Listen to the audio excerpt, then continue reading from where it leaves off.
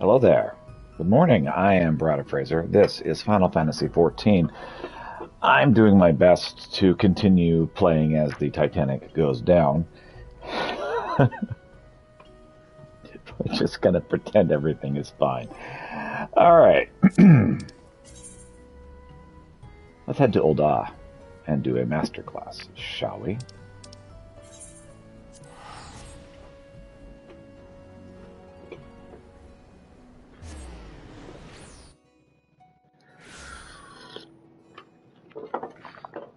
Alright.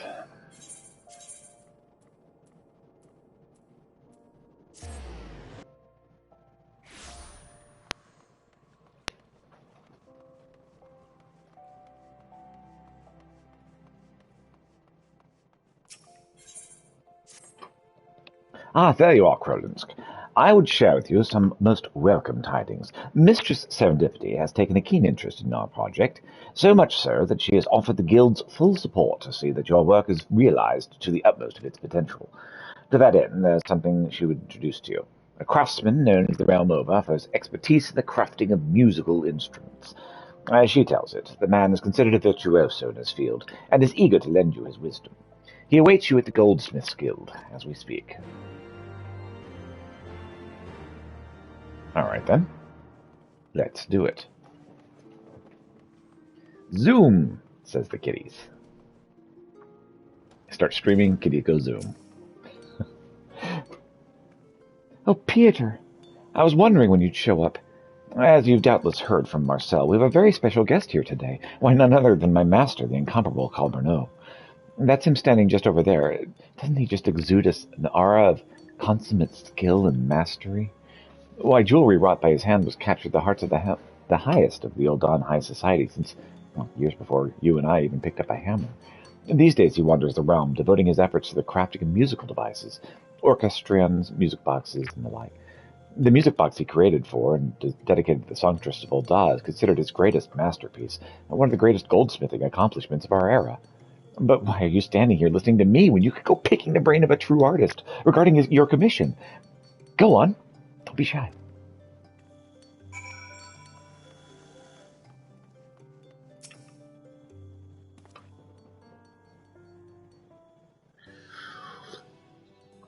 Ah, you must be the one of whom Sarah spoke. I'm Calberneau. I hear you're working on a music box. I'm rather ambitious for that. Tell me this. What material do you intend to use for the teeth? I was thinking maybe, I don't know, hard silver? Hard silver.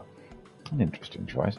Years ago, when I sought to create a music box worthy of the voice of my muse, I arrived at the self-same material.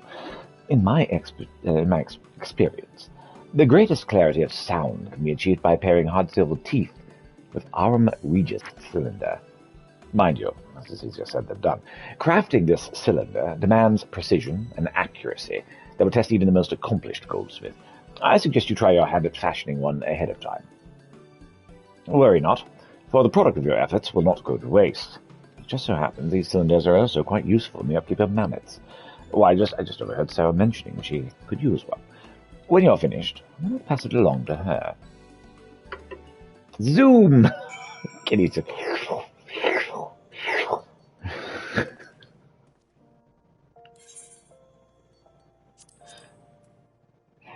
Welcome to the Kitty 500. Being held in my living room.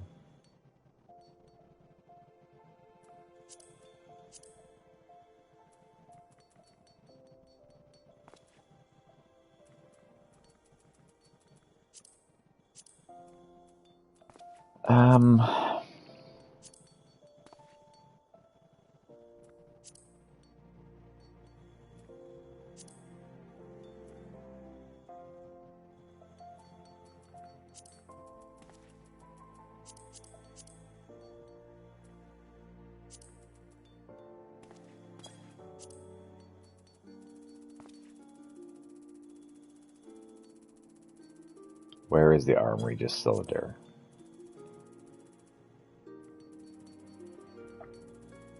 Oh, there it is. Let's get a Cloud Mica whetstone and get going.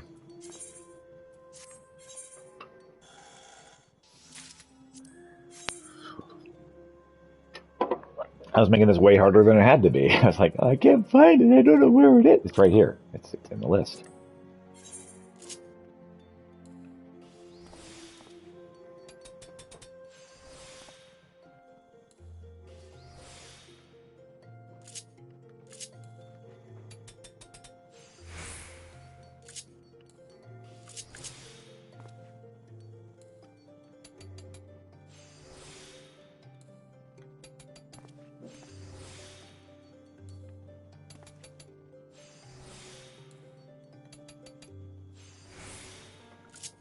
All right, there you go.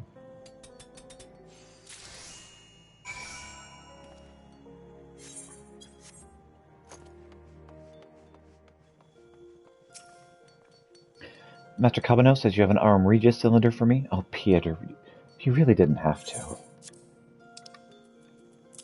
There you go. Yep. Here, take it. It's pristine. It'll help keep Gigi working or something. I don't know. And that does it. A new cylinder just as promised. How are you feeling, Gigi?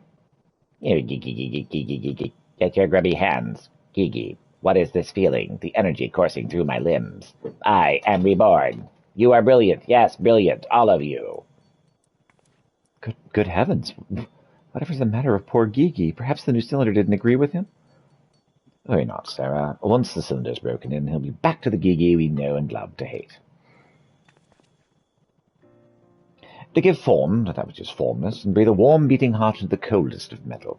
These are the words of one I greatly admired, an ideal that I ever aspired to, one that would guide every stroke of my hammer. Guided by these words, a great goldsmith forged a ring that would seal the bond of eternity between two soulmates. Yet another birthed the hearts that would give life to many a mammoth. As for me, the selfsame words guided my hand, allowing me to give form to the ethereal melodies of the songstress and the emotions deep in my heart. In you, friend, I feel the sensitivity to aspire to the same ideal, and the skill to achieve it.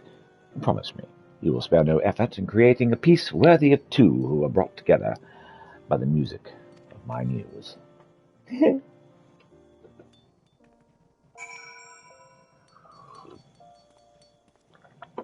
Marcellus Thames Aesthetics. Wee.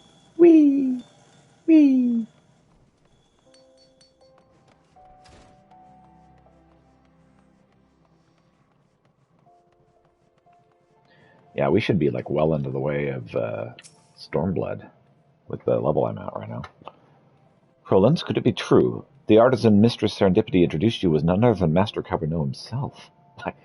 What I would not have given to be there with you. To get form with that is formless and breathe a warm beating heart in the coldest of metal. These words have guided Estame's goldsmiths through the years as they gave birth to work after work of surpassing artistry. If you truly receive Master Cabernet's blessing, then I have no doubt that you and your music box will stand proudly amongst them. I'll be awaiting the finished product with the greatest of interest. And with that, it would seem that our preparations are complete. Neglect not your training, Krolitsk. Our client's special day draws nigh, and your skills are soon to be put to their greatest test. Yeah, sure. I've levered up. Advanced recipes contained within Master Goldsmith 3. Okay. Krolinsk. I trust that you've honed your skills well since last we spoke. The day draws nigh, and it's time for you to put all that you've learned to practice. 2 music boxes, 2 stones, 2 hitherto unheard arrangements of a timeless melody. Our clients are counting on me to deliver them a treasure that they can cherish for a lifetime, and I am counting on you. Work swiftly and surely, Krolinsk. I look forward to seeing the fruits of your labor. In order to complete this quest, you must have learned the advanced recipes contained within Master Goldsmith 3.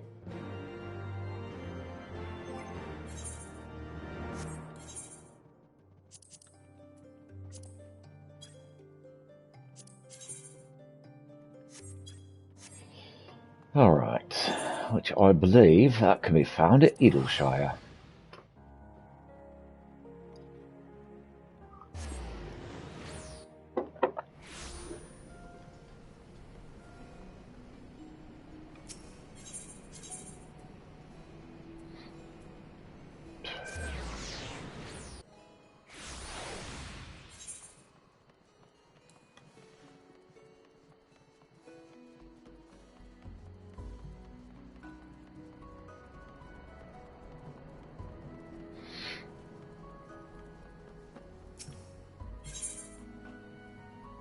Not here.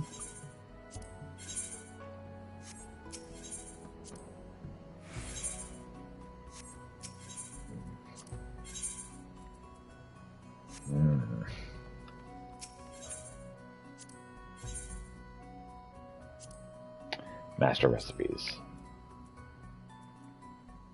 Okay, I just need 100 of those. Cool. All right. So, I need a custom delivery.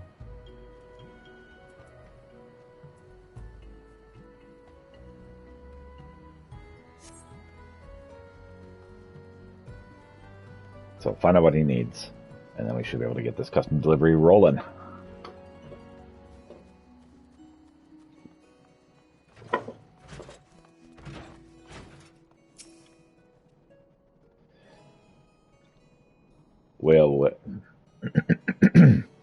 Well, if it isn't Peter, for your contributions toward keeping the hard place in a good place, you have my heartfelt gratitude. Okay. Signature booze cookware.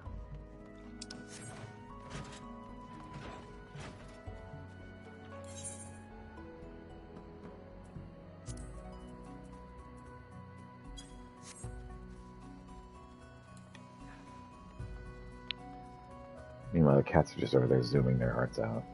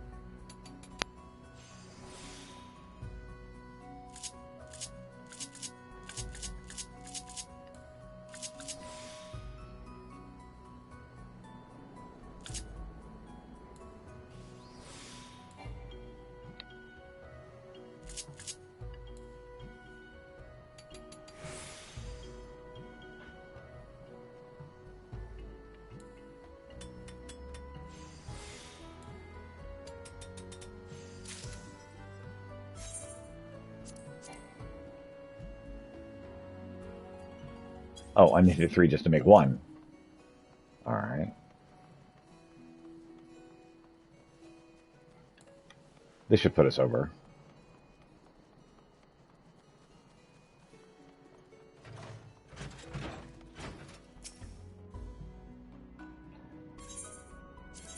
Delivery.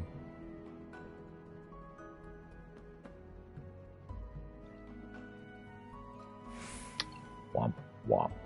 I gotta be level 66 or higher to turn this in.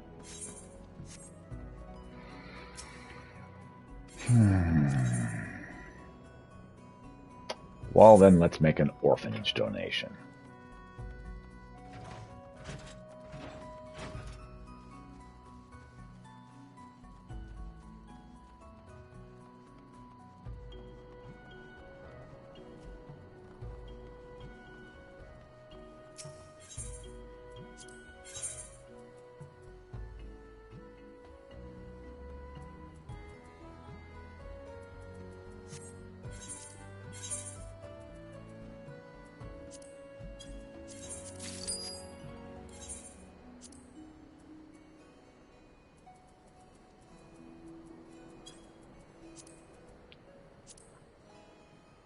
One more. Got it.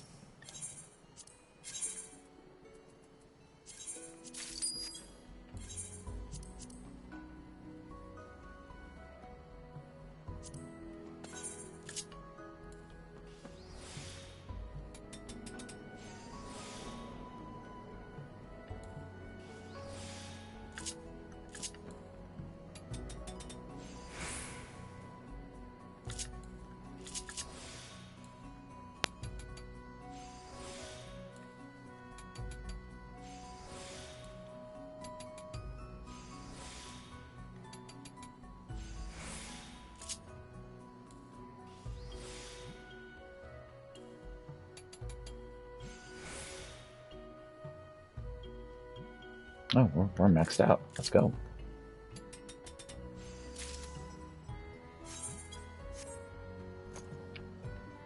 Alright. Turn this in, and that should put us over.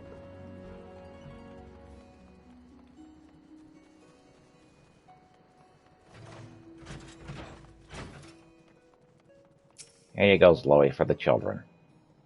Welcome home, Peter. I know this isn't really your home, but we've been working together so much lately. Oh, you feel like family. There you go. More supplies for the orphanage. Oh, Chloe can't thank you enough. Anything you can offer us is truly deeply appreciated, by me and the children both. Oh, let's see what we have here. More supplies for the orphanage. Oh, thank you ever so much, Peter. As Chloe promises, she'll put it to good use. And speak in third person, no less.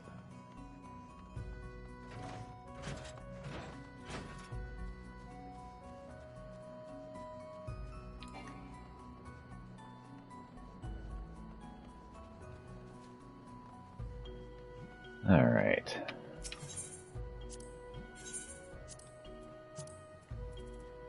Master Goldsmith 3.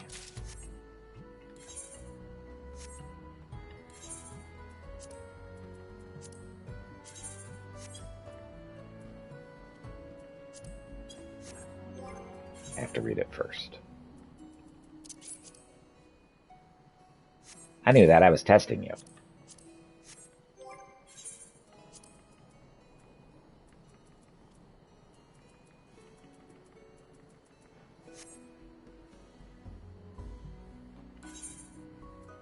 There we go. Sapphire and Ruby music box.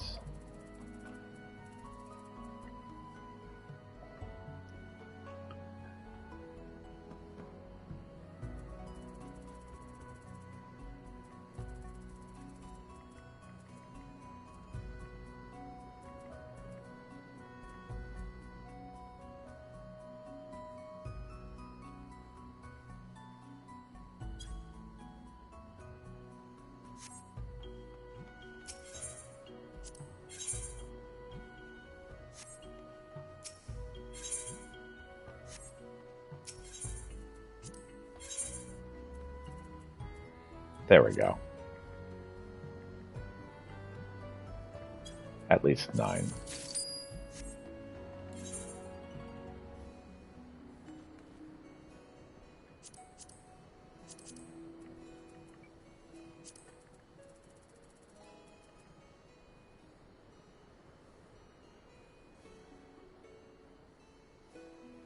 So go with 10 actually.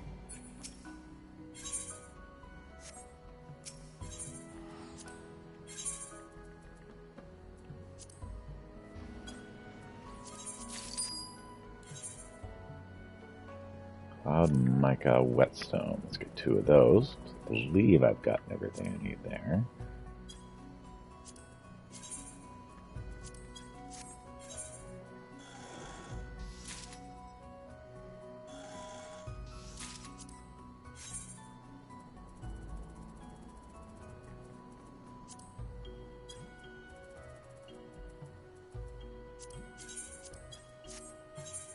Take 2 of these.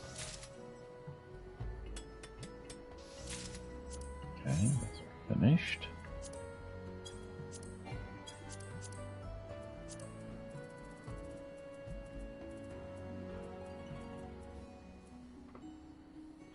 Okay.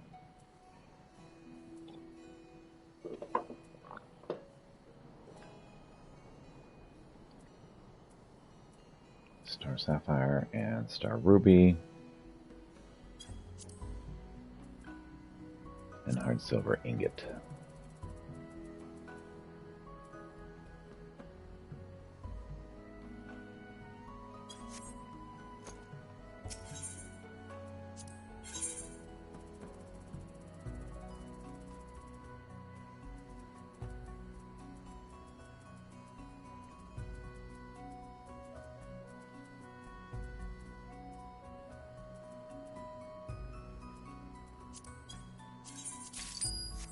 I know I need at least 2 of those.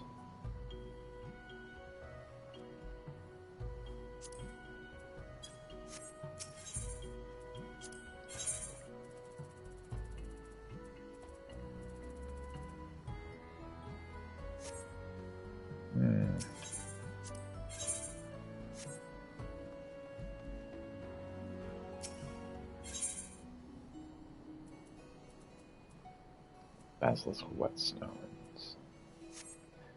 Alright.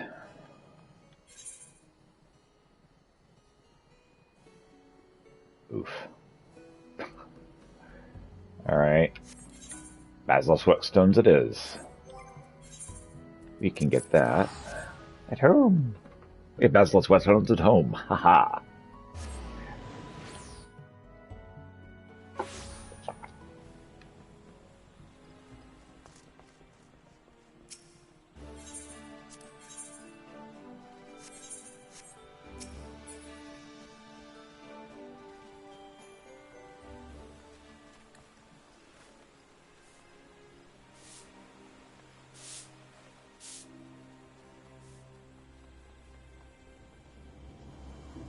I want to check and see what I actually have in my inventory before I start trying to do this. Like, that I'm selling in the shop right now.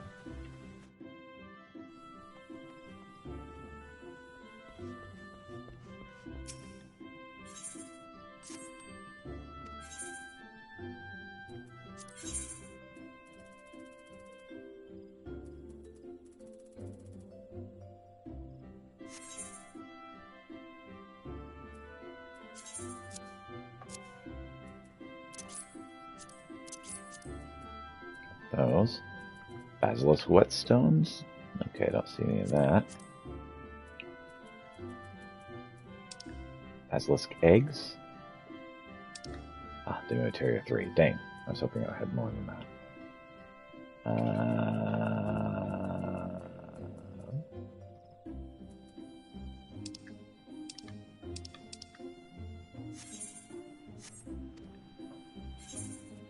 What about in here?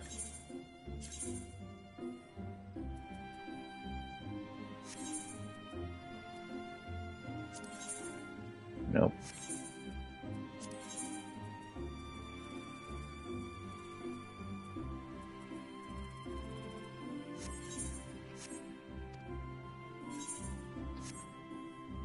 Okay.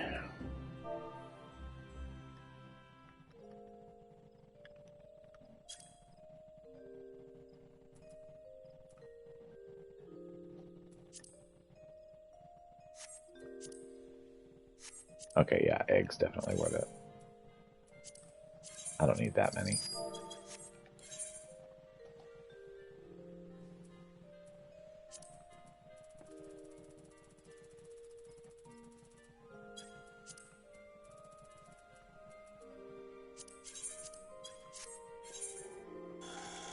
Crank out some basilisk whetstones.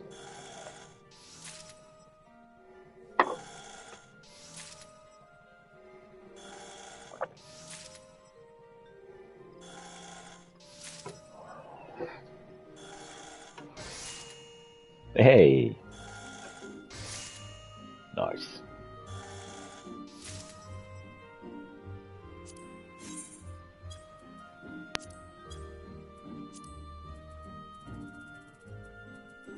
Okay.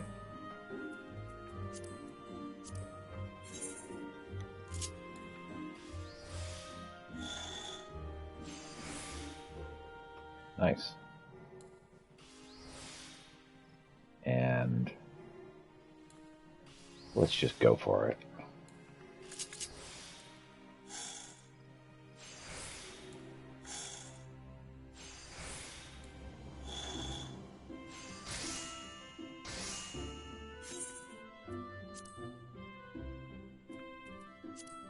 And why not? We'll do this one too.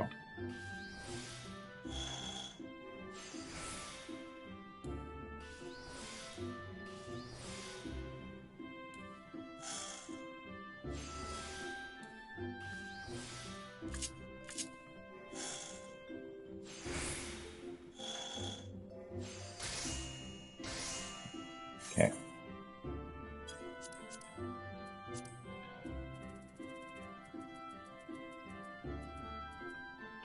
All right. So I need Fieldcraft Demi-Materia. 4 Fieldcraft Demi-Materia. Fieldcraft Demi-Materia 3, I believe. Say hello to Demand. What's up, Count Ginger Snap? How you doing? So, Fieldcraft and Materia 3.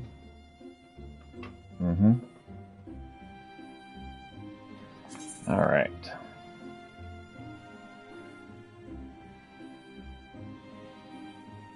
Yes, I love you too, buddy.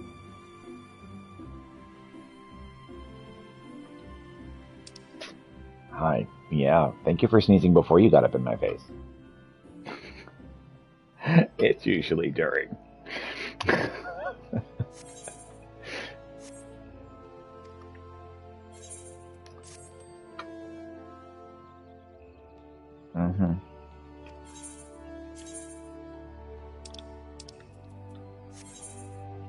Oh, watch it, watch it.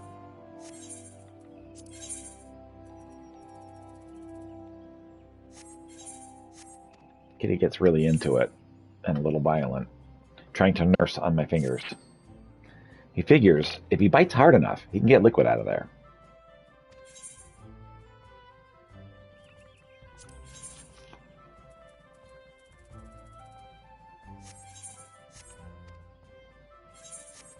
It's hard to argue with his logic.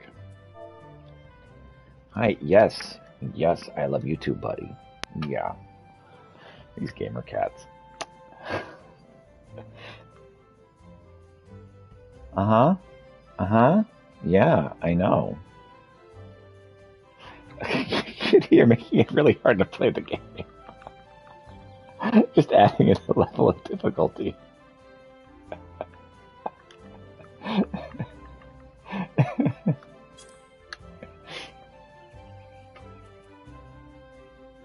Okay, what level was it?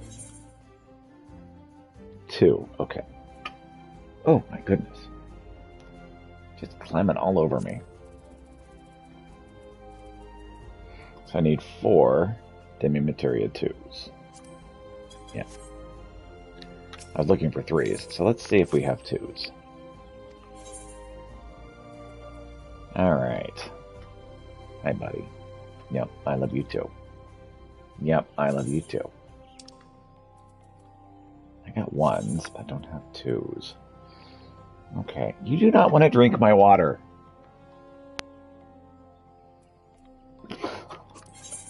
He's such a little gremlin.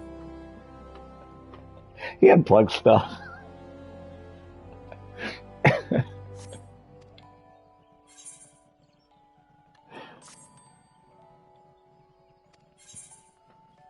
Okay.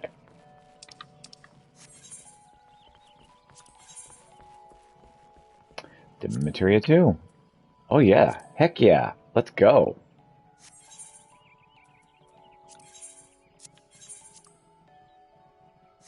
$3,004.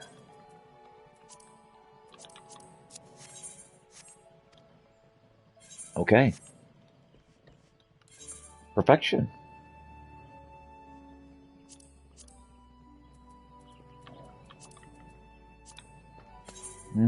I love you too, buddy.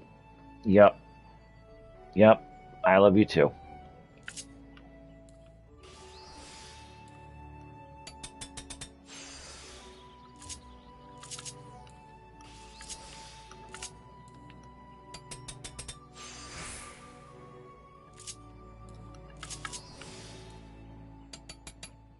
It's like daddy, daddy, daddy, daddy. Yes? What is it? I love you. I need to eat your hand.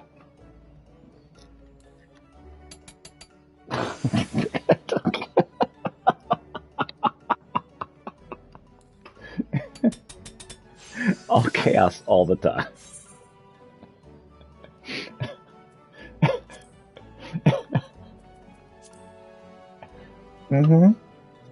Yeah?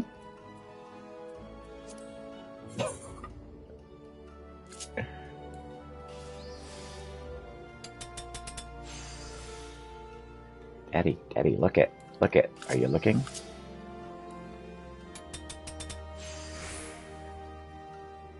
Dad, I need to eat your hand.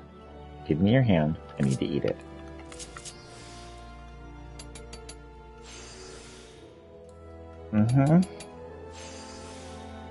pro. I need to play my game.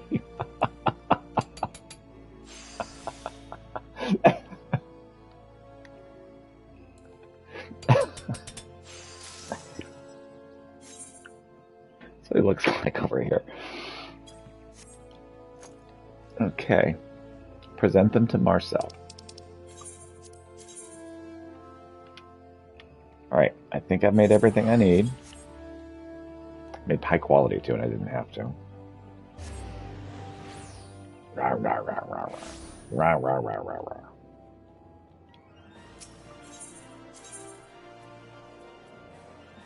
Loud purring commences.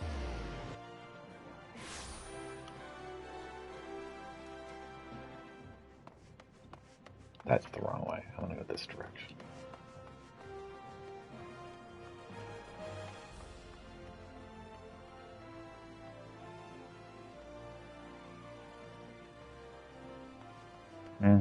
I love you too, bud.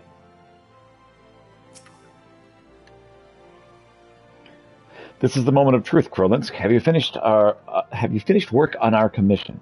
I trust you have no regrets. None whatsoever. These are both perfect. You're not going to acknowledge that, but they are.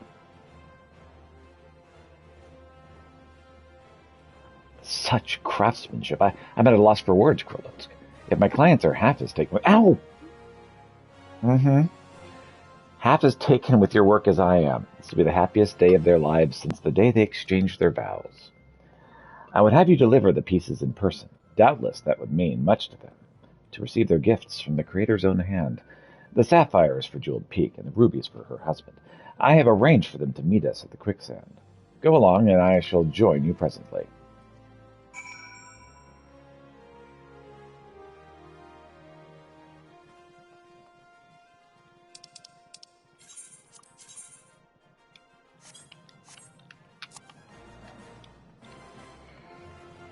All chaos, all the time. That is kittens.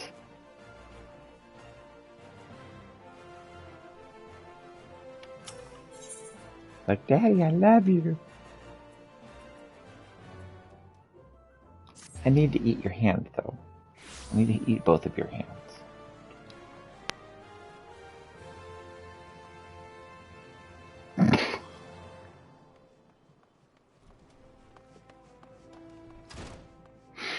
Hey there, Still River. Well now, here's a goldsmith I was waiting for. Marcel was saying that you had something for me. Here's a Star Ruby music box for you. Why, it's my music box. Ain't it a beauty at that? To be able to give my wife a present like this on our special day. You've made one man's dream come true. I can hardly wait to see the look on her face. On the other end of the room, Jeweled Peak. Marcel asked me to meet him here. Could it be? But it must. This is our day of bonding, after all. Here you go. Have a sapphire jeweled music box.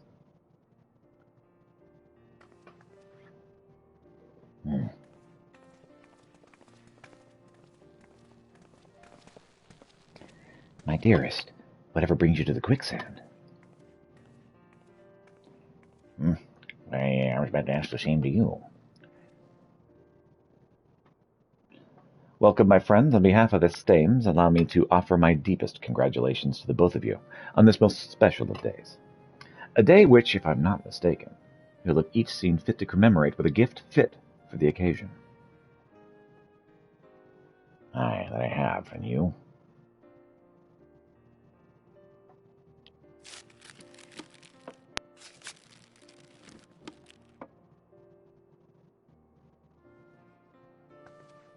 Oh, good heavens.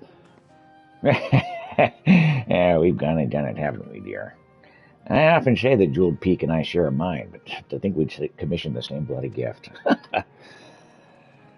Yeah, but I reckon we've not to worry about. They say this goldsmith here is one of Esteem's finest. Surely you've seen that each one plays a different tune. Ah, you would think so, wouldn't you? Yes, that would be the idea of a first-rate goldsmith. But Mr. Krollinsk here, He's more than just a first-rate goldsmith. He'll go down as one of the greatest geniuses our realm has ever known. Behold. Oh now. You've got my interest piqued.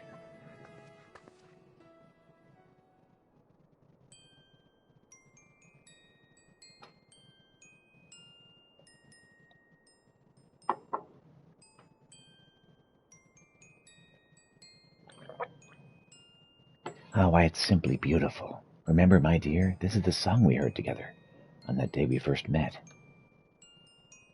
Yes. It was, wasn't it? What are you mumbling about over there? Surely you haven't forgotten our special song. Oh, of course I haven't. I'm just wondering what my presence sounded like.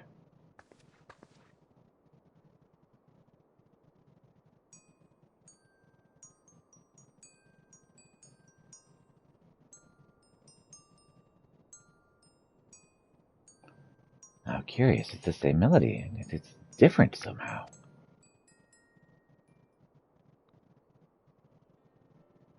Huh. I thought I've got it. Rather than choosing two unrelated pieces, this goldsmith managed to work in two arrangements of our favorite song. It's a stroke of genius, I say. Just so, and that's just the beginning. If I may be so bold, I invite you to place the two music boxes together and play them in unison.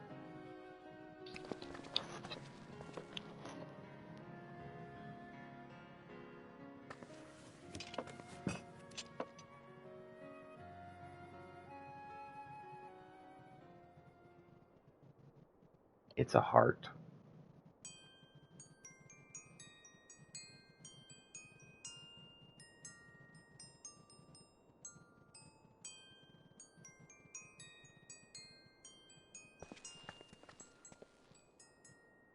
Why, they're two, yet that they're one. When two melodies come together, a song never before heard is born. Oh, a fitting metaphor for us, would you not say, my dear? That's my girl. Ever the poet. I'm no wizard with words, so I'll just say this.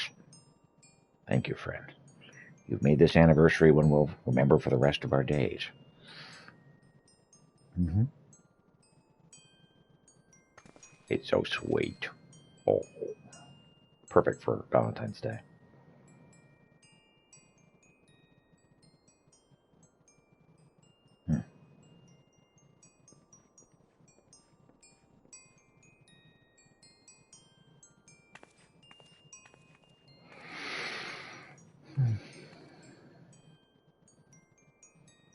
Well, Kurlinsk, it seems you have two eminently satisfied customers.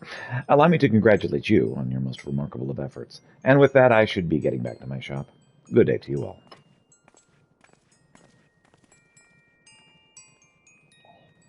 You're so sweet. And I've even got Valentine's colors on.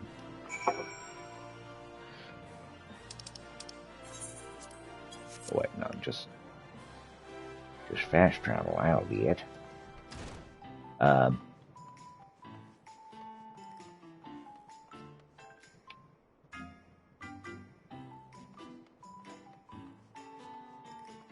Looks very Valentine's-y.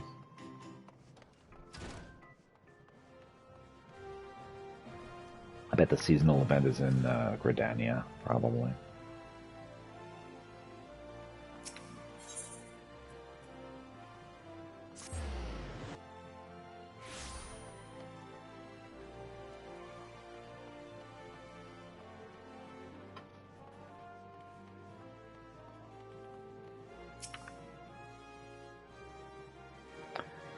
Loud purring continues. Kurlinsk, on behalf of all of its Stames, allow me to commend you for your most remarkable of efforts. It's no exaggeration to say your work will live on forever, not only in the hearts of our clients, but as one of the greatest masterpieces our artisans have ever wrought.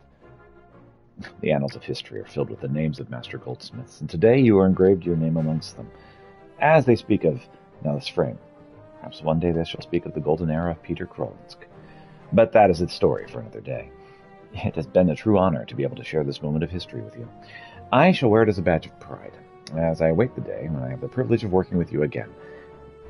May you continue to bring joy and beauty to the realm of your works, with your works, Master Kurlinsk. Quest complete. This concludes the Goldsmith's quest in Final Fantasy XIV Heavensward. In order to undertake the next series of quests, you must first meet the following requirements. You have to create the Far Edge of Fate. Once you've done so, the next Goldsmith's quest will be available with Serendipity, which is right now.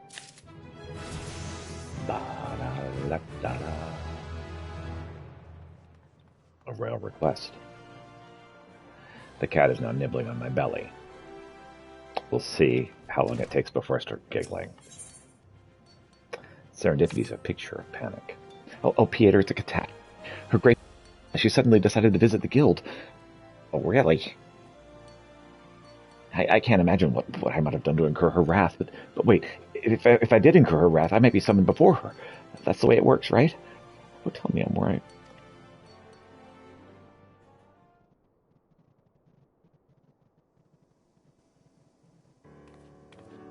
Oh, man, I don't know.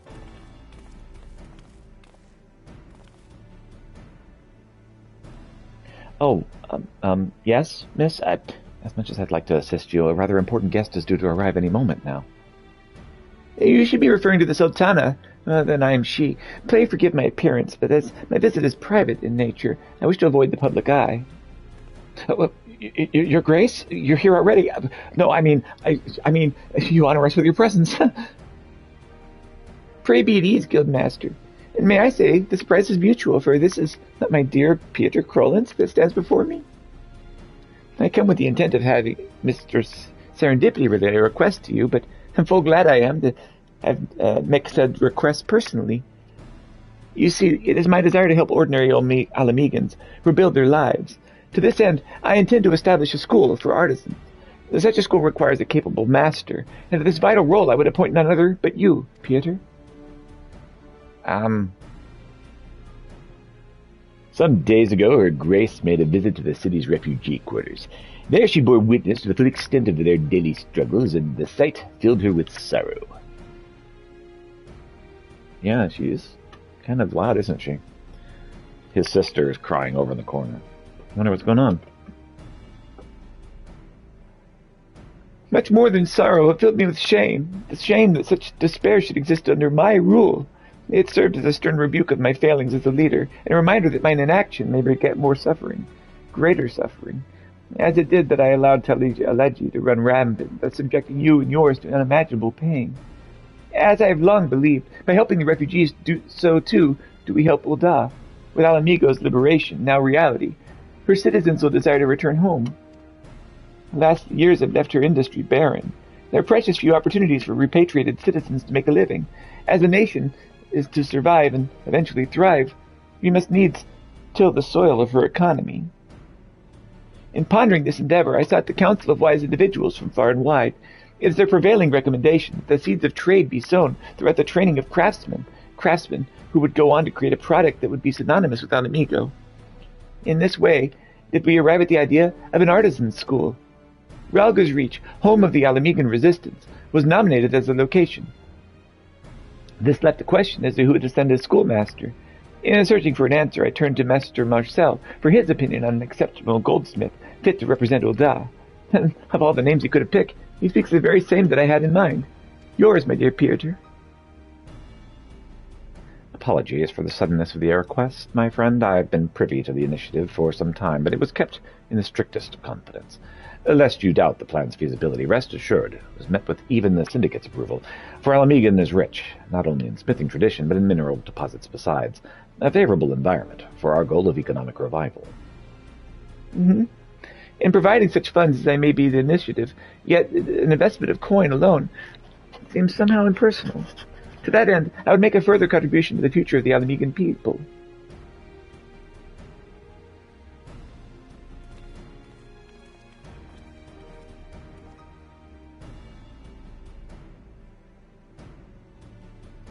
My mother's crown, which she wore when she was wed.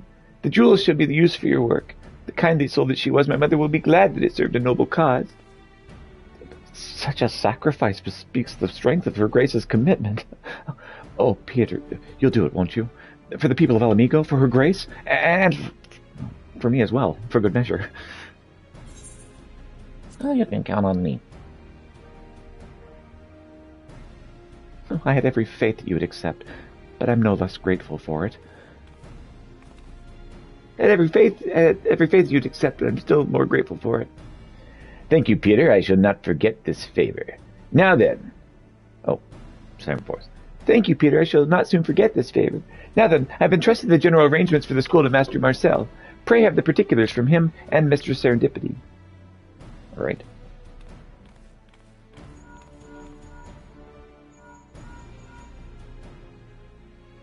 I beg your pardons. Yes, this is he.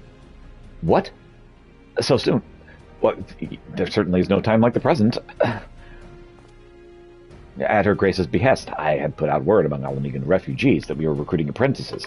The effect was immediate, and a number of promising young candidates have answered the call. As a matter of fact, they've already gathered outside the city walls near the Spineless Basin. If you would care to accompany me, Krolinsk, this is a chance to meet your students-to-be. Yeah, sure. All right, then. Okay. All right. Quest accepted.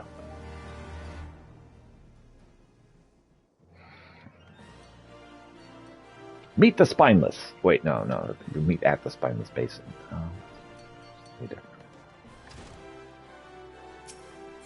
A royal request.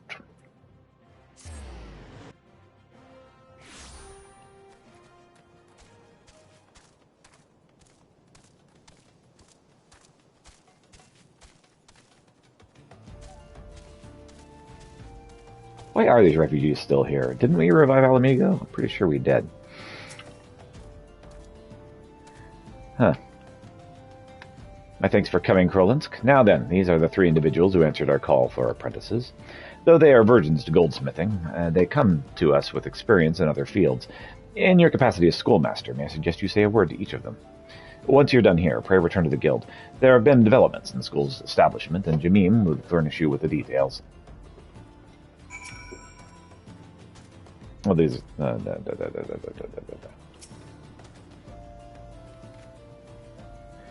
Oh, wait, you're the teacher? Guido said it was going to be a burly Hrothgar. Fooled again. Damn it. He always does this to me, and I keep falling for it. Suppose I ought to introduce myself. I'm Hal. I'm a miner. Yeah, I know I look pretty old, don't I? Was at any rate, till my bastard of a brother duped me into becoming a goldsmith. Well, that ain't exactly true, because I've always been interested in the craft. You name a rock or ore, I've dug it up. It's downright fascinating learning how it all gets used.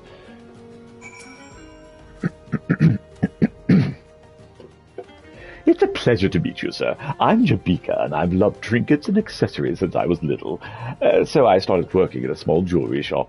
At first, I was just a shopkeeper, but simply selling stuff got boring fast, so I nagged our artisans to teach me a thing or two, and I learned enough to help out with repairs. And then I decided I wanted to become an artisan myself, and, well, here I am. But enough about me and more about you. I heard that you're the one who crafted the music boxes that played together an original arrangement of famous tune by none other than the songstress of Uldar. I did that. I knew it.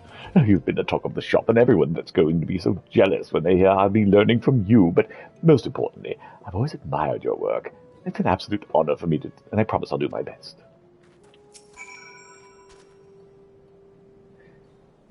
Hello, Chief. Guido's the name, and I'm here with my brother Hal. I used to be smithing for the Resistance, fixing weapons and such. In our country, there's always been a fighting going on somewhere. I grew up thinking a craftsman works only on tools of war. But before she died, Mom always told us that the fighting would end one day. When that day comes, Alamigo's going to need craftsmen who will bring her coin and make her prosper.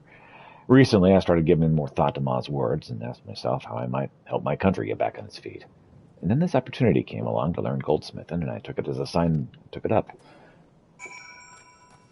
All right.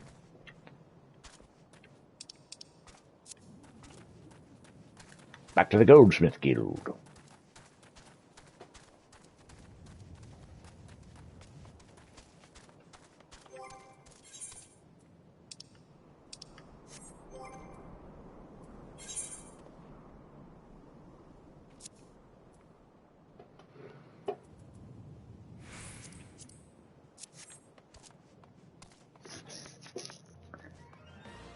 I saw the thing that increases experience.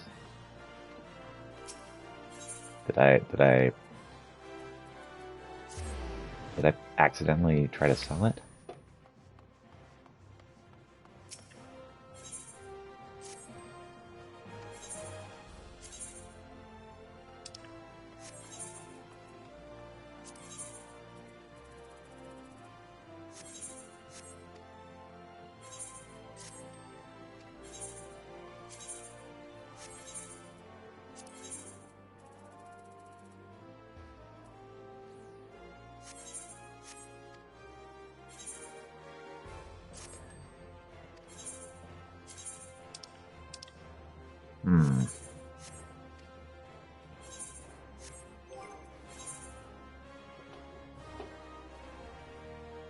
Well, I'm thoroughly confused now. There's none in the Chocobo saddlebag.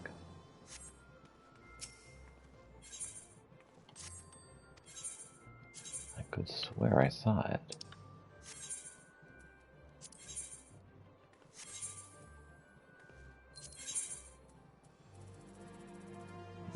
Well, whatever.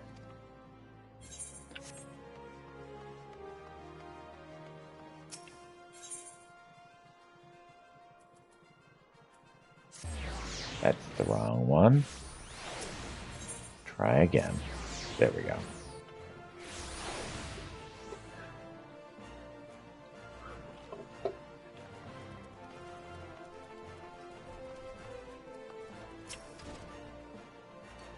Been waiting for you, Peter. As you may have heard from Master Marcel, there have been developments in regard to the artisan school. Guildmaster Mr. Serendipity has selected the goldsmith who will serve as your deputy. May I introduce Miss Emiloth? At your service. Though we meet for the first time, your many accomplishments are well known to me. It will be an honor and a pleasure both to assist you in installing the fundamentals of goldsmithing into our budding young apprentices. When the school is finally open in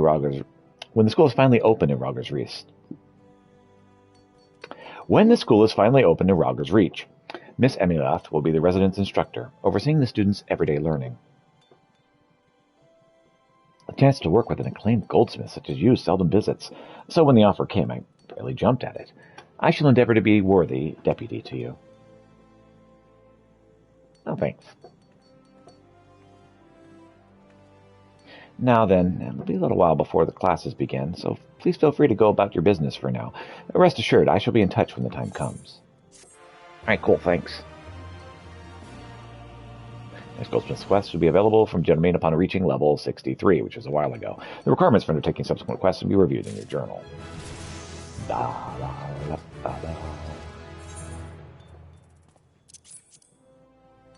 Commercial Engineering Manual.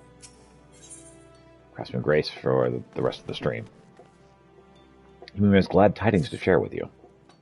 Glad tidings, Peter. The Alamegan Resistance has sent word that all is in readiness at Ralger's Reach for the Artisans' School. The time has come for you and Miss Amelia to strike out for Geobania, there to cultivate a new generation of goldsmiths. Though I'm not directly involved, the mere thought of the venture sets my heart aflutter. Now then, your deputy awaits you at Spineless Basin, where I believe you'll meet your students. Pray, see to your preparations and join her there at your earliest convenience. To the Spineless Basin. Oh. That's not at Alamigo, that's just outside.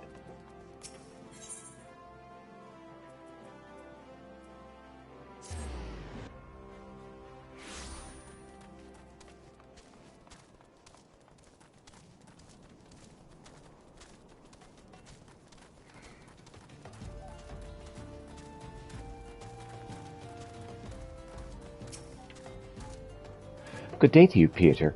I just missed our apprentices. They struck out for Ralger's Reach just a moment ago. Shame you couldn't see their stunned faces when I told them that the school is established under the patronage of the Sultana herself. Nay, they had no idea who their benefactor was. Doubtless they assumed the coin was publicly sourced, but the seventh hell would freeze over before Odal becomes so charitable. The truth is, her Grace is personally bearing all expenses. However, she desires no credit for it and wishes instead to keep the initiative quiet. And so, when the call went out for apprentices, nary a mention was made of her involvement. I can only imagine how the three would react when they learned that her Grace's contribution includes her Lady Mother's crown. Speaking of the crown, I have it in my safekeeping. Let us see it safely to Ralger's Reach, where our eager apprentices await. Shall we then? Yes, let's shout.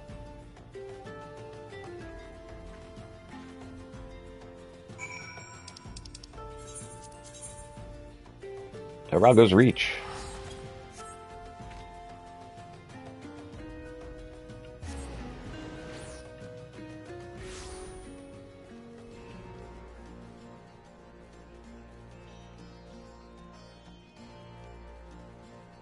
Hey there, Emmeloth.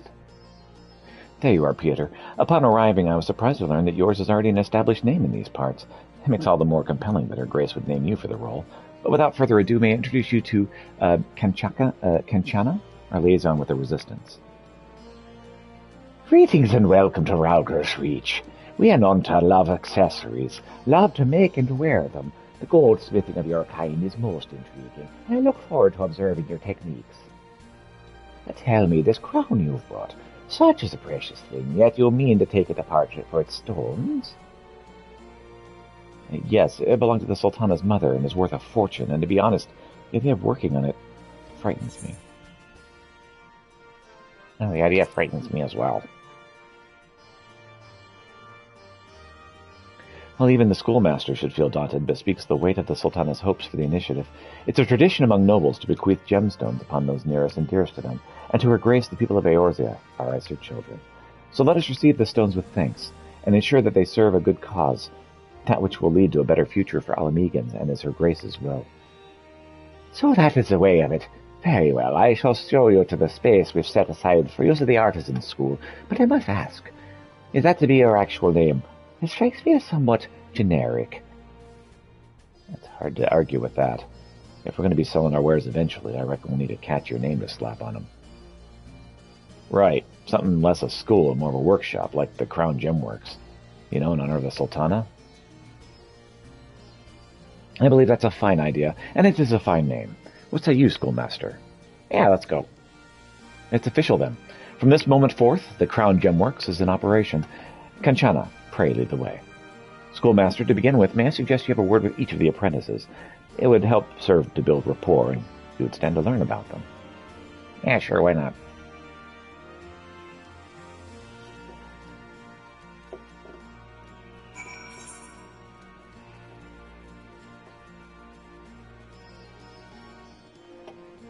All right.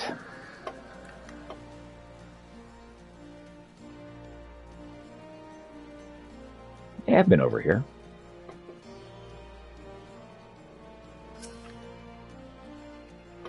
Schoolmaster. Oh, so it's true, Mistress Emiliath says, and you know all of our warriors here and fought with them besides? Well, I think that your skilled hands could create magnificent works of art, as well as wreak bloody havoc. You're truly a versatile schoolmaster, and I'm honored to be your pupil.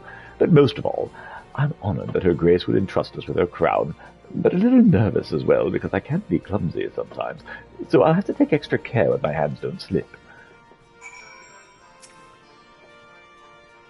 Hello there, Chief. Just working on the basics of the movement. Having been a smithy, the metal side of things comes pretty natural to me, but cutting and polishing stones, that's a whole new world. I can't for the life of me tell what's good and what's bad. Haven't seen enough finished products, I suppose. Me? Oh, I ain't done no crafting before. It's all I can do to remember the basics. But Mistress Emily says I got a sense of working stone. That's my mining experience of talking, I reckon. Glancing, I can tell a stone's character, its hardness and all that. Can't say the same when it comes to metal, though. Dug up ore and stuff. Stuff what comes to us ain't ore no more. Stone don't change like that. Whee! You spoken with our apprentices? How did they fare? You know, they're noobs. It's okay. I see. My own impressions are as much the same as yours. Jebekia shows promise. Her time at a jewelry shop has instilled her with artistic sense, and she has a zeal in abundance.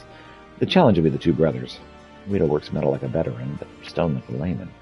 Hal, meanwhile, is the opposite. Brilliant with stone, but lackluster with metal. Goldsmith proficient is only one area is no goldsmith at all, and I have a mind to have them overcome their weaknesses ere I let them move on to the next step.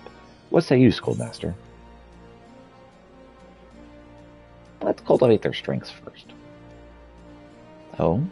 Before addressing weaknesses, you'd have them first cultivate strengths. Well, perhaps there's some wisdom in this. At this early stage, a focus on shortcomings is liable to undermine motivation. With this in mind, I have a proposal.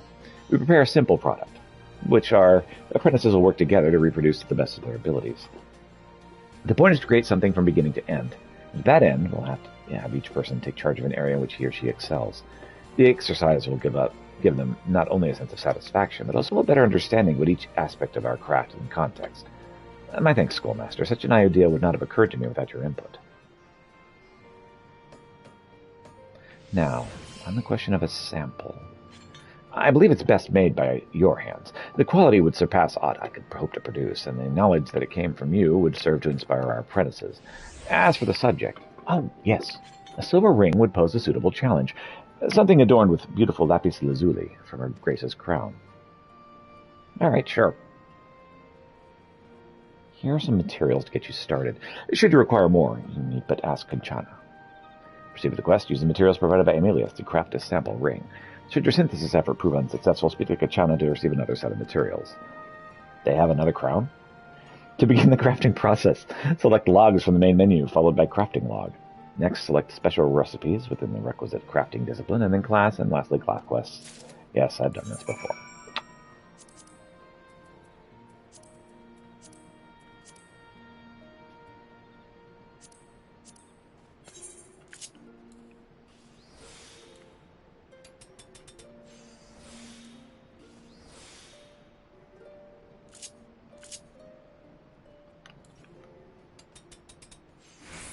Okay.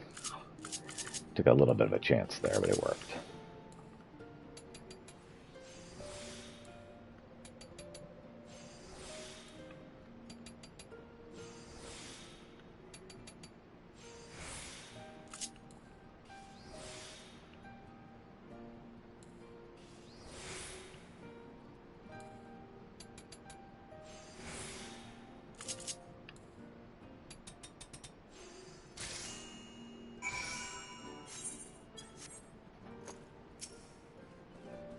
Our apprentices keenly await their task, Peter. May I ask if the ring is ready? Oh yeah, here you go. It's got a nice ring to it.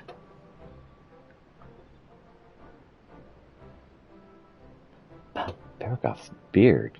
Such an immaculately balanced ring, and the exquisite texture. Each hammer stroke lovingly measured. I'd expected to be impressed, but I find myself in awe. This ring... the very embodiment of perfection, a worthy vessel for the Sultana's faith and goodwill. 'Tis the simplest articles that separate masters from middling craftsmen. I wonder if our aspiring young goldsmiths would be able to even appreciate the difference. Everyone, pray gather round. For your next task, we will have you make a sample ring. Schoolmaster Krolinsk has perfectly crafted a sample for your reference.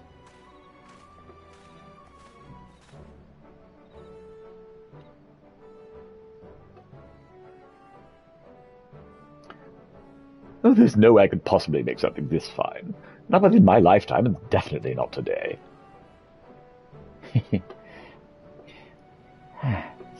Such refreshing candor, and the sentiment I can well appreciate, though I'm no expert. 'Tis plain this is the work of a true master. And so it is. But do not be daunted, my apprentices, for we neither ask nor expect a master's quality from you. Yet. Nay, your goal is to simply produce a finished product, and you didn't give a thought beyond that. I was thinking I was handy with metal, but this is taking it to a whole other level. I hear you. I thought the gem was perfectly balanced when it was on the crown, and now it's even more perfect. What tiny wraps there are on the surfaces. Tiny warps there were on the surfaces are all gone. Not that I noticed them before. I guess we're better at some things than we are at others, but it's all the same next to what the schoolmaster can do. Right, the goal is not so far away as it doesn't seem to matter where we start, and our strengths and weaknesses are. Mm-hmm. Rest assured, your strengths are nothing to look down upon, and we shall draw upon them first of all. As such, the work will be delegated as follows. Guido will be responsible for fashioning the band. Hal will cut and polish the stone, and last but not least, Chibeki is in charge of the initial design and finishing touches. Doubt not that the time will come when you strive for mastery in all aspects of goldsmithing, but to begin with, we want you to focus on cultivating your individual strengths, and bid you join them together now to create your very first finished product. Yes, miss. We appreciate you taking the time to craft such an amazing sample, especially for us, and we promise we'll do our very best. Yeah, sure. The schoolmaster and I have every confidence that you will. Remember, this workshop is yours, and everything here is at your disposal, but should you have further need or questions, do not hesitate to come to us. Mm-hmm. Ha-ha! Off they go. Why, hello there, Flapjack. The change in their bearing is fairly palpable, is it not? To behold your ring was to gaze to the true heights of our craft, and it instilled in them a newfound determination. I look forward to seeing how they rise to the challenge. You know, it just occurred to me I haven't tested the sound. Are you... Okay, good, it's working.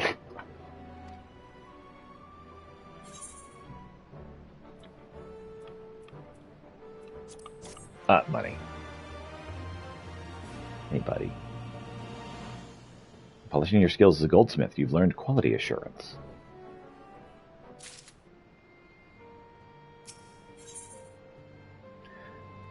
Emeloth has a new worry to replace the old. Thanks to the inspired idea and extraordinary craftsmanship, we've addressed the issue of the two brothers' shortcomings and may carry on their education. Oh, cool. Alas, another artisan has arisen. Another issue has arisen, this time with Jebeckia. She possesses determination, artistic sense, and above all, a love of jewelry. I was quite certain she would succeed as a goldsmith, but she is, for want of a better word, she's clumsy. Remarkably so. She falters at the most vital steps when applying the finishing touches and ends up having to start from scratch. This has happened so many times now that she's become quite depressed. Considering how reliable she is at molding, I cannot understand why she would struggle in this way. Could it be she puts too much pressure on herself, and it robs her of a steady touch? Whatever the cause might be, perhaps she would be able to discern it, where I could not. Might I trouble you to look into Jebeckia, schoolmaster? And the other two as well, while you're at it. You're like to find them at the Sulter's tents. The Sutler's tents. The Slutter's tents. We're just going to use all the variations of those letters.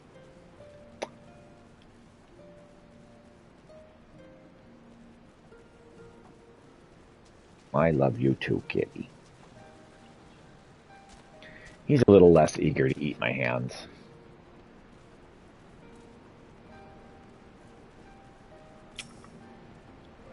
Thanks again to the other day, Chief. Got our heads down and together trying to put out a ring won't shame you. Okay.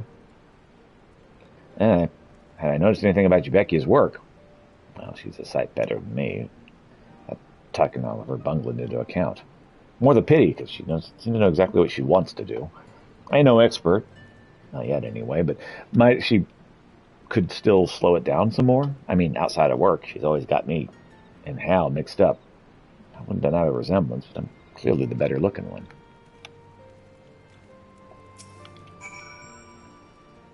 I've been watching Miss Amelia, trying to imitate her movements.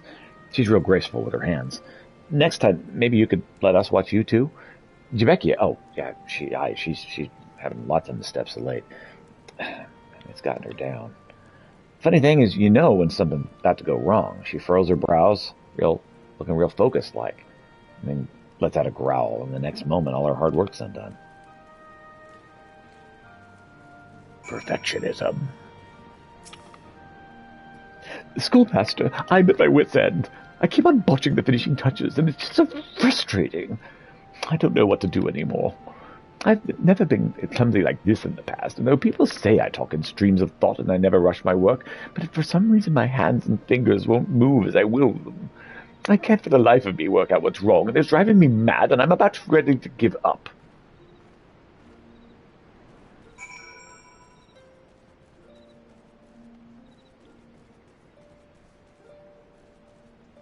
Unfortunately, having a purring cat on my lap makes me need to go to the bathroom.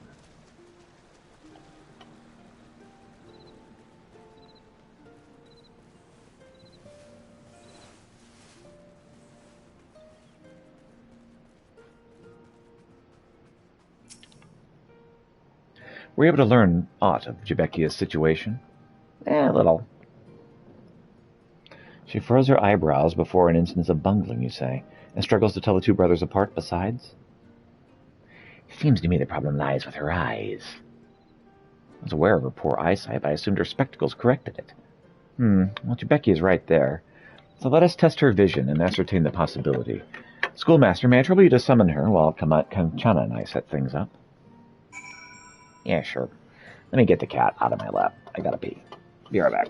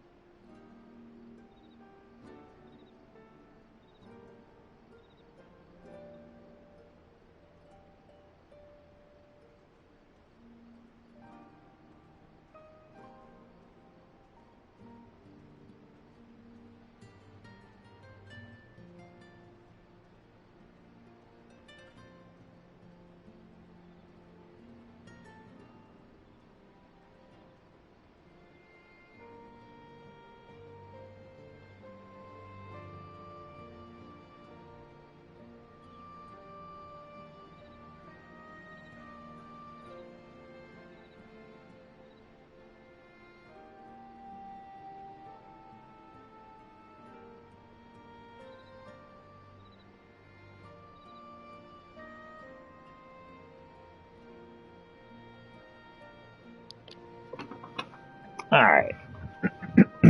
What are we doing? We're getting this girl. You wish to test my vision, Schoolmaster Krolinsk? Oh, but of course.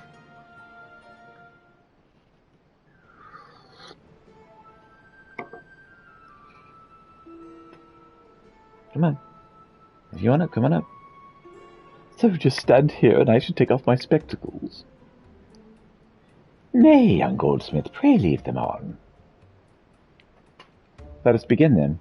Whose hand is raised, Miss Amelia's or mine?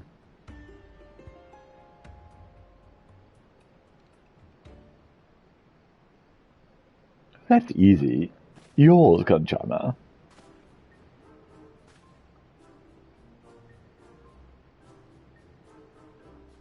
It honestly appears that way to you, by the gods, girl. What world have you been living in? Have you not already strolled off a cliff? Well, we have our answer. Her spectacles have outlived their usefulness. Perhaps her schoolmaster be so kind to make her a new pair. Just so happens I have spectacles in mind for the next task. From the curves of the lenses to the joints of the frame, these items demand a high degree of precision, and are thus ideal at cultivating attention to detail. The spectacles you craft for Jebeckia could serve adamantly as a sample for our apprentices, and for their added benefit, may I suggest that you make a demonstration of it? Oh, so the schoolmaster will make me a new pair of spectacles, and it'll be our reference for the next task. Whenever you're ready, Pieter. As before, if you're short on materials, Kanchana and I will furnish you with whatever you require.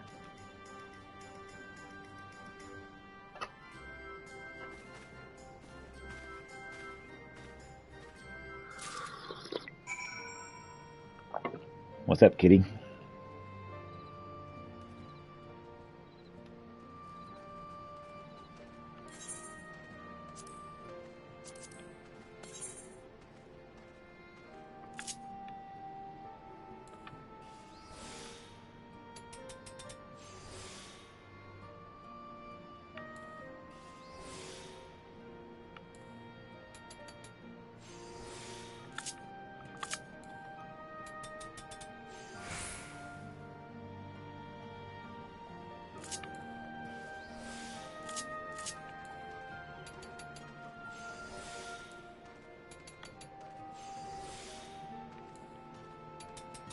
And there you have it. Precision spectacles are done.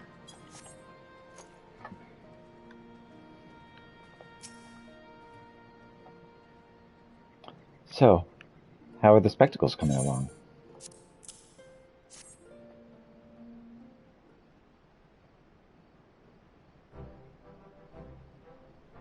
Yeah, I flapjack.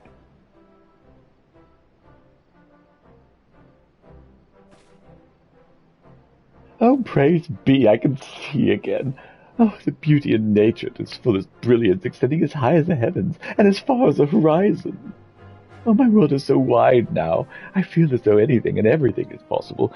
Thank you, schoolmaster. Thank you from the bottom of my heart. I love you too, buddy.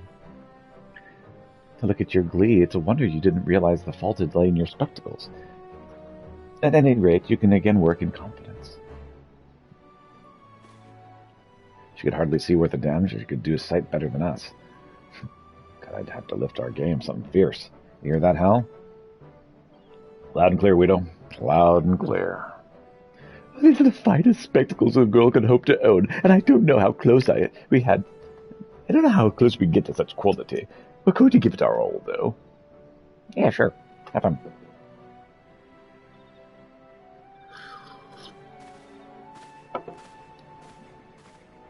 Prior to this, Jebeckia shows a glimpse of promise, but with her new spectacles, I believe she's set to give us a veritable eyeful. Seeing this has served to stoke the fires within Guido and Hal. We may expect much and more from them also. They may be works in progress, but quickly they're taking shape. Ere long they'll become goldsmiths in their own right. From our perspective, they still have far to go. But hey, don't drink my coffee, sir.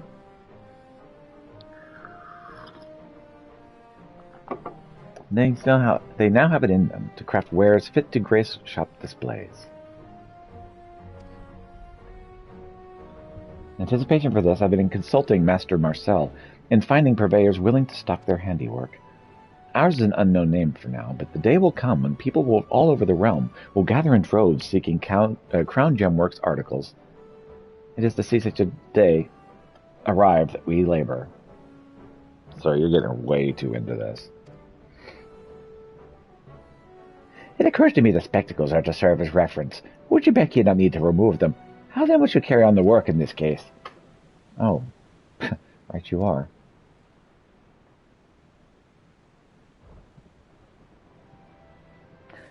Shall we say this is part of the challenge?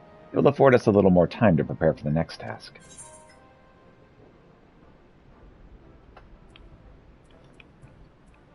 I love so much, says Captain Flapjack.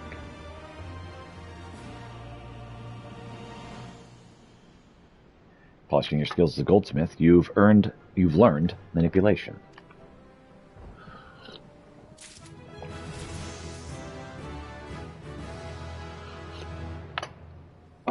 And we've leveled up.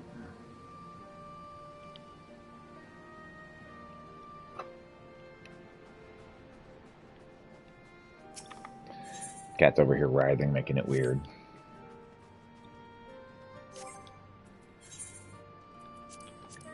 Alright.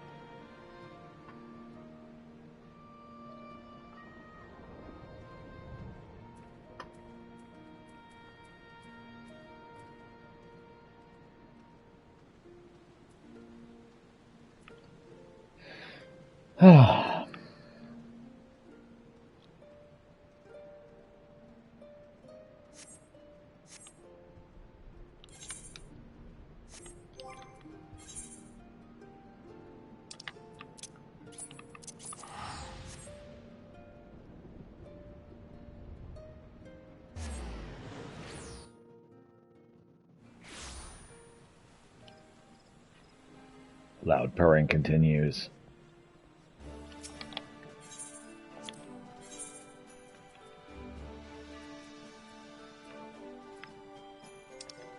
"5 hours, so that is after our stream is over.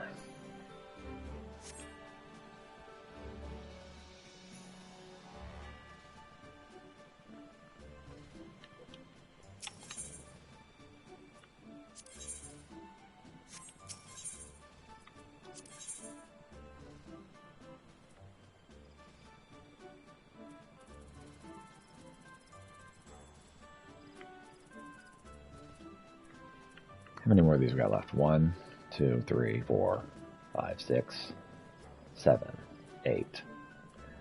8 more.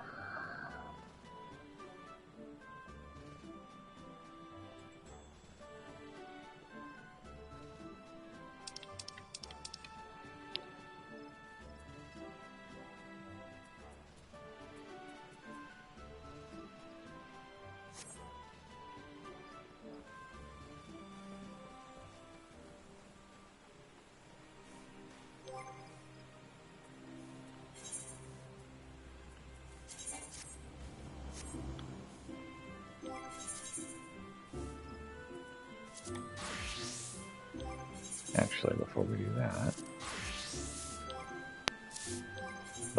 that, sir, don't attack my hand.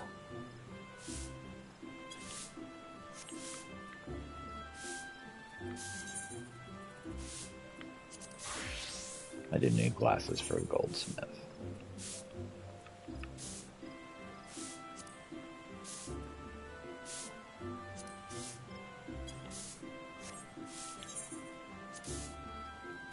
Alright, that'll work.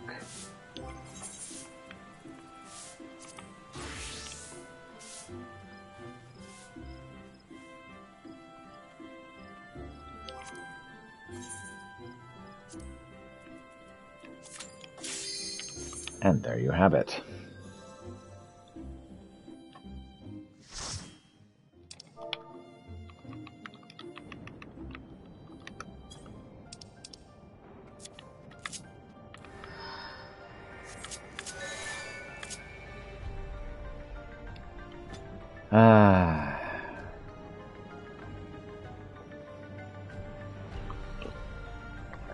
Time to watch me jump in a hole.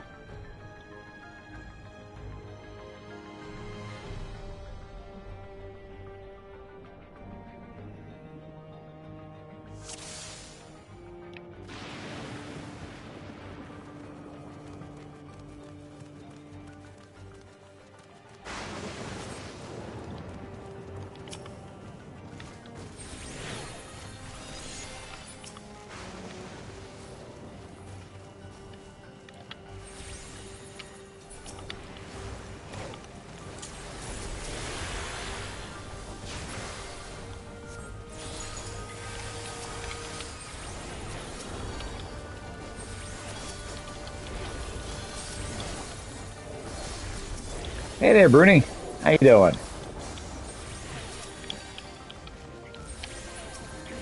Today's lap cat is Captain Flapjack, who is just having a ball.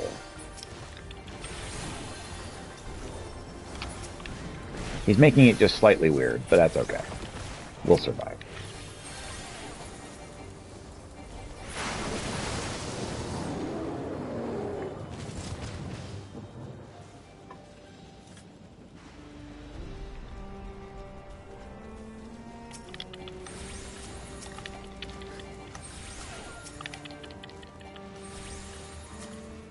We love weird.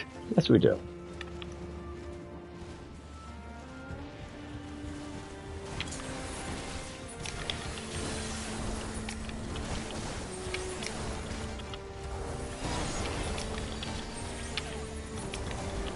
you kidding? Oh yeah, he's a sweetums.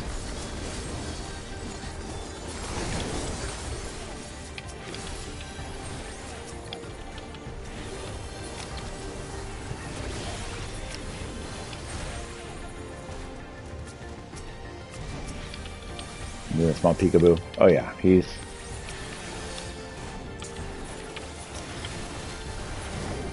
he's definitely saying hello.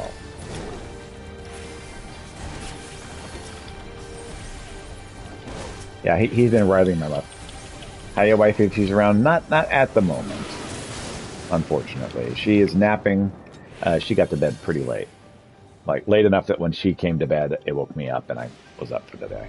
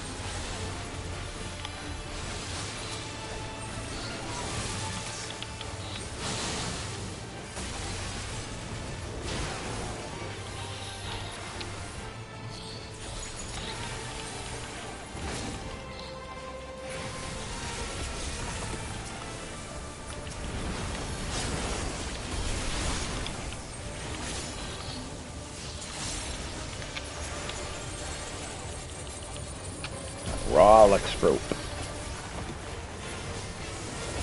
You got snow with the Christmas than did when it was Christmas? Yeah, Christmas wasn't very Christmassy this year, was it? This last year.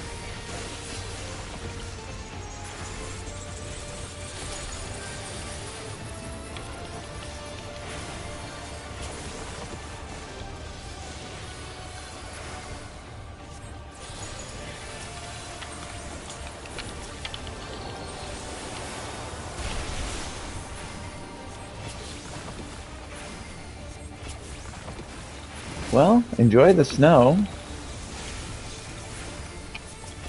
I know you and I, snow behaves very differently as related to streaming. Oh, hello there. The Count has graced us with his presence. Count Ginger Snap is in the house. Captain Flapjack is disturbed.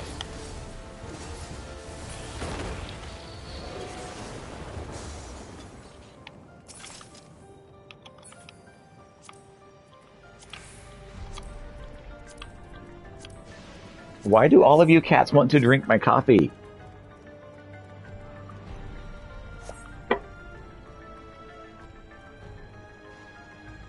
They all want the coffee.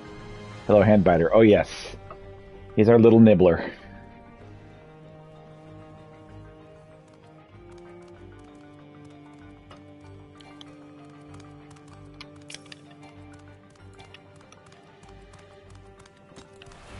If you didn't want me eating your hand, you shouldn't have such delicious hands, says the Count. You know what? We're gonna solve it this way.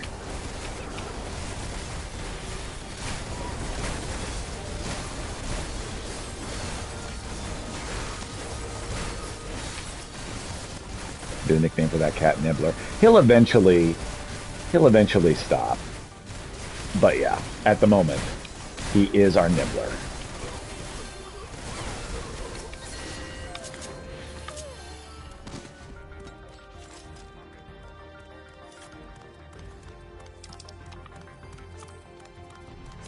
Yes, I love you too, buddy.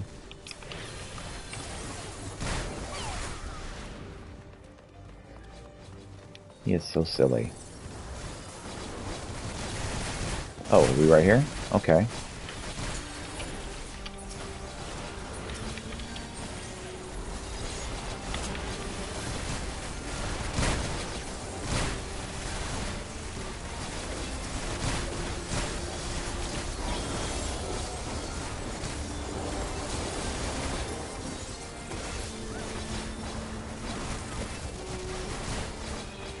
I love Scholar can just hop in the middle of things and just do Art of War until everything freaking dies.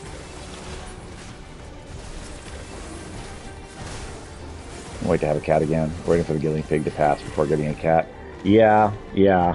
We had Smokey, and Smokey was not doing great by the end, and he was using the bathroom everywhere instead of like the litter.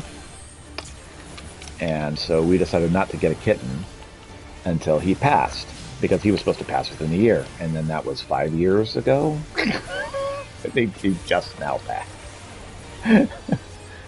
Kitty, get up of there. No, bad. No. The marzipan, stop. You're distracting me. Ack. Get down. No. Stop it.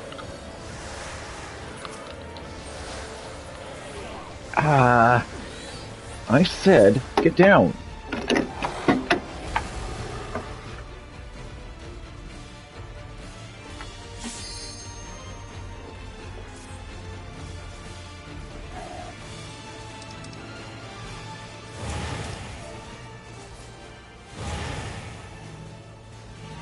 Three kittens at once. Good times.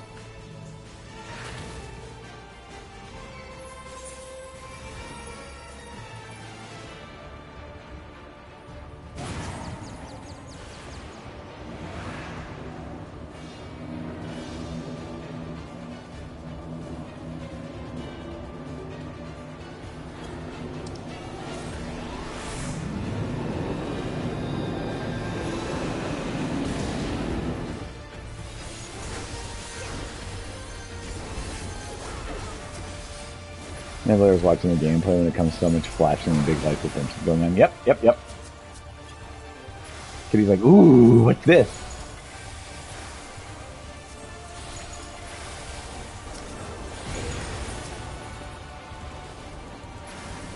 Yeah, so we have Lady Marzipan. What are you doing, bro?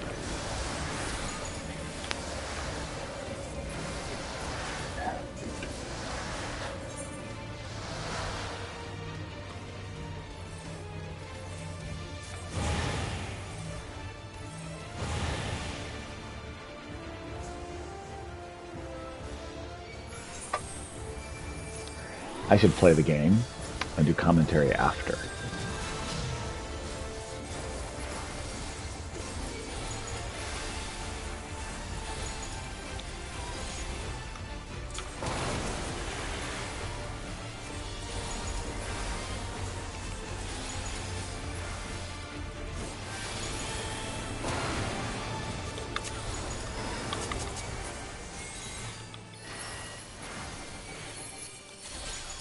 So, Marzipan thought that was the best time for her to get up on the countertop and begin knocking things off of the computer table. Like, that was the time. And the verbal commands to stop were having the opposite of the intended effect. She's like, oh, you're noticing me? Senpai noticed me. Yay!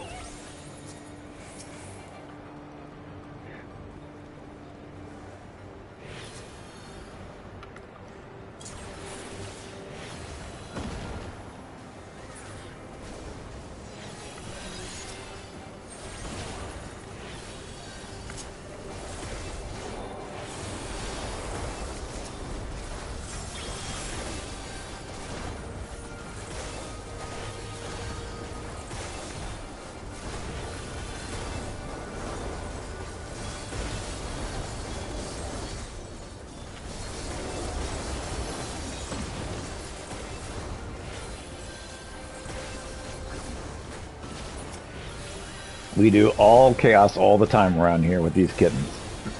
It's part of their charm.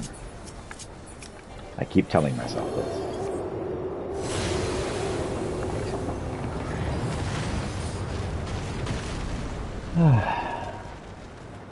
Definitely raises the entertainment value.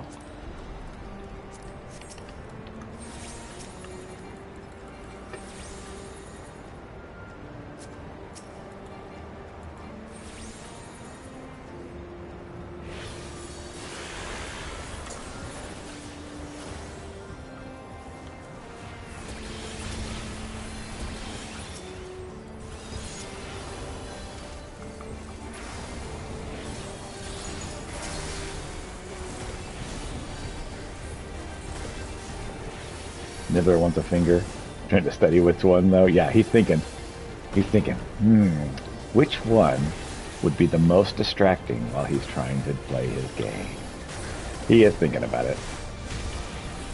He's decided he's too tired. He's just going to nap. For now.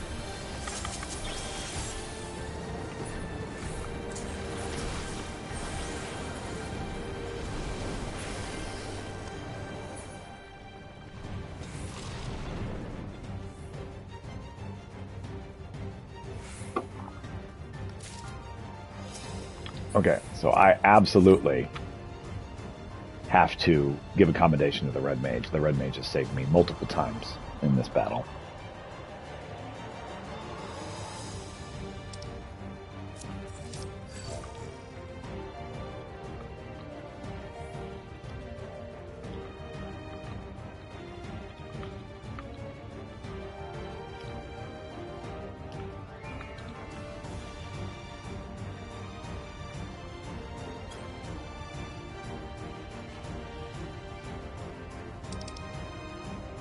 They all want to nap in your lap, and one kicked the other off so they could have the spot. Yep. That's kittens. It's like, hey, I need to sleep there. Move. It's my turn in the lap.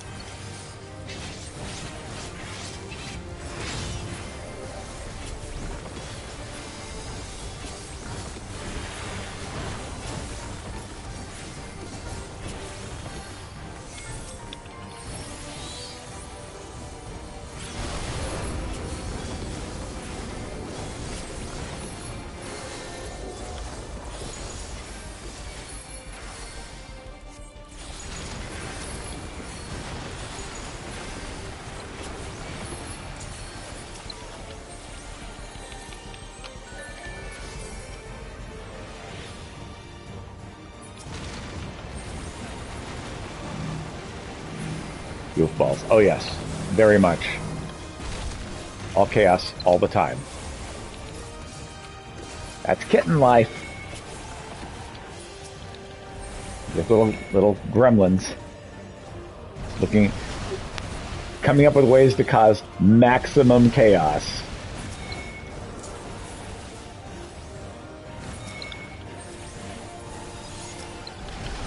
He's just purring away in my lap right now.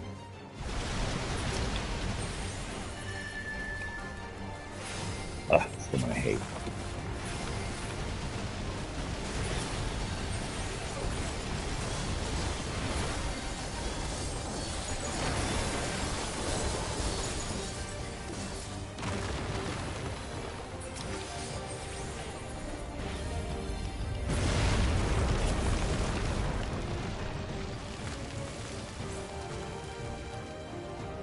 First thing's over here, right? Yeah.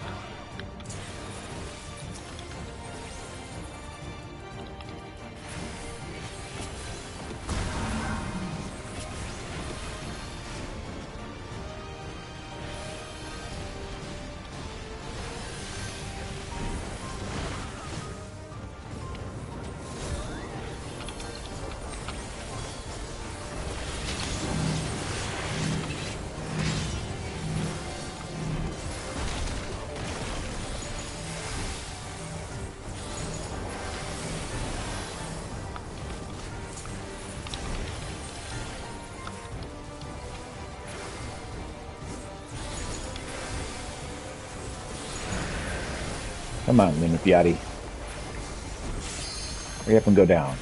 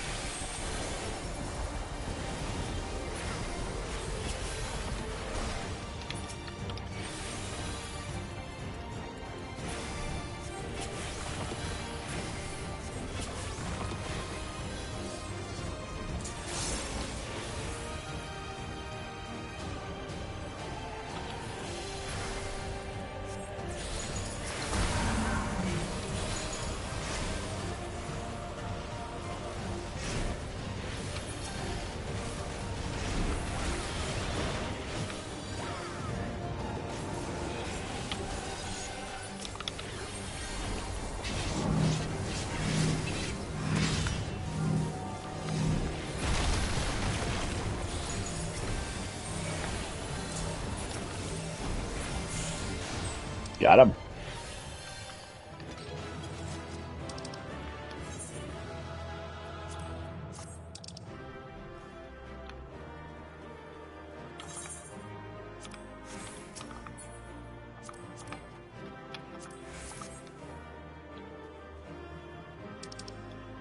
Okay. Wonder still complete. Add it to the duty.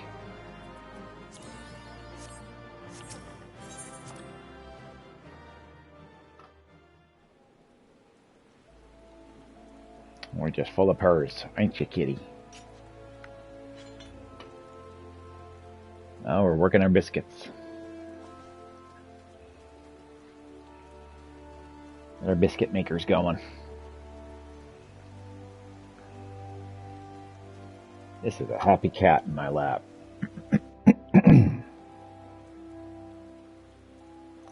He has just the right amount of happiness. If I can make him any happier, he's going to start eating my hand.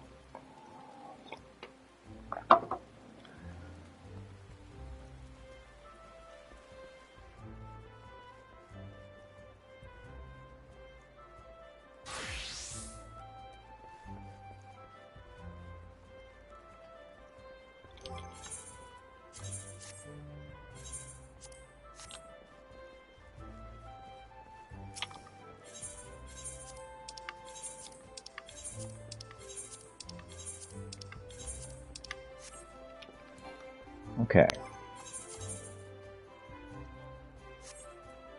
Let's see.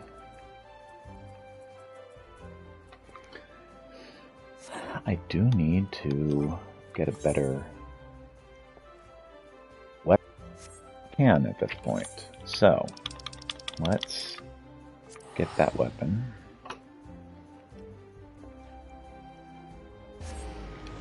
Okay.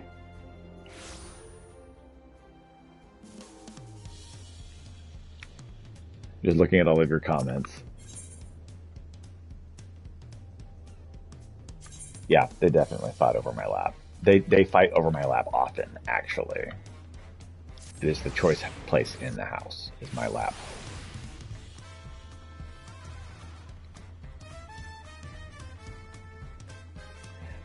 My wife actually has more lap, because, you know, she's girl-shaped.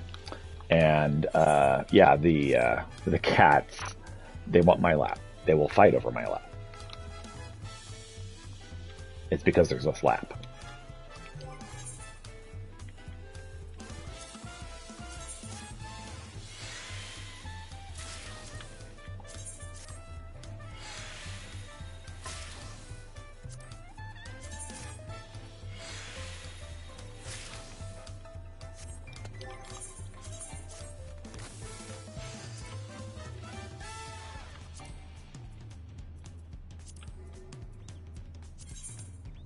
Okay.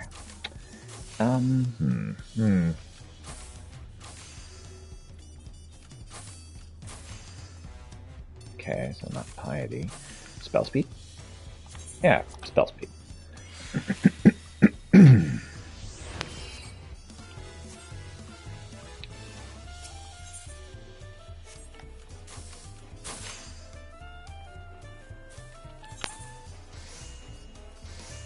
Solution 9.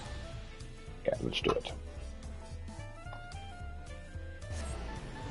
Hello. Yes, I love you too, bud. Oh, yeah. Gotta keep that balancing act going. Need cat happy, but not too happy.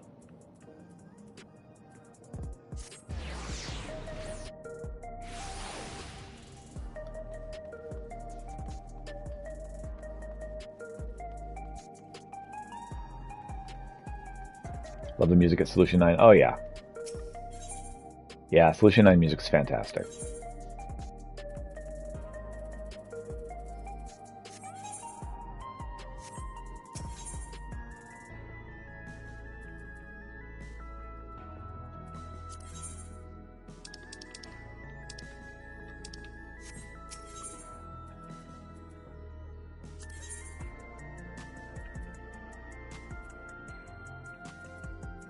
Scholar.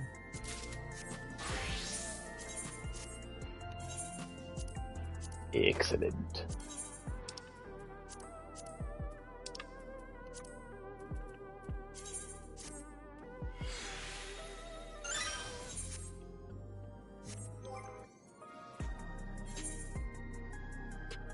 Yeah, that's what I thought. There's so many visual cues, I can't keep up with them. And so I'm like, okay, what?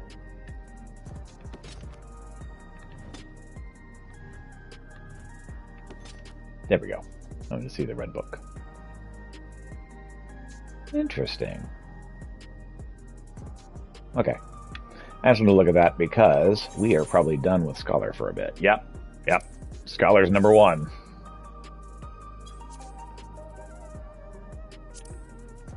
I always try to go with whatever is least, like the lowest rank, which right now is Wet Mage. And I love White Mage, so that's fantastic. No complaints there. Alright, let's see here. Okay, well, next is Weapon for him as well, for that job. Ah, I love White Mage. Alright.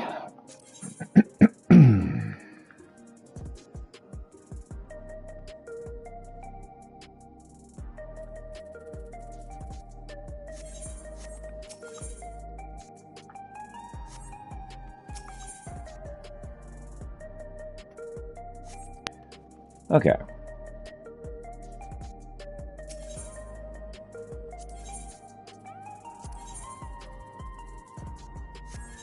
Okay, so we're done with White Mage for a bit. So, back to working on our Gunbreaker.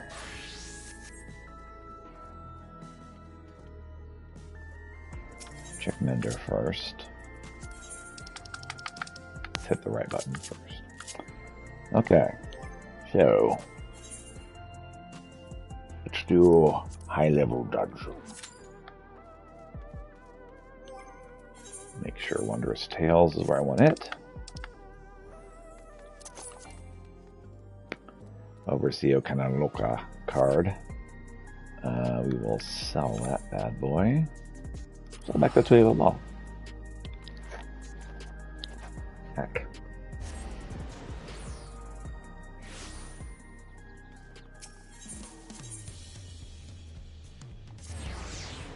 Trying to work on Reaper. Well, if at any point you want to hop in, we can run stuff together. I will definitely be getting into places faster as a tank than you'd be able to get in as Reaper. If you're interested in such thing.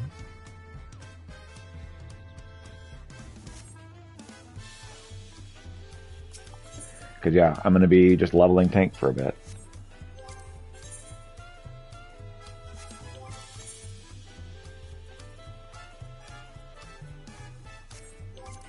In fact, I need to be level 90 to do those. I'll probably be leveling inside the BNC dungeons with tank when I get to level 90. Did the grind on Call of Duty for their event and got that done? Alright.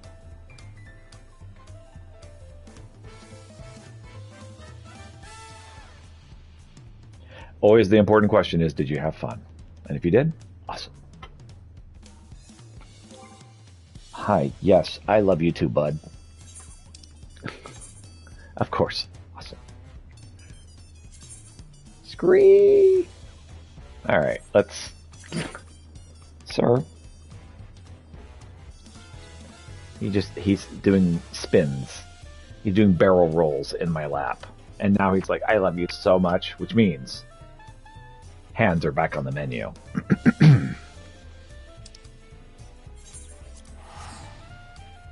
Right, look at that. He starts nibbling.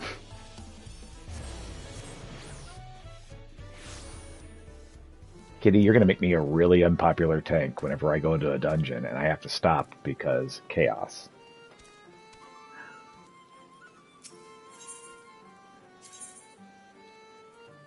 Oh, gosh. Yeah, I can't. I just can't. It would be fine if you could do that without chomping. But no, you have to bite hard, and that's how you nurse. Poor kitty was abandoned by his mom. I think I know why. He bites really hard. Would you not, please?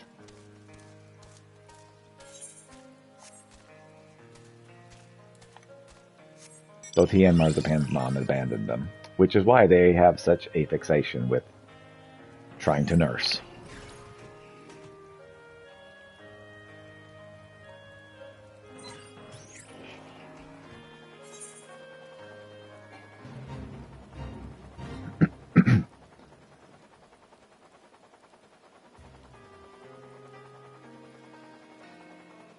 All right, what am I looking for? The Golgnu? Golgnu. Sure, why not?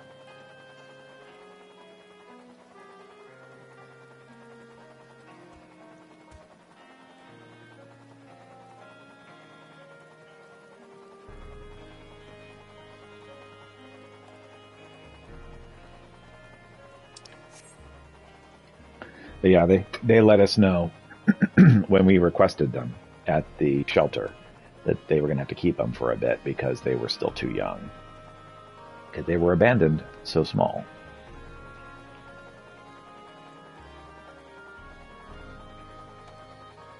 Hi. Hi, you're chomping on my hand again. Mm-hmm.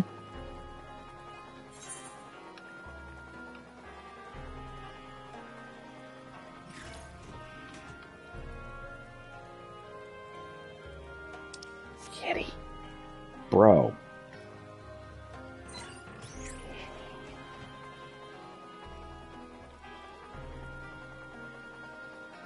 If you would just like gently nibble, it would be fine, but you don't. But hand said no. Yeah. Very clearly the hand is just too tempting.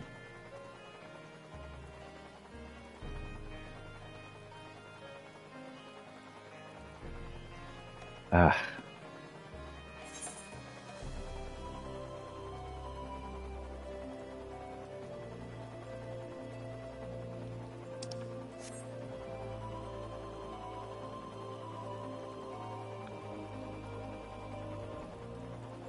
He's over here just staring at it. He's like, I heard that hand. The hand spoke to me, and I did what the hand said to me. The hand told me I must nom. And I listened to what the hand says the kitty.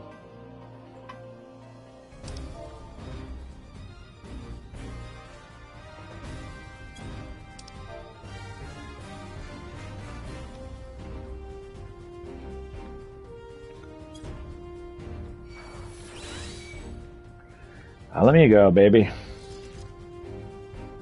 I got this.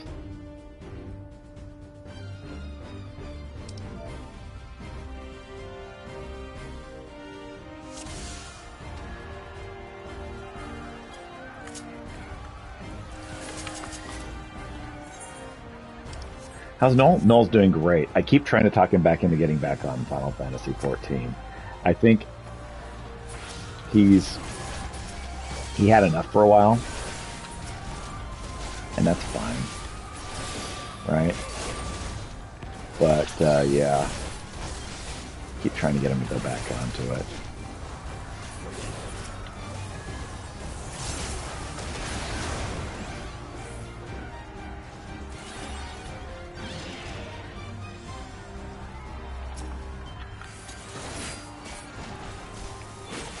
Around sometime. Want to make sure all is good. Oh yeah. Yeah, he's fine. He's just we've been going through Star Trek, which I'm only doing with people I know in person, since it's like broadcasting something that's like tech, I don't have the rights to. Trying to follow copyright law, but yeah, he's good. We are closing in on the end of DS9. We'll be at the end of Voyager soon after.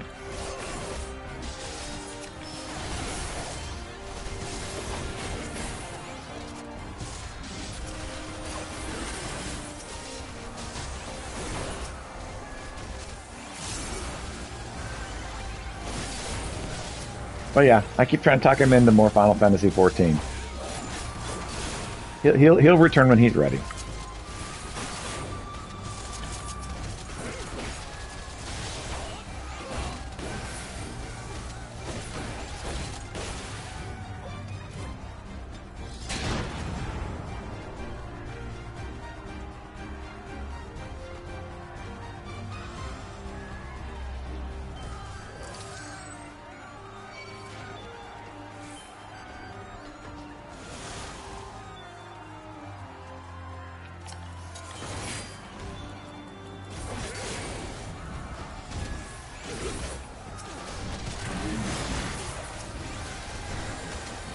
Hey, you leave them alone. You come fight me.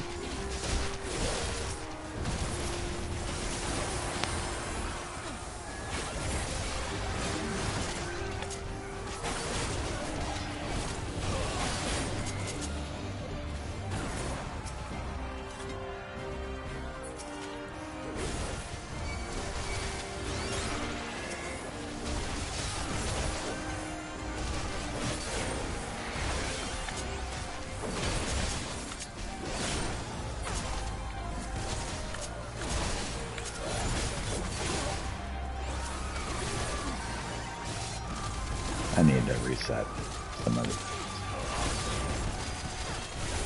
skills. Current setup ain't great.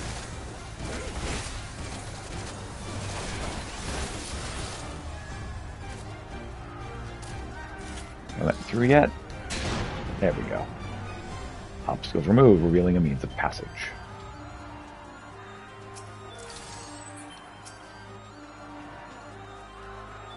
Okay, anybody got any cutscenes?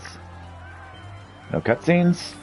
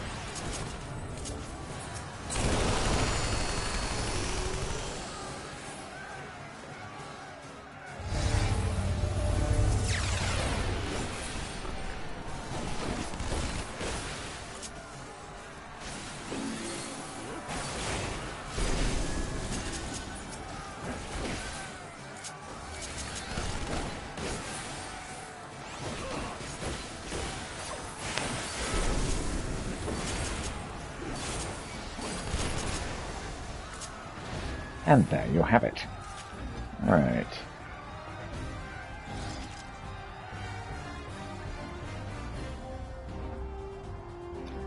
And purring continues.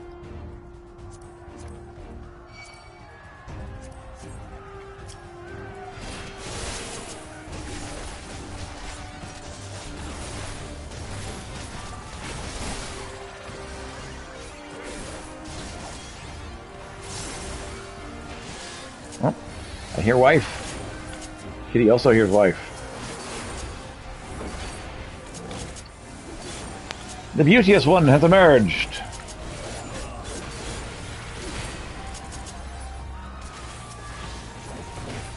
How you doing this morning, pretty lady?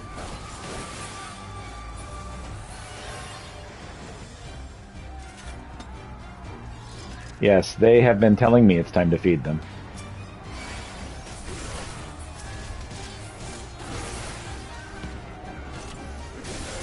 They are not reliable sources of information, however.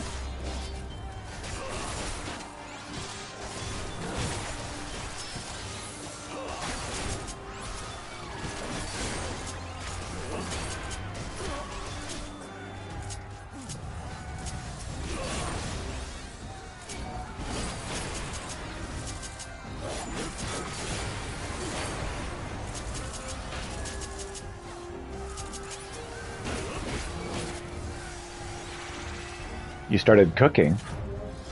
Ah. I was confused. Thank you. I'm excited about your meal.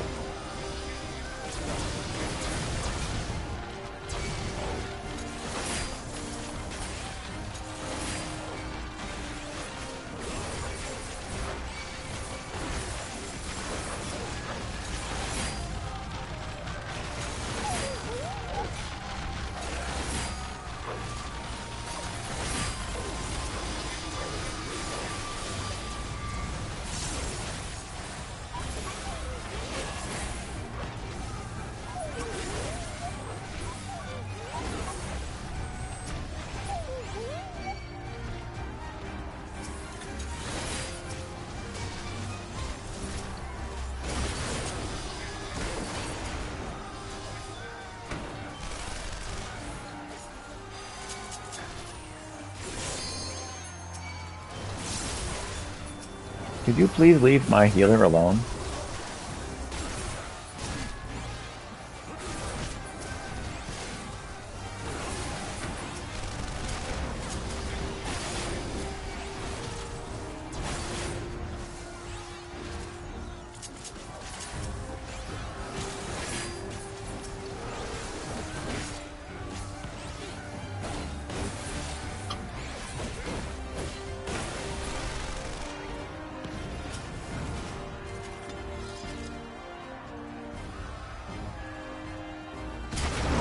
Bluey. Back was hanging out with Kiddo, so he could hold the guinea pig. Yeah!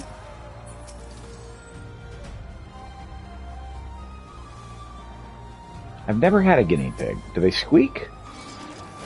They look like they would squeak. Yeah.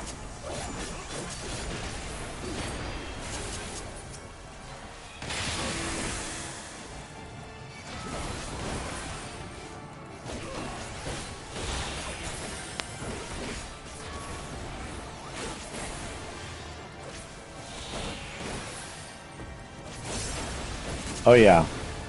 As I said, they have been telling me that they needed to eat for quite a while. I shall have to share these findings. But I can never trust them. Initiate soul extraction. Yes. They're like, hey, we need food. 100% of the time.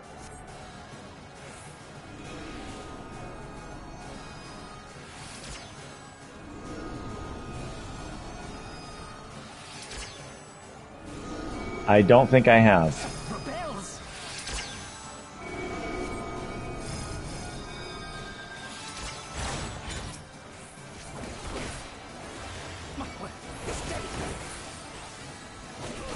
I will do that whenever I get done with this battle.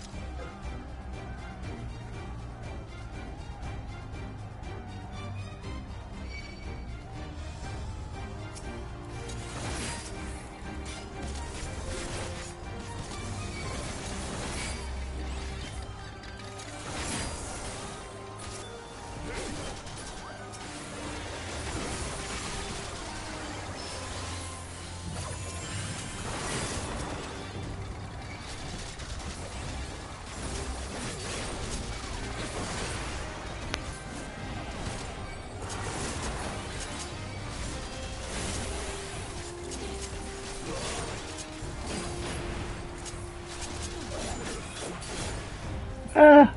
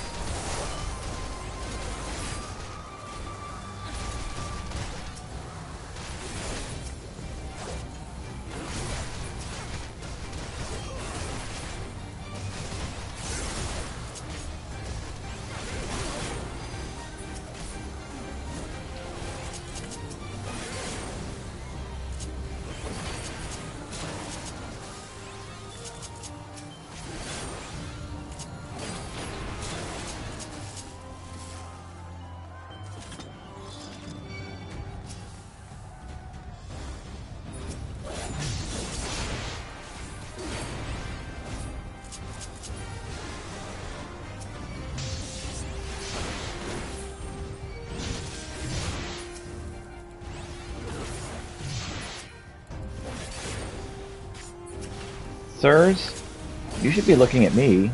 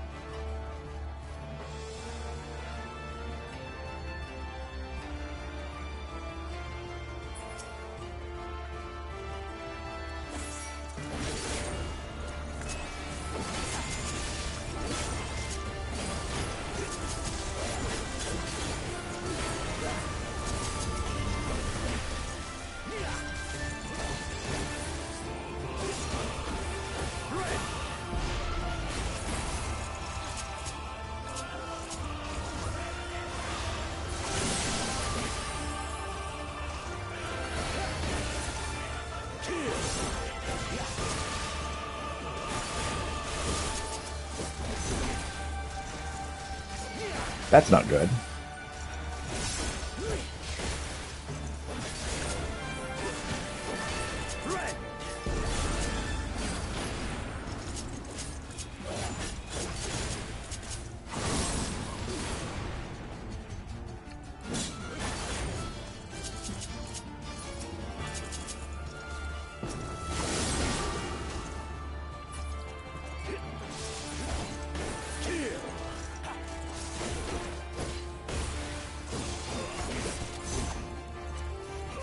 Let this moment last forever.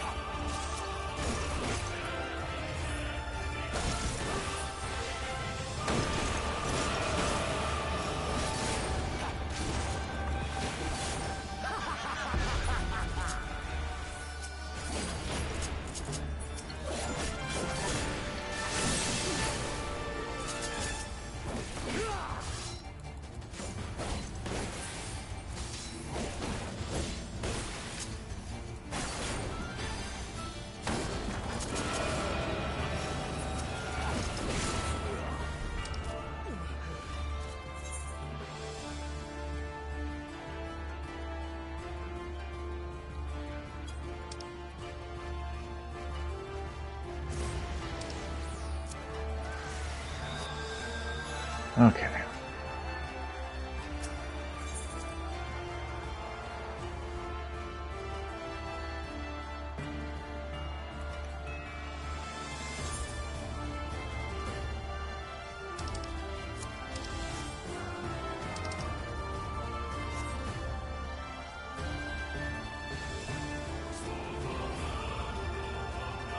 Be nice if we could fast travel a little closer, but whatever.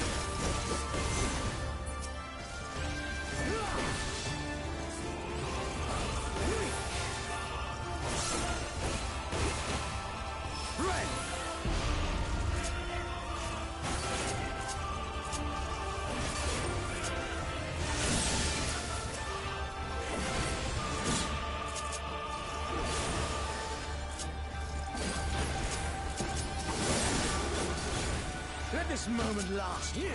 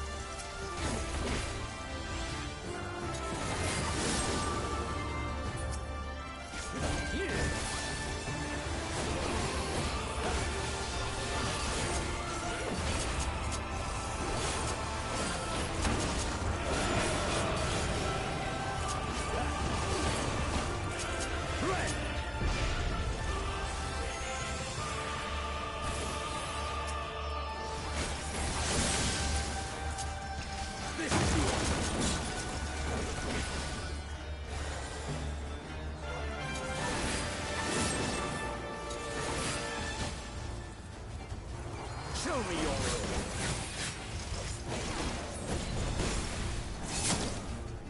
Yes, yes, just so.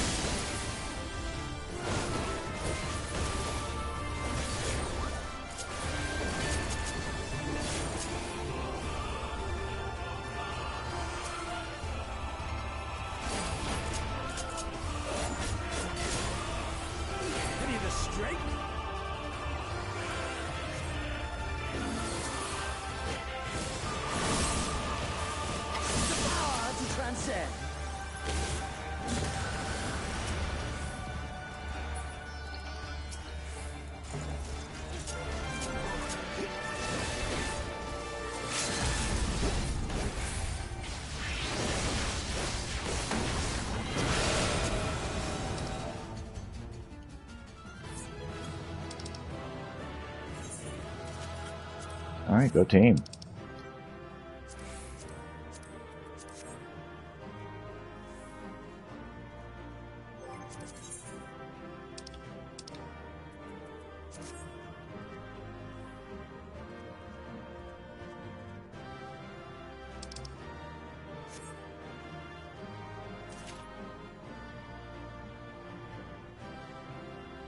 Nice.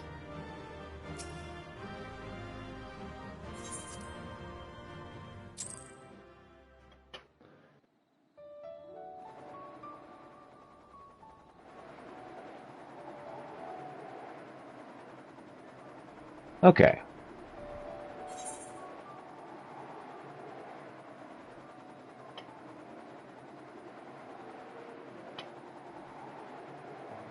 I found that thing around here somewhere.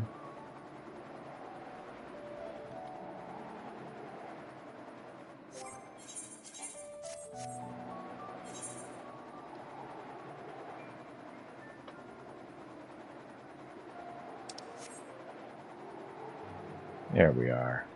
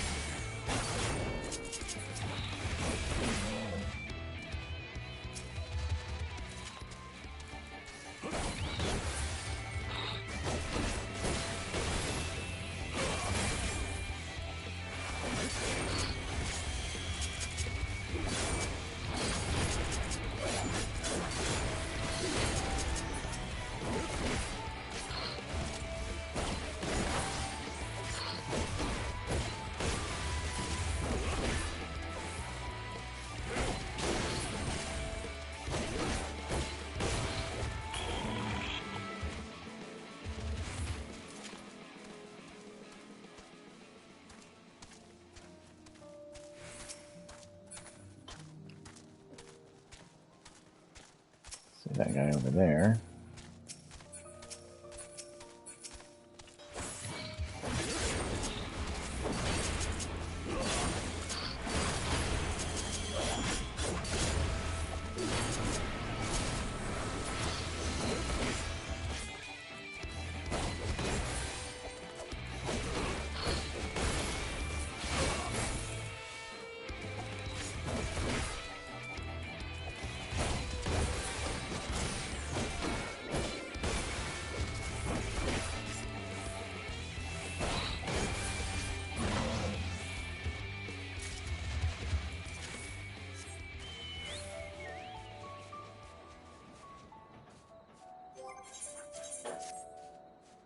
All right. So give me just a bit. I shall return and we shall continue.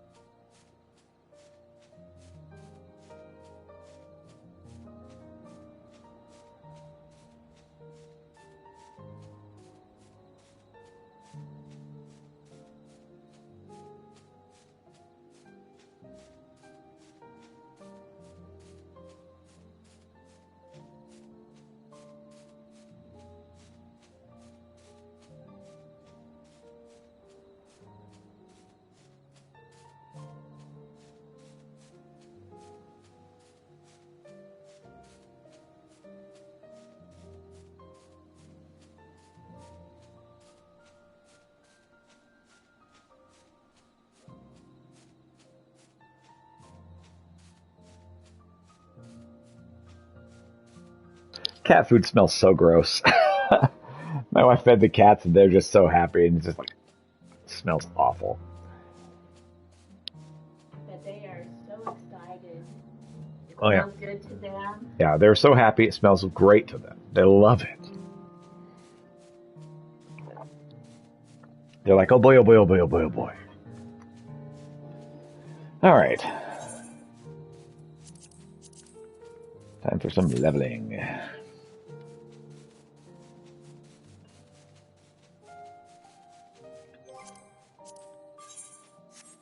Did you sleep well, my love? Okay. Cool.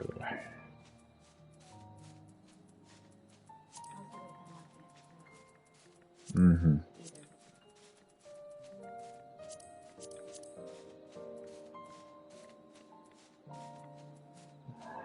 It helps me if I'm like, okay, do I have a headache after waking up? Yes. I probably didn't sleep very well.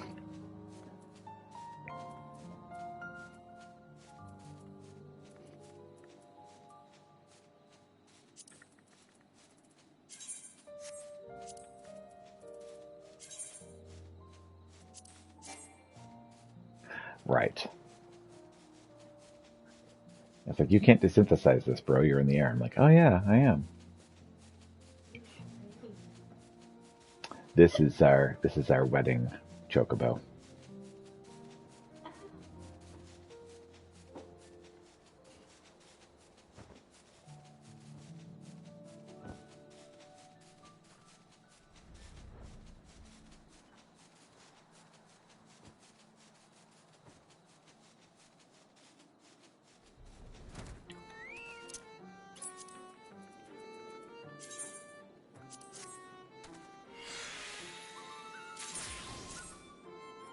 A big break.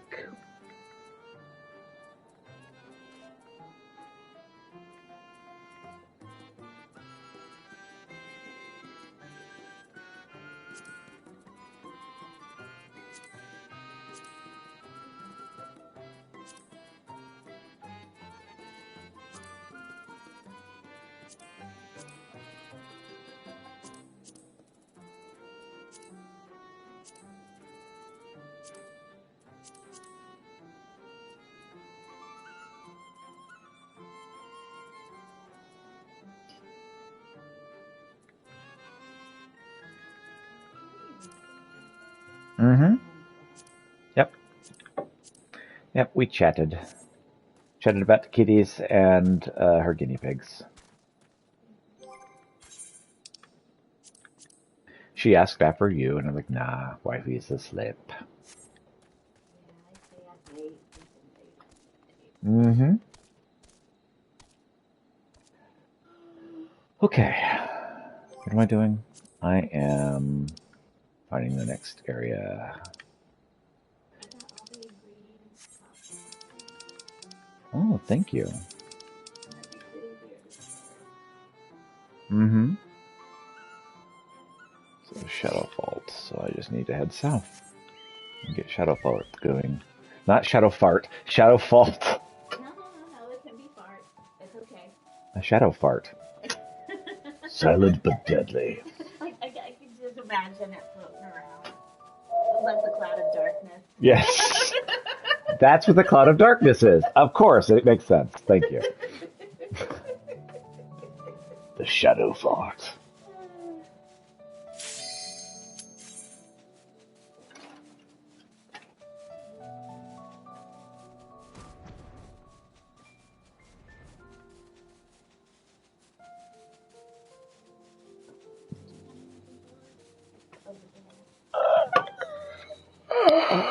Yes, I can.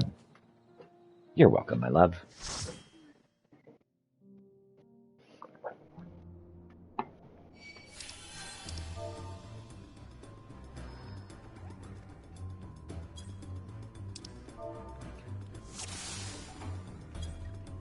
Sure.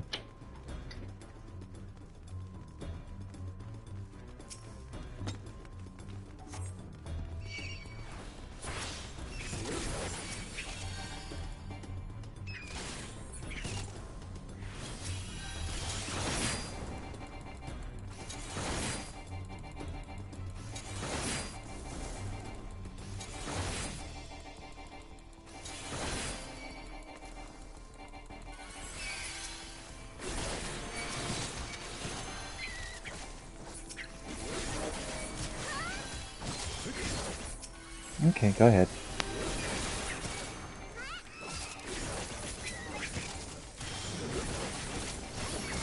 The computer's like, it is hard.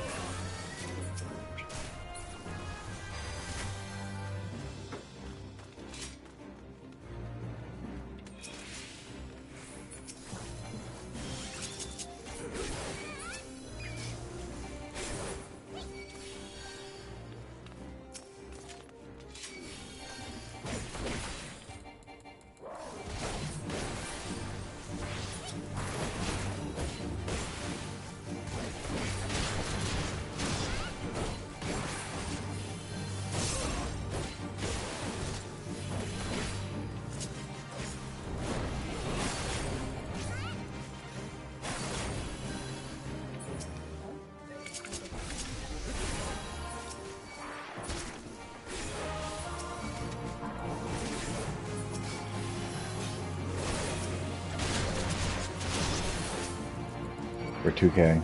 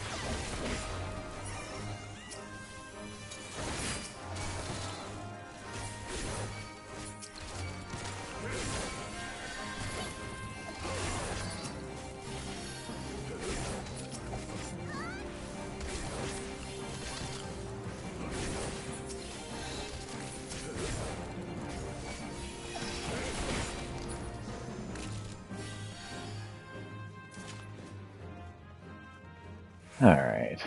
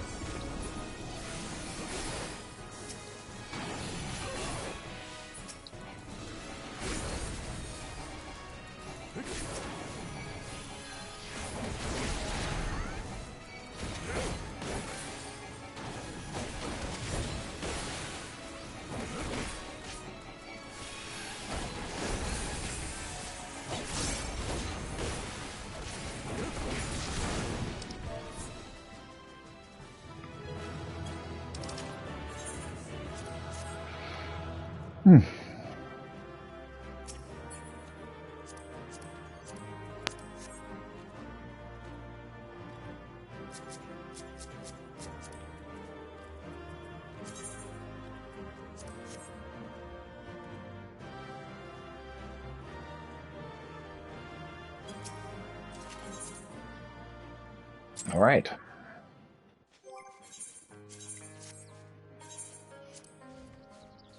Oh, Blue Spirit Gunblade. Neato. How did I get that? Oh well, no complaints at all.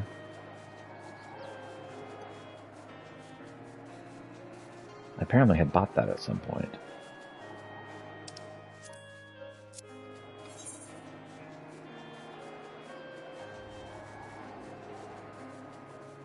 What's up, grandson?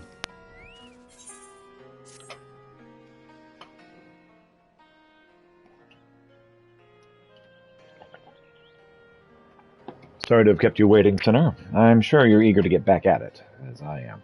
Trouble is, in your absence, I've failed to turn up any information on the whereabouts of Daikasine. Oh, really? There's one line of inquiry I've yet to pursue, though. The Fangs of Orthus. The bracelet my beloved was supposed to restore, and that the Eater took with him when he left right. Sin-Eaters are mindless fiends driven only by base instinct. Everyone knows that. They have no need for worldly possessions. Yet Daikasine took the bracelet away, which can only mean that there's something unique about this particular antique, or the sinless bastard's somehow different from the rest of his ilk. Either way, I think we'll need to learn more about the Fangs of Orthus. And I know just the man to ask. The Elmoran traders commissioned Melinda's services. Much as I'd like to question him myself, though, I don't think that's an option.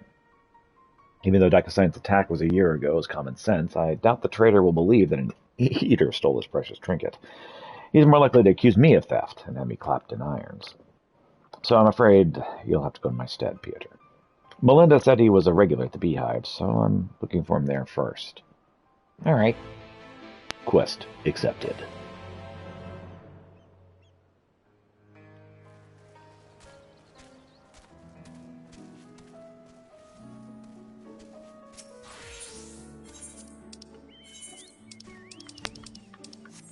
Zoom! The kitties have all the zooms. Yes, they're happy. Mm-hmm. They got fed. Every time I'm awake, that's a good thing. Uh-huh. That's why they like Emma so much. Whoever that is. Okay, so. Let's see here.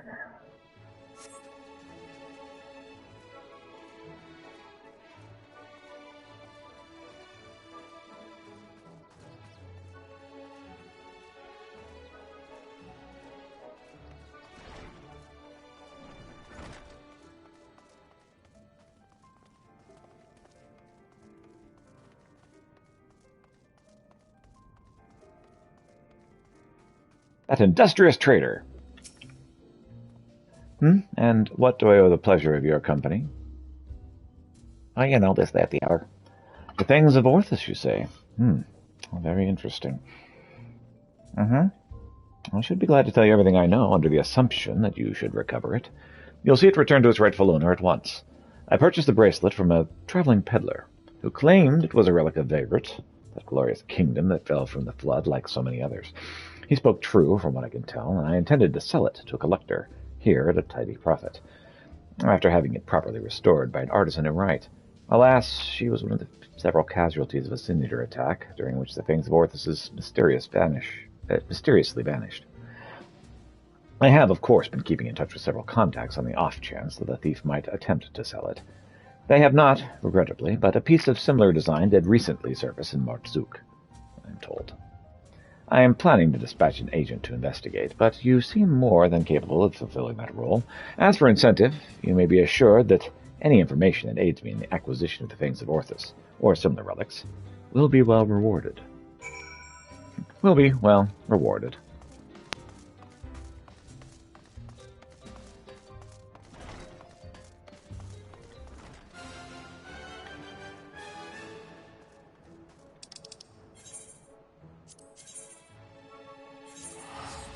Need to talk to you, grandson.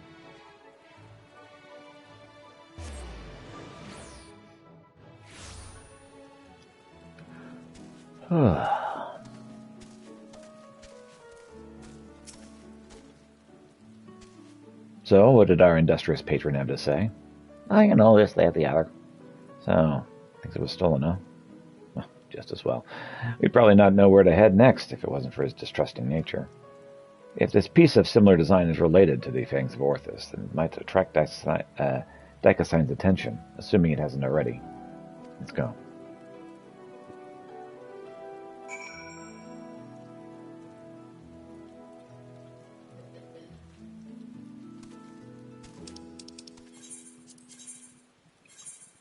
To Amarang. Before I do that, though, let's get these wood eyes going.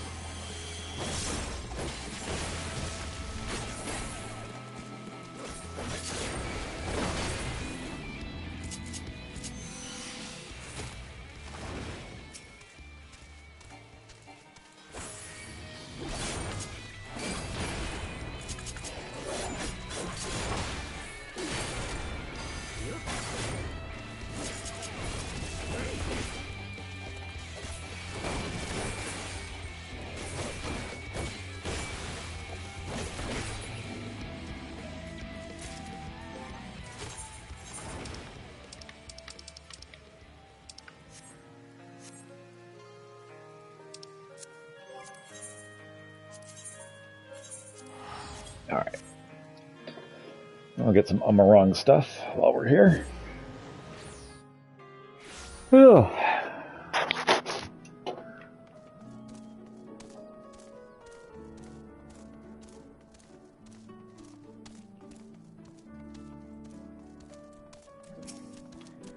What's up, grandson? Fine weather we're having today in Mordsuk, isn't it? No such thing as a thing without value. That's the creed of these folk. We'll find no shortage of Vodabatid trinkets here. Finding the right one, on the other hand, is a challenge. I say divide and conquer, as before. Yeah, sure, why not?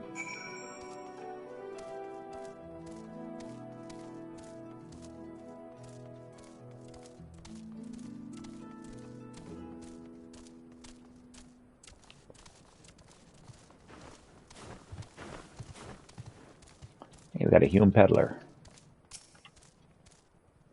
Yes, do you have business with me, traveler? I was just wondering if you got the thingy, Mababber. Ah, the Verbatite choker. That's all this fuss is about. And your luck, for my husband had yet to sell it.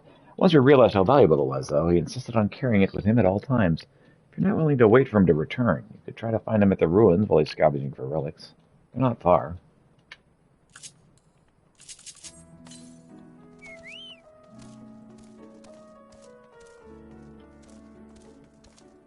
Yeah, there's him then.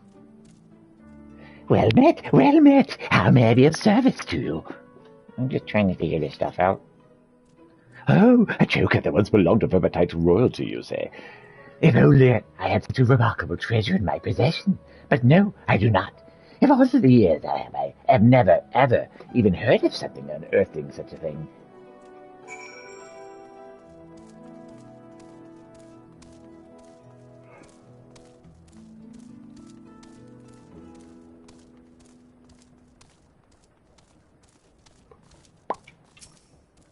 What's up, grandson? What news, friend? Apparently they were at a relic or something. I think it was that easy. You've the luck of the Fae. But we need to hurry. If my theory's correct, then so long as that scavenger has the choker, he's a target for Dicosine.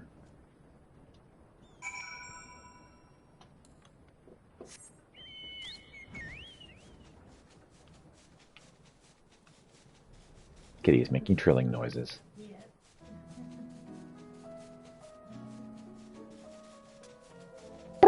Says the kitty. Yeah.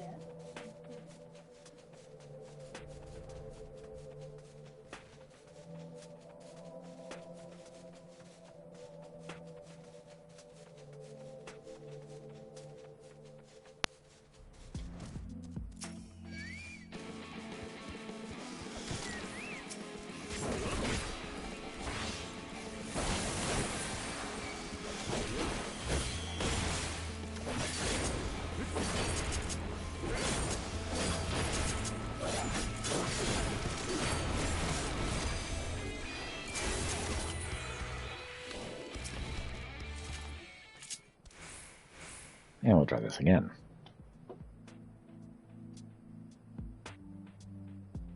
Need to get a veterinarian onion.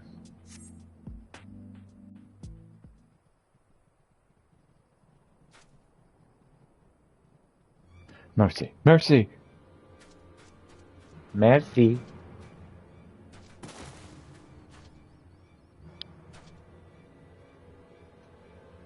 Take whatever you want, but please don't kill me. I have a family, and I...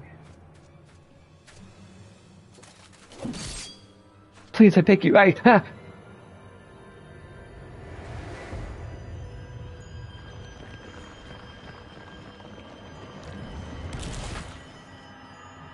Bruh.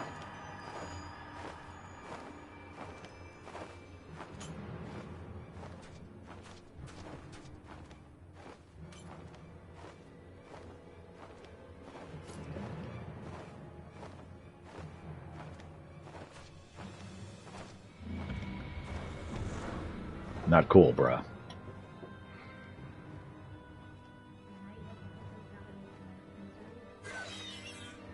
Please, please. Seems that way.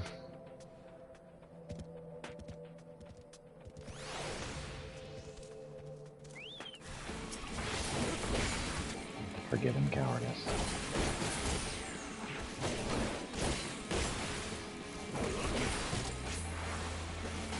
Teenagers really do suck.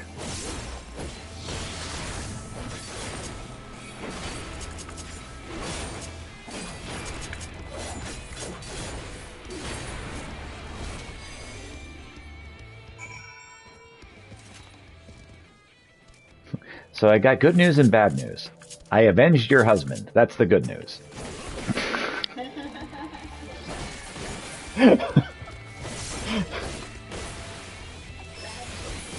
He needed to be avenged. That's the problem. That's...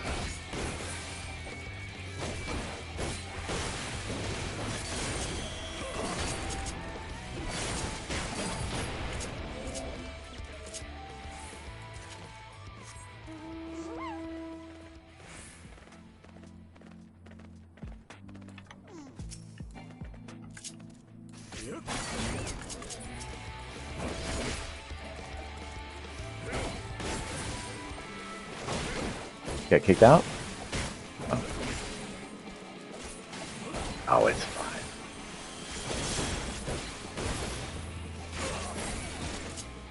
And then, oh noes.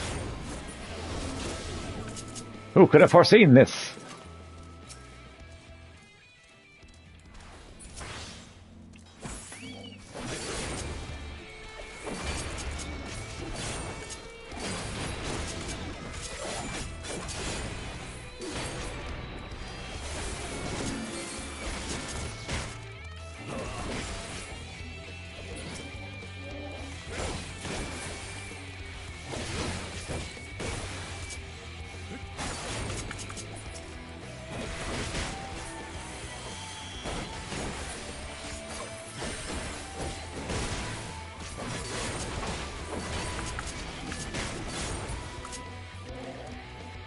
Alright, let's trade this out before I forget.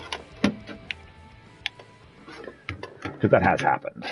I'll just forget all about it. I'm like, okay, I'll change that whenever I get a chance, and then forget, and then, oh no! Alright, what am I doing?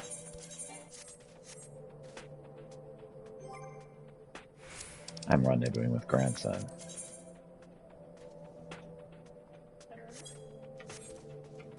Thus saith the kitty.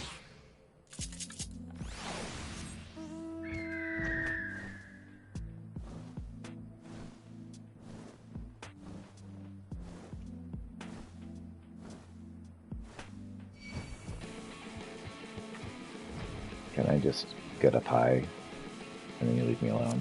It worked! Yay!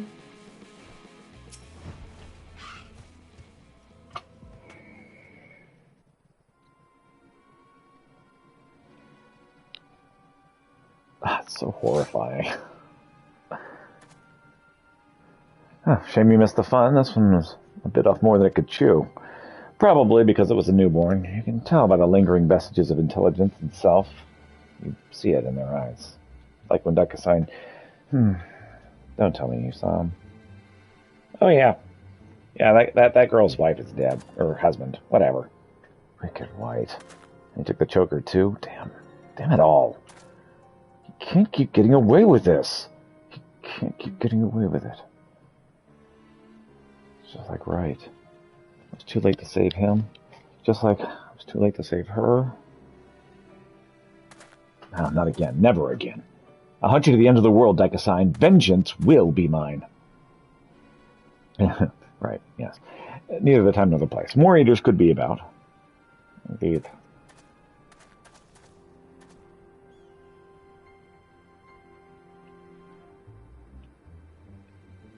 Just every time I cut one down, it reminds me of my first, of her.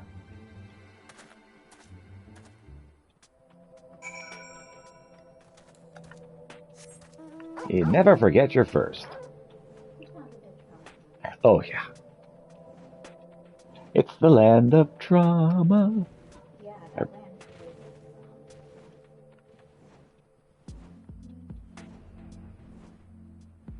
Such a happy place. No, not that. The other. Opposite of happy.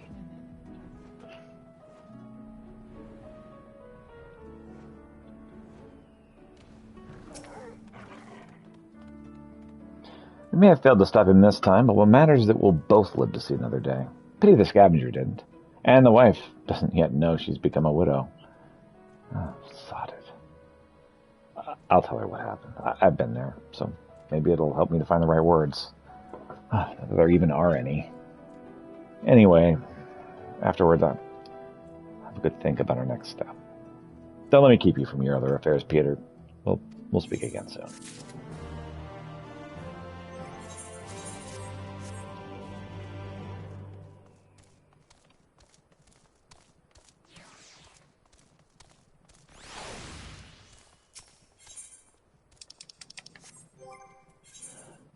Oh, let's see. What's his next?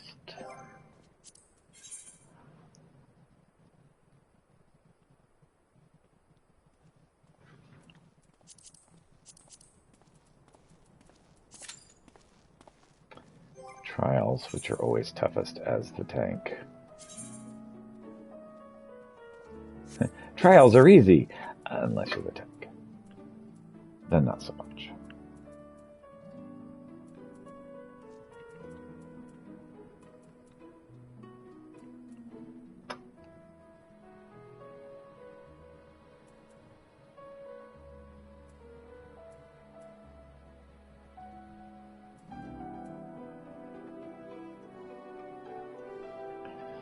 Alright, what else do we need on Morong?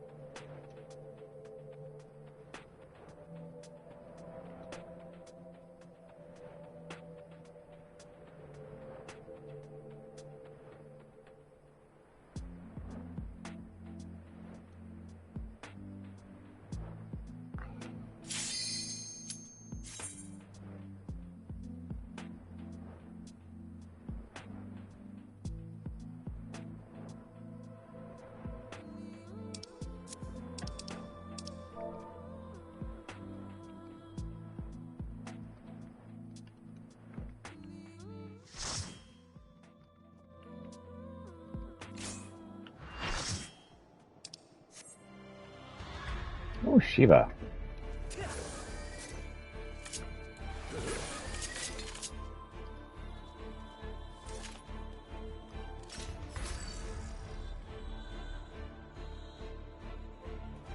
I got a couple of gun blades.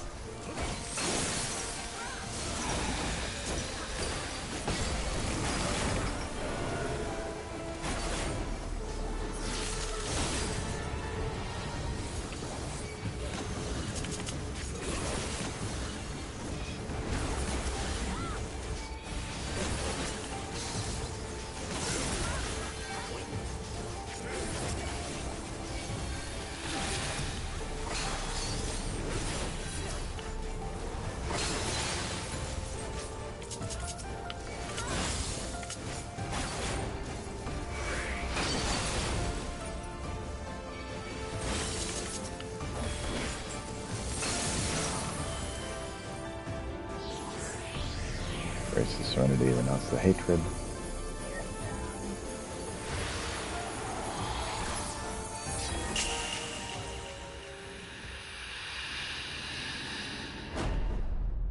Something like that from the wind.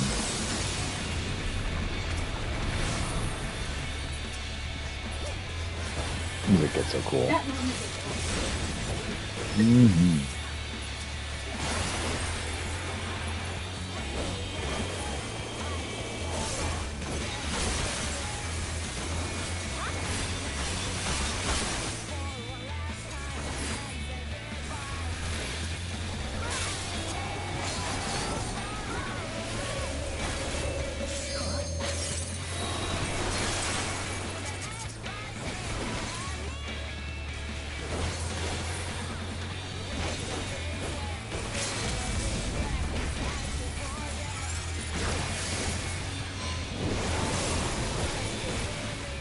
Got him.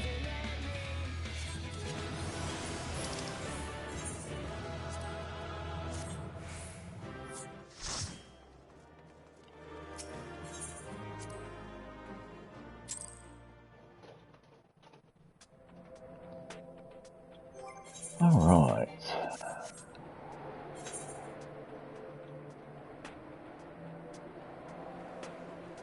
Maybe some critters around here somewhere. See one right there. Two of them.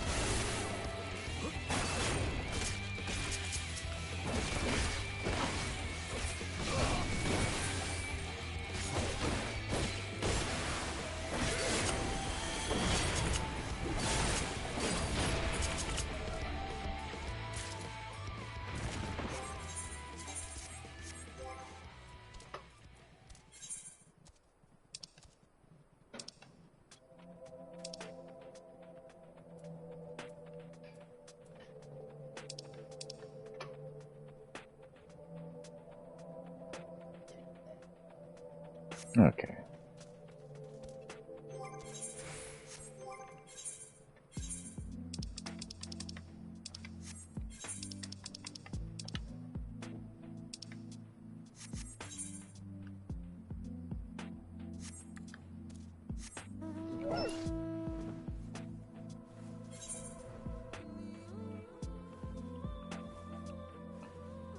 Alright, I need to attack Mr. Hansy.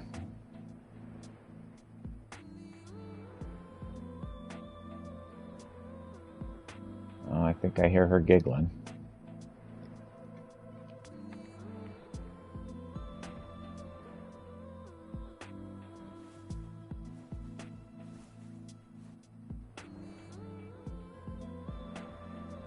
And right here. Is that not that?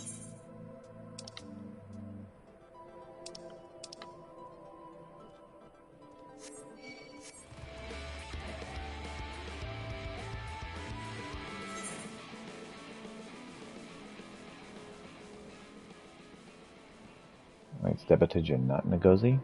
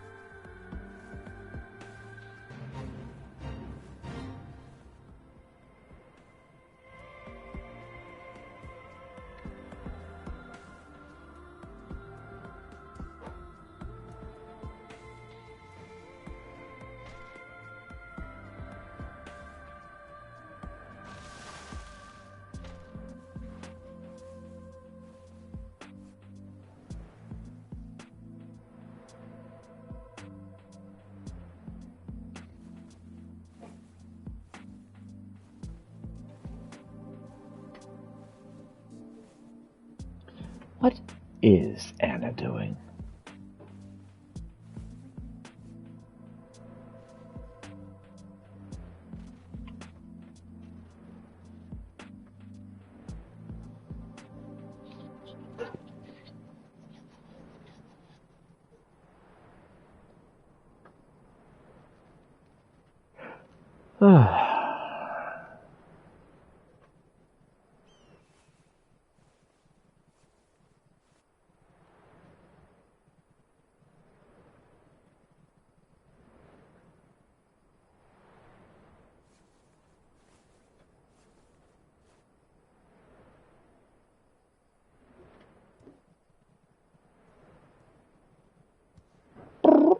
Says the kitty.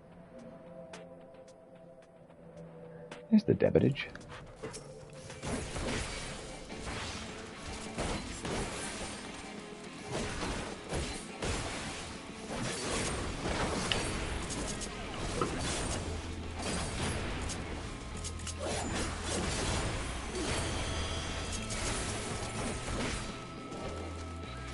Mm-hmm. That's more from here. Yep. Mm-hmm. Smells a little like onion.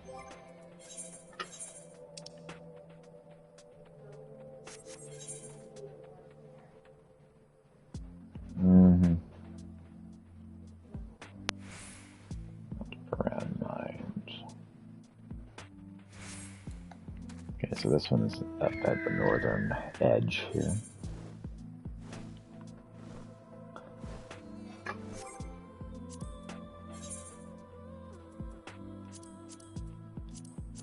Alright, let's get this main scenario out of the way.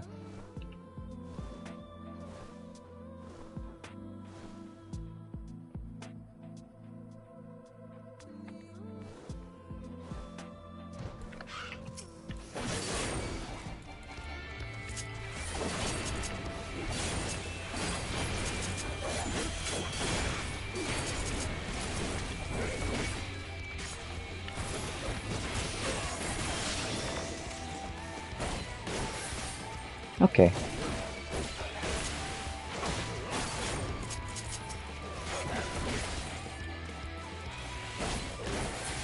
Just want to make sure you have more water than it calls for, but not too much more. So like just an extra cup of water.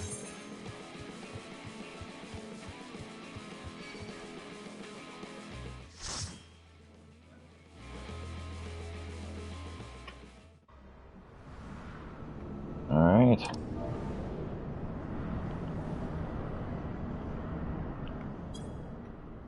Castrum Meridianatum.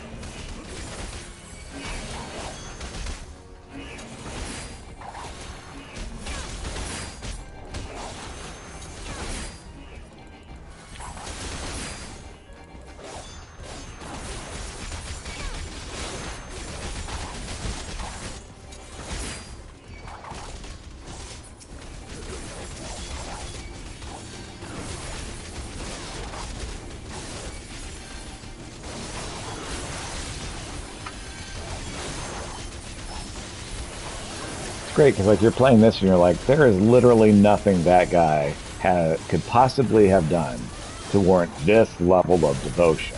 And then you get to know Lord Gaius and you're like, actually, that guy is pretty cool.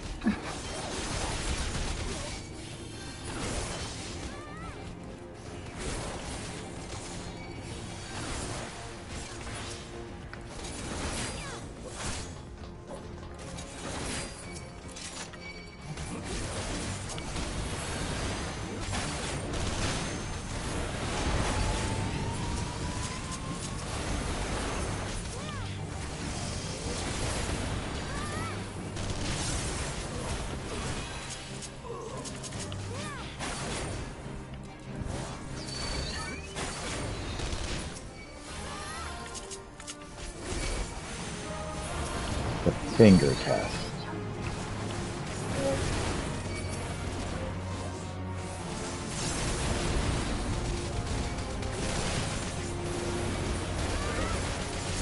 Okay.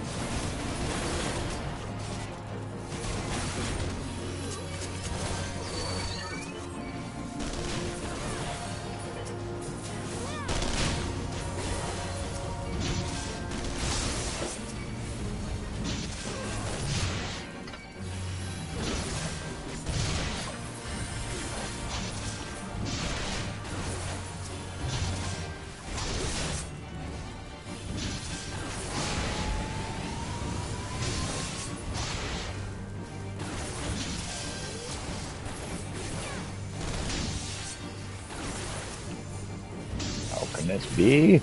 Reinforcements! We need reinforcements! OMG! LOL! WTF! Oh, the abbreviation.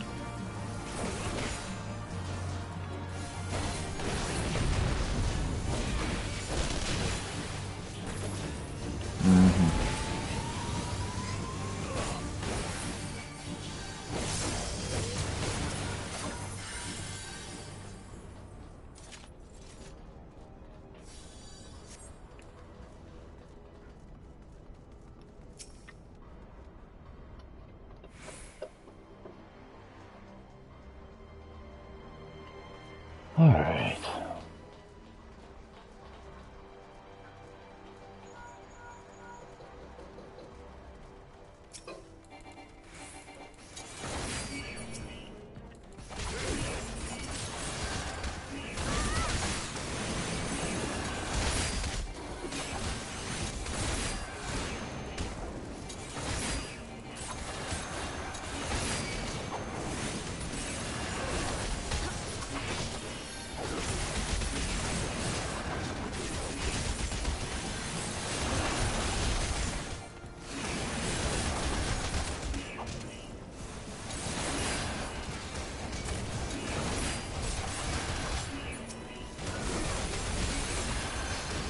Chemical warfare got you, huh?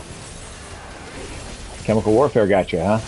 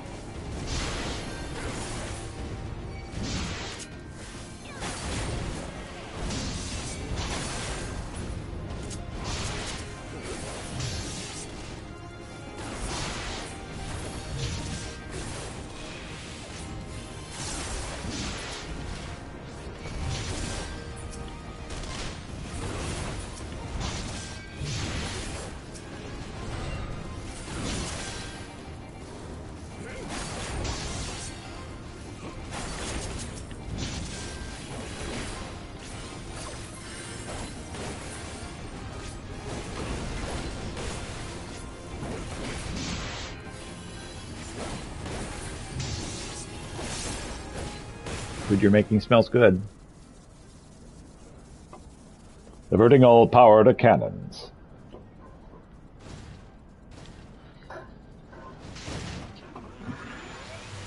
Pew pew. Alright.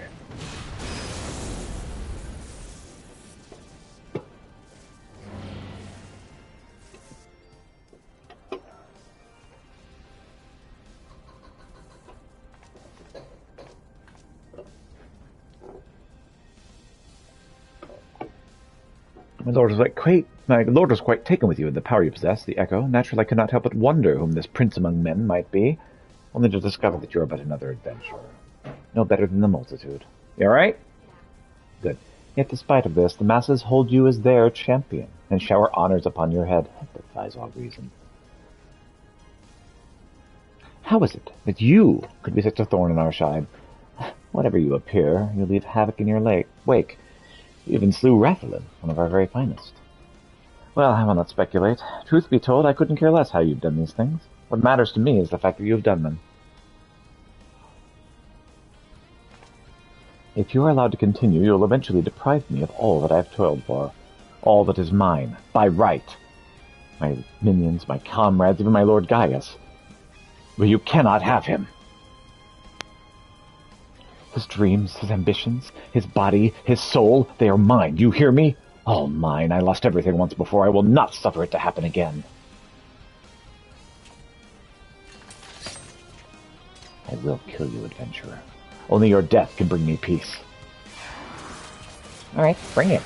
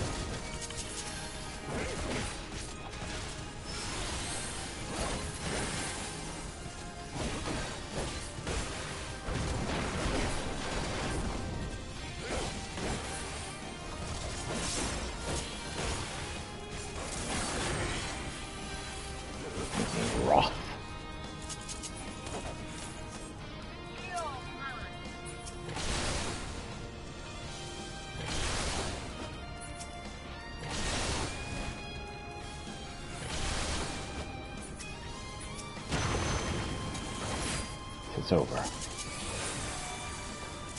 You're tough, I'll grant you that. But I will break you soon enough.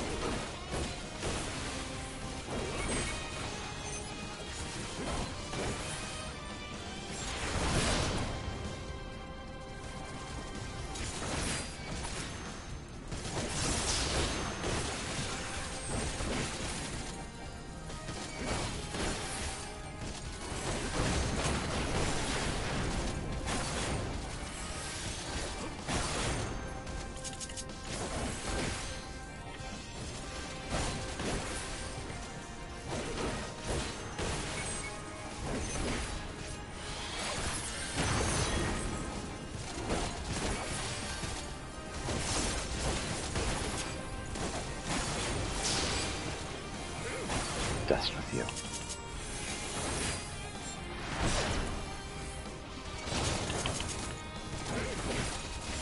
You will not defeat me. You will not. Die, damn you.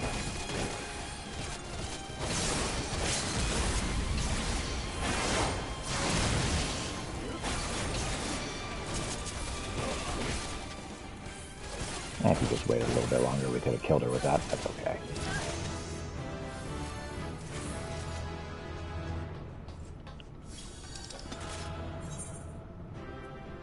Aw. Got there before I could. Hey, commendations. Woot woot. Oh, hi.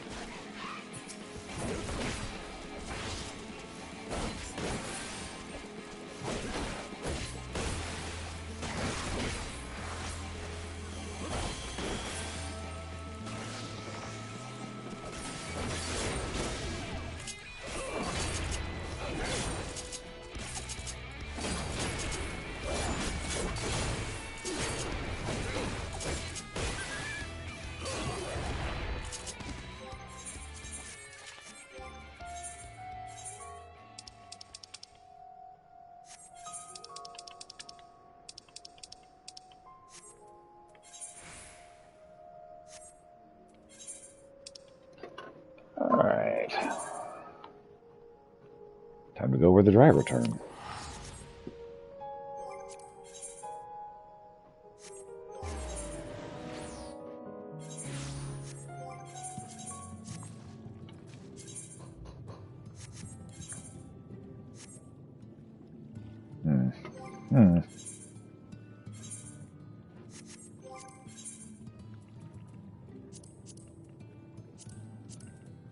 Go ahead and hit this Alliance raid.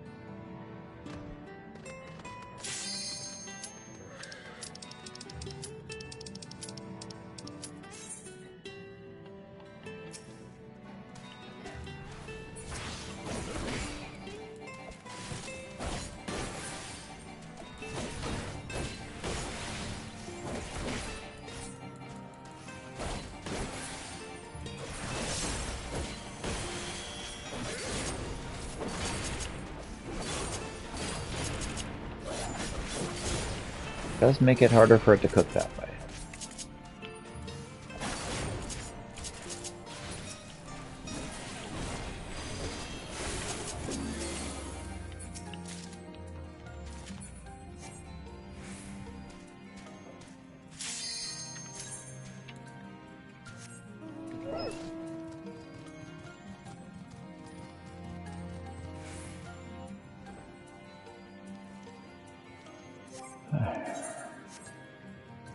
All right. Let us roll.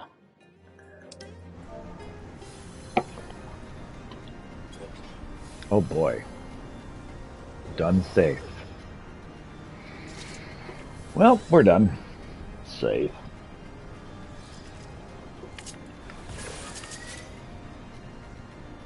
Fun safe.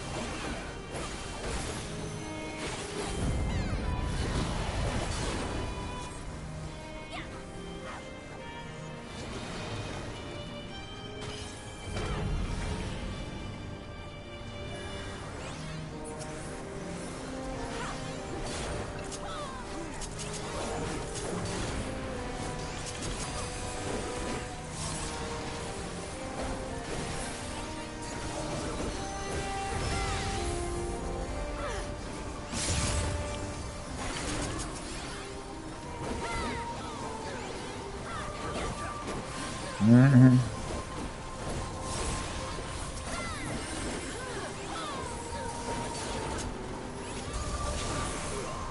Oh yeah, that's right.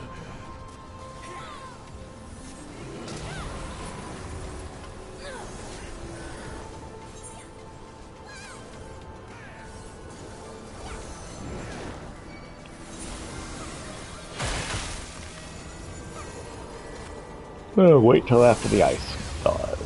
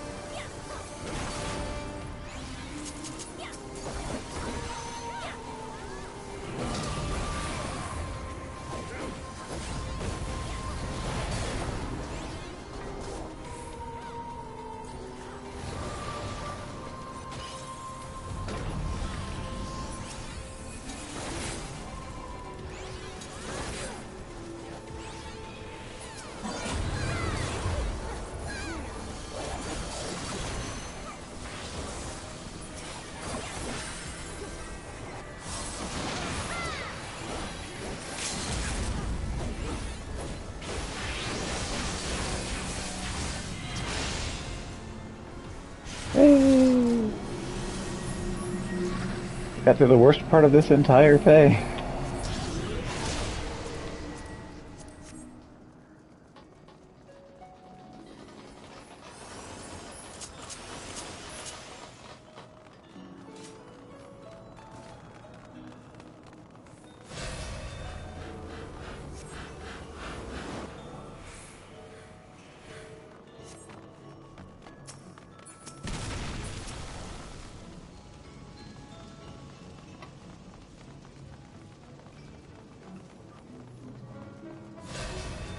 You right, hon?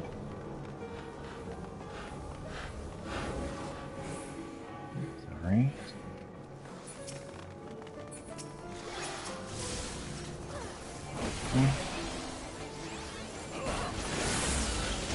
Alright, well let me know what I can do to make it less miserable.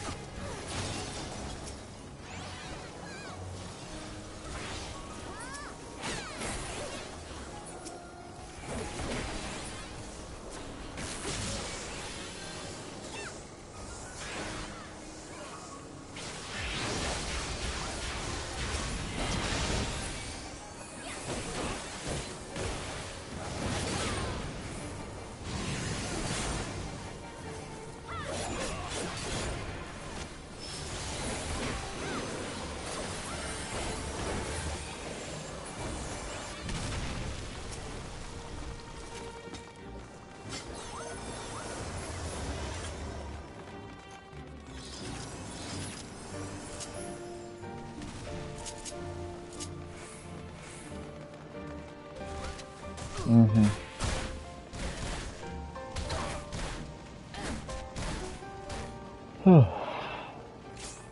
Oh, I love when there's anything unexpected.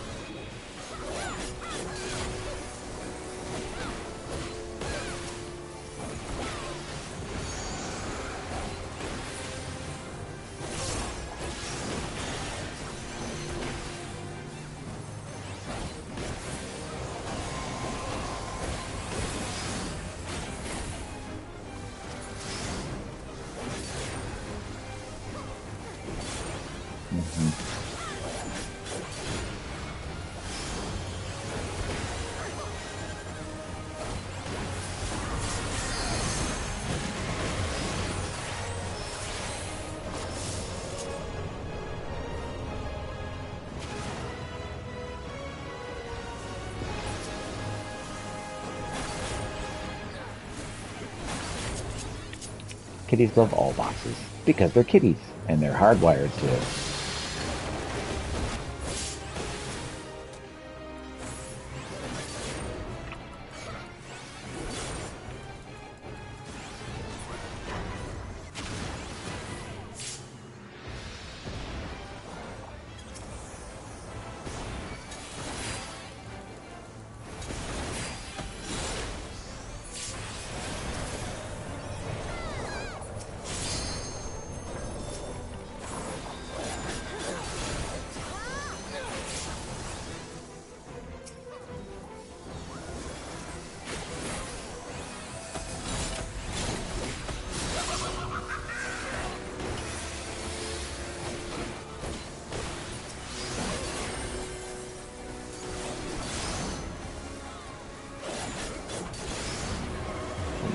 No thunderous applause. There's simply no pleasing you.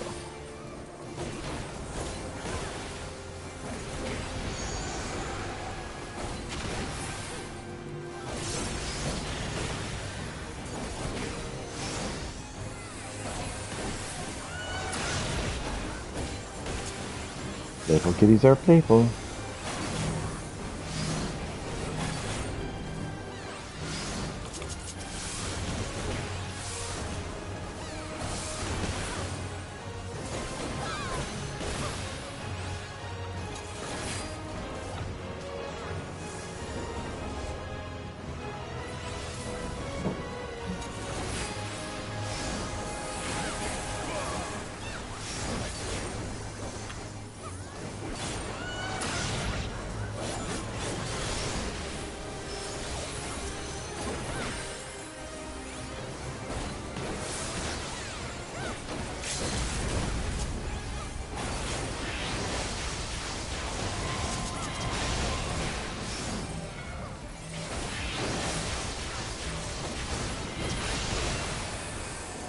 Alas, we come to the end of our show. There shall be no encore.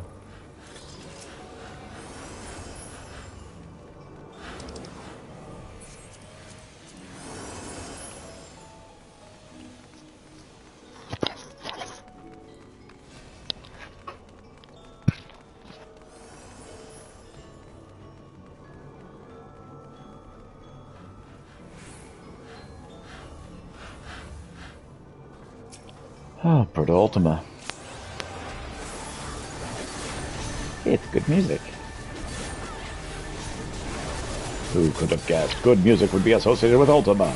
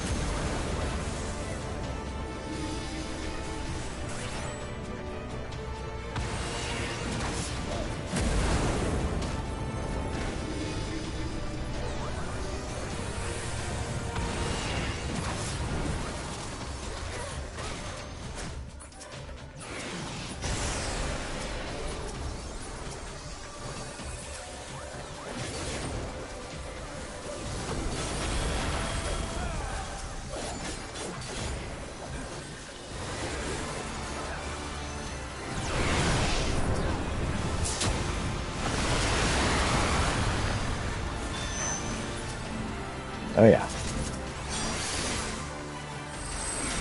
Electromagnetic induction active.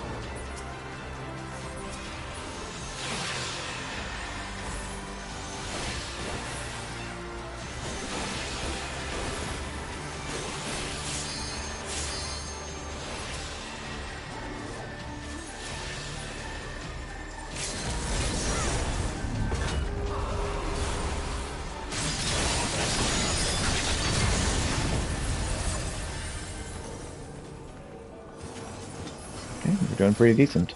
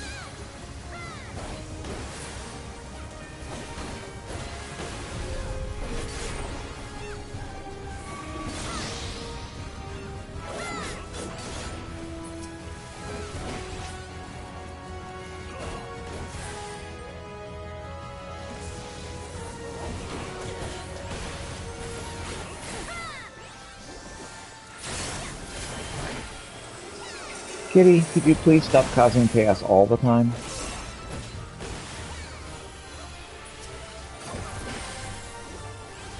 They're just agents of chaos. That is their reason for being.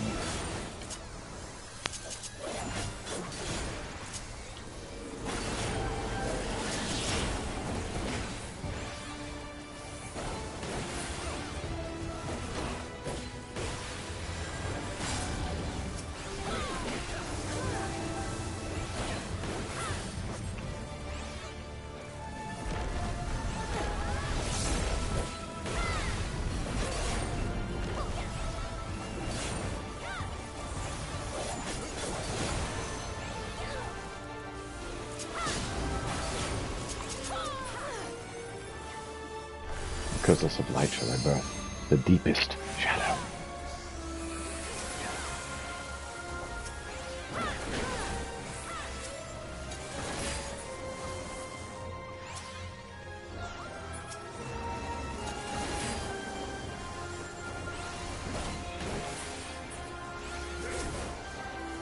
Chimera Popper.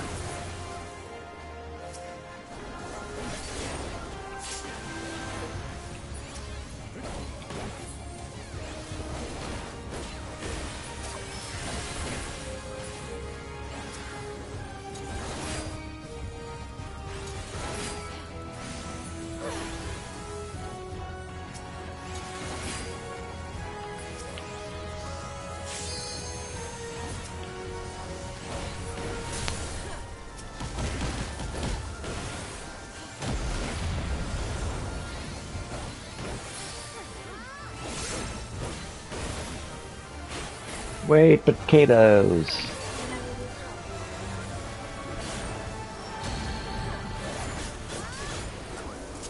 The caretatoes.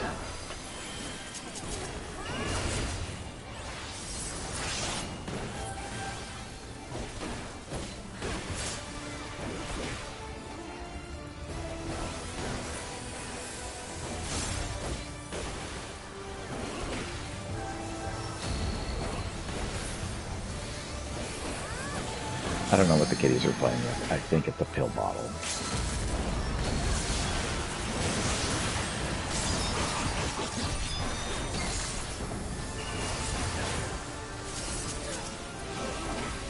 It says keep out of the reach of children, but it really should say keep out of the reach of children and animals.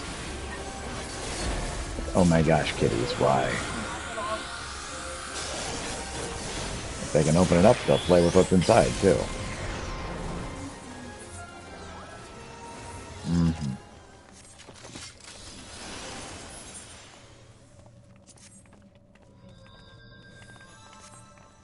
Yes. And the bottle. And each other. Dogs will eat anything.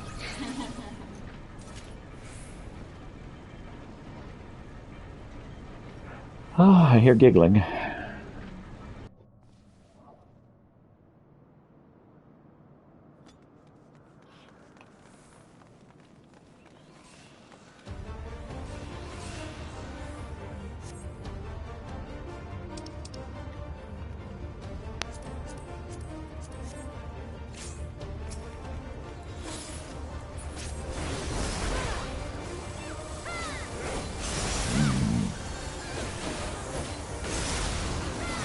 Diablos.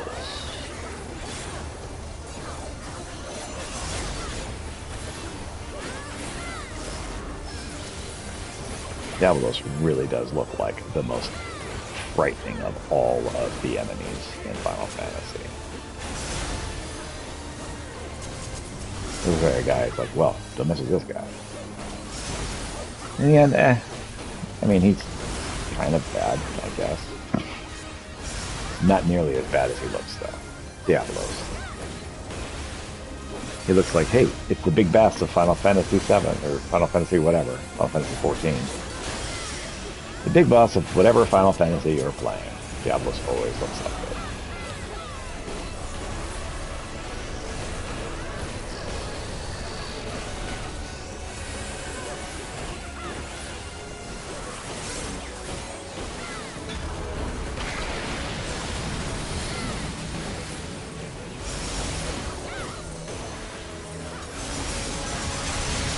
I think so, yes.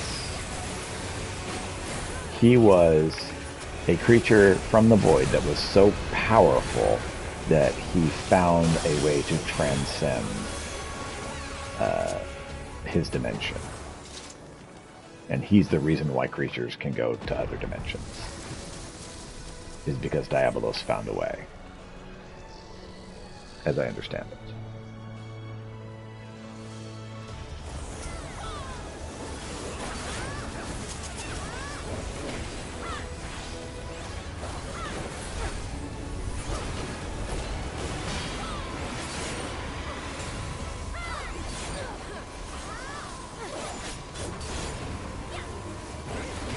Mm-hmm. He has power over death itself. Or mirrors. So be it a contest of strength is what you would have, is it?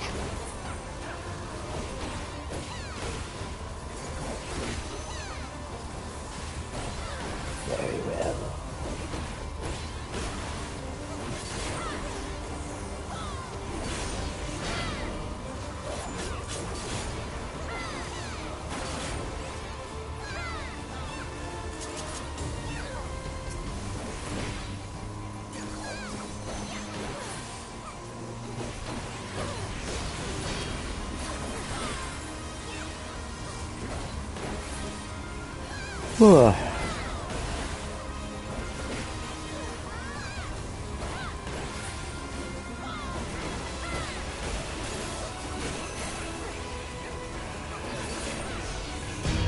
Possible.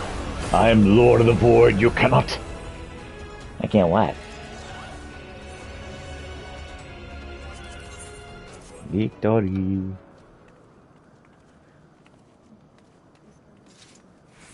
I know, honey. You have not bested me yet. Witness now the full power of whatever. I have two purposes seeking the Queen's rebirth.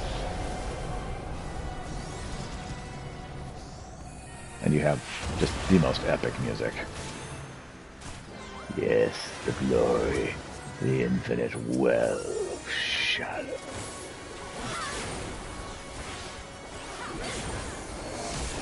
Shadow itself has become my armor. Come, strike your feeble blows, vain.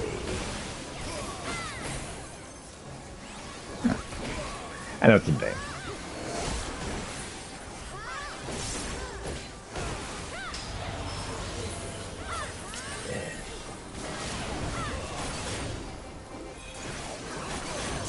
I enjoy your blows. Mwah.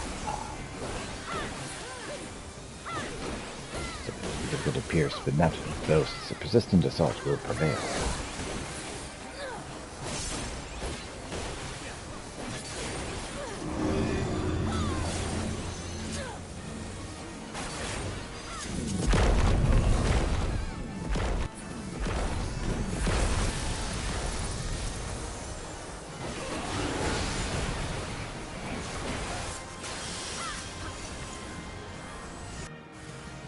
Another rift, another chance to test your mind.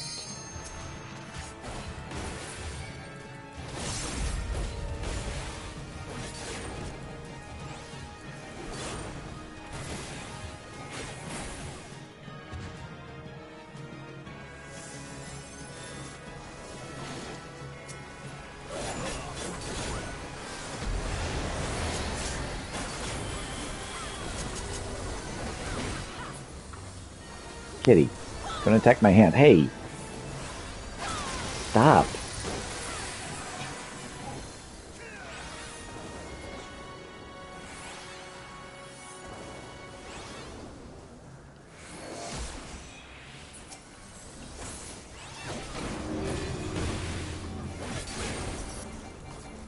I just feel something biting me through the green screen. It's like, no, stop it!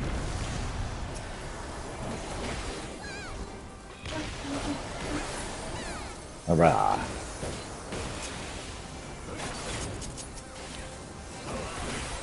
It's like, you better be nice to him.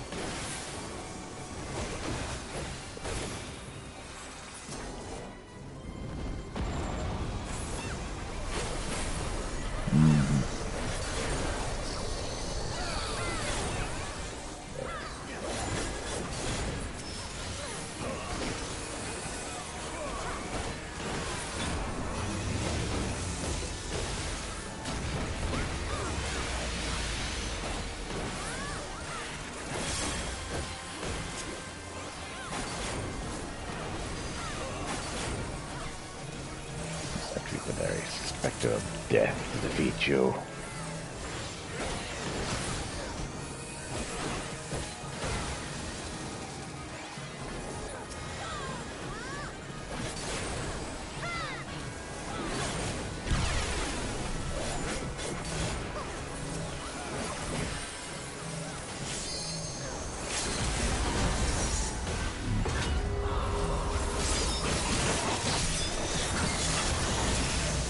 You win!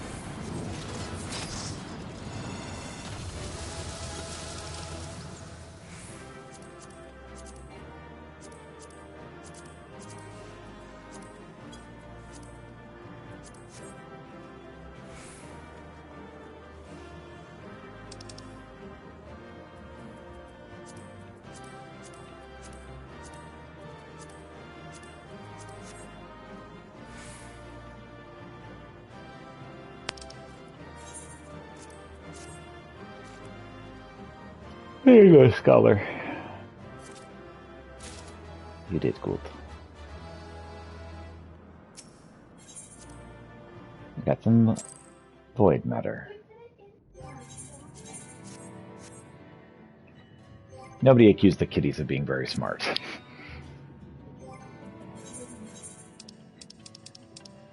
Why did you put your mouse in there, kitty? You don't like wet mice. Like, hooray, it's wet! I think he should like the idea. It's hard to figure out what the kitty is thinking. Or even if the kitty is thinking.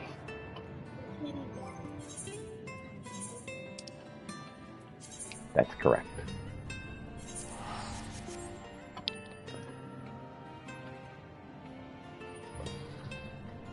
Ugh.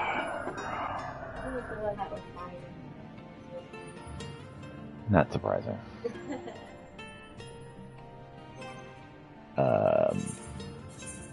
Lahi?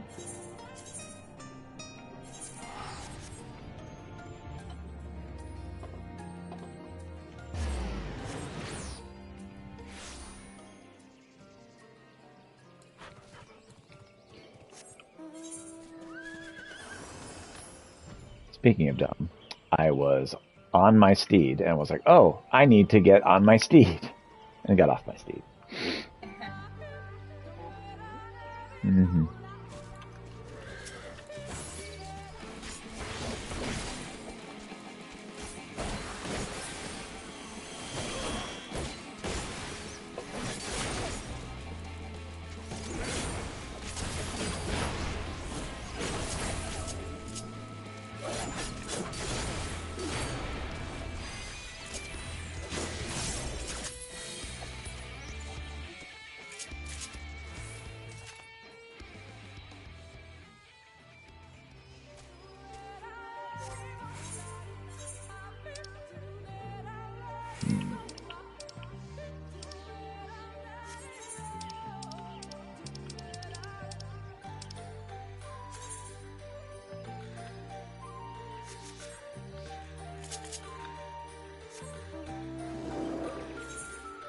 So in the blind forest of Mahaja,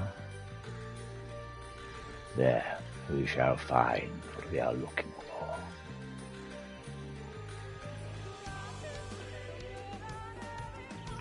Specifically, Lahi.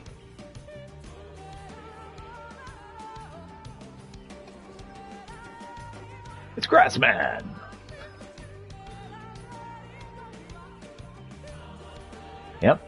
Yep, it's a big monkey called Grassman. A little weird, but okay.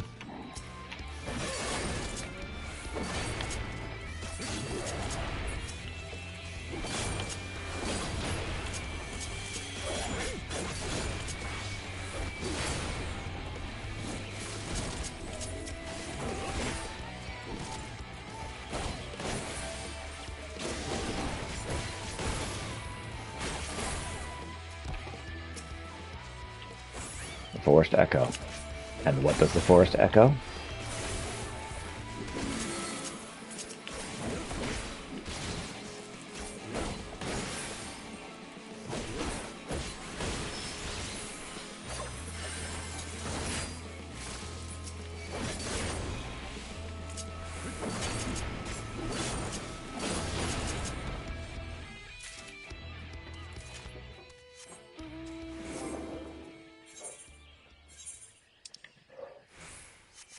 City of Swamps.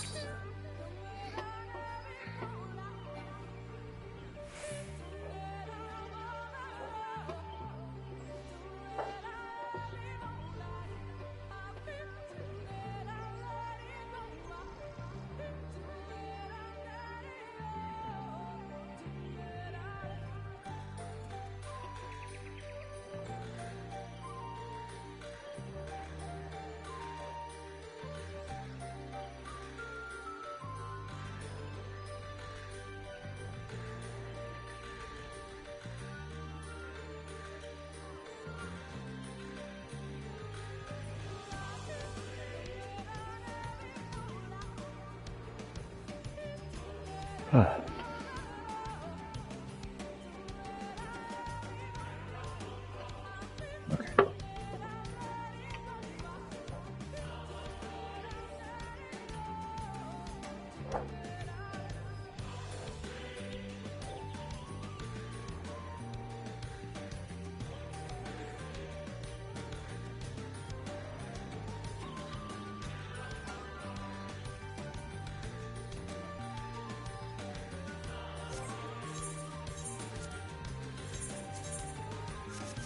Oh.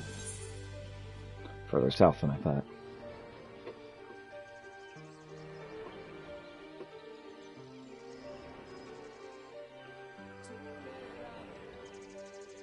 I was sworn I recently dealt with that up there, but that's fine.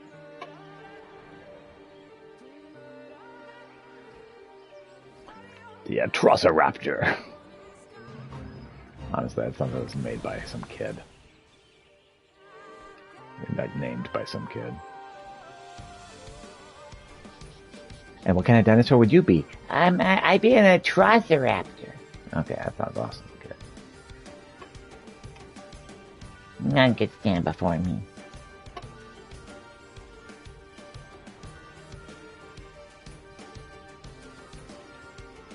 Fear me, because I'm invincible. the guy I want. Speaking of chaos.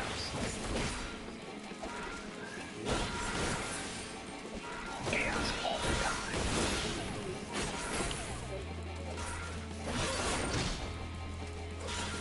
time. The carrier, yeah. I could hear what it was. It's just... The kitties just love being trouble.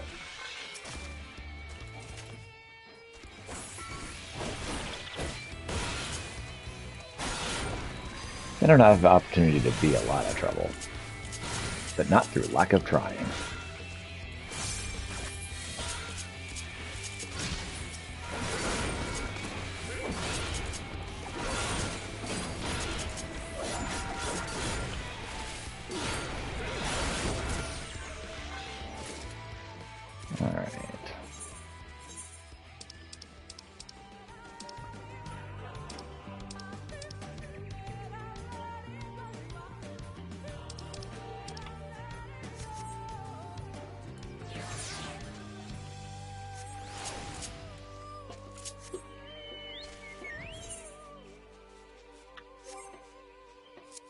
Alright, I'm gonna get up high and use the restroom. I'll be right back.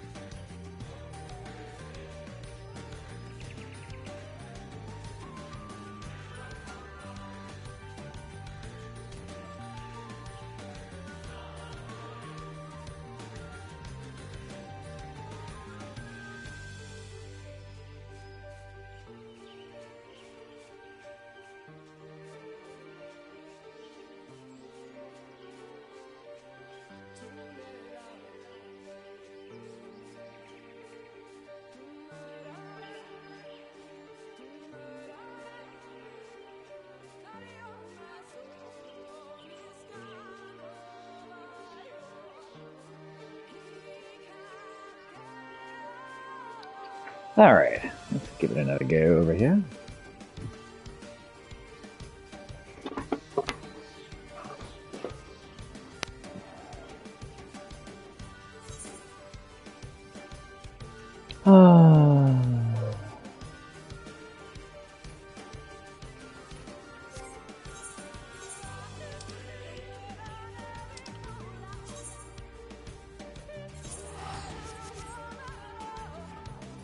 Wait, no. I don't want that yet. First, I want to go over here and see what I can buy in Fano. Dude, don't click out of it if you're going to click into it.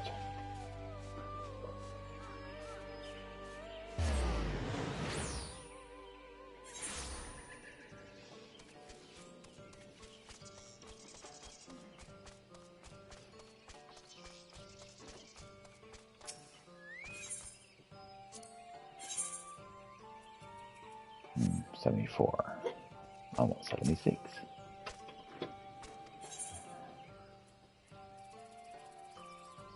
Bah.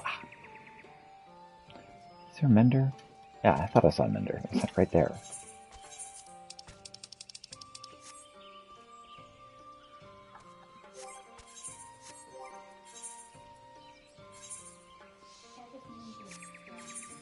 Uh-huh.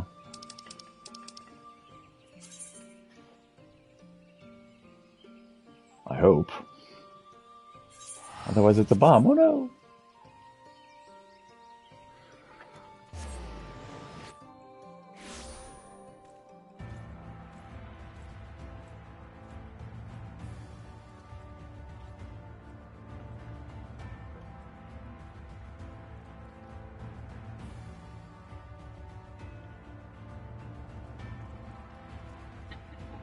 Alright, let's see here. We'll go a little north over here.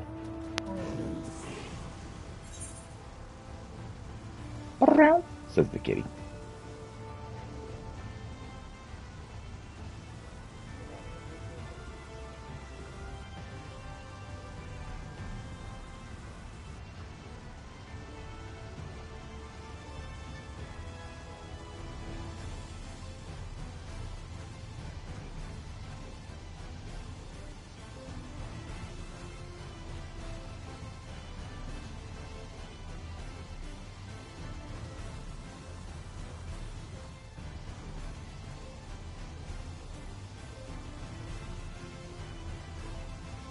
Like a bell.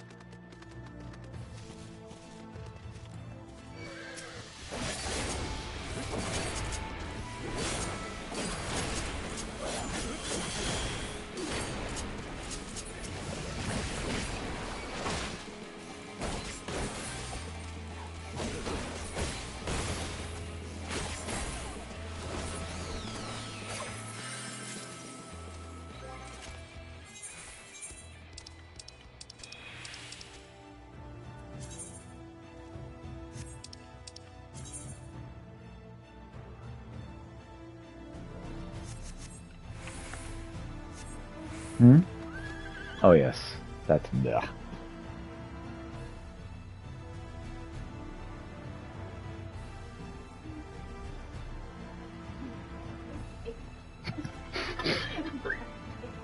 That's a very funny name. I'm not going to repeat it on my stream because that's gross. But yes, that is very funny.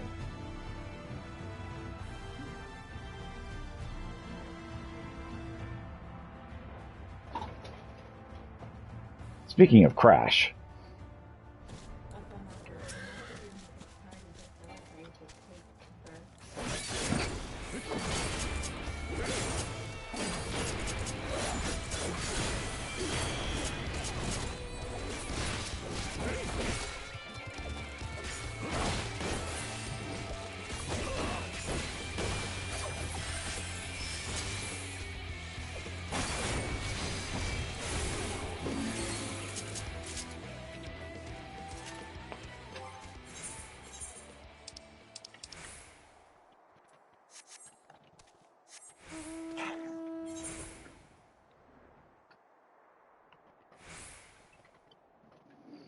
so I saw a thing, an interesting thing, yesterday, I think it was, that it's possible that early photosynthesis looked green. No, that did not look green. Looked purple instead of green. Oh. Because there's a photosynthesis-like process that produces green color. Purple. I keep saying green instead of purple. So there's a photosynthesis-like process that has a purple color instead of green. And so it would be really interesting if early Earth was very purple instead of very green.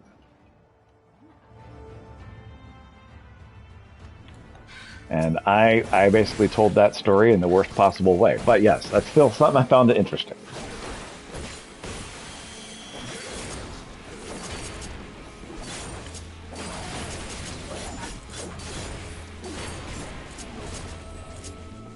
Well, it's not that it started off purple necessarily. It's just that this less efficient process could have predated photosynthesis.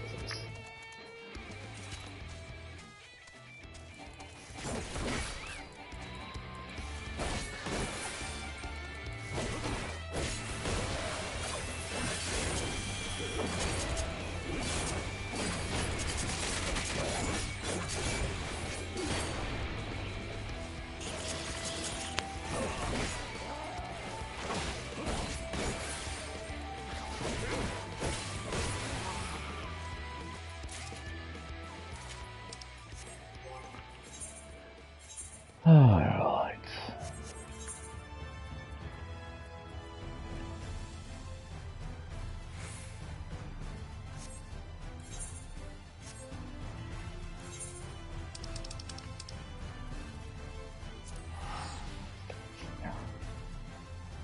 Maybe.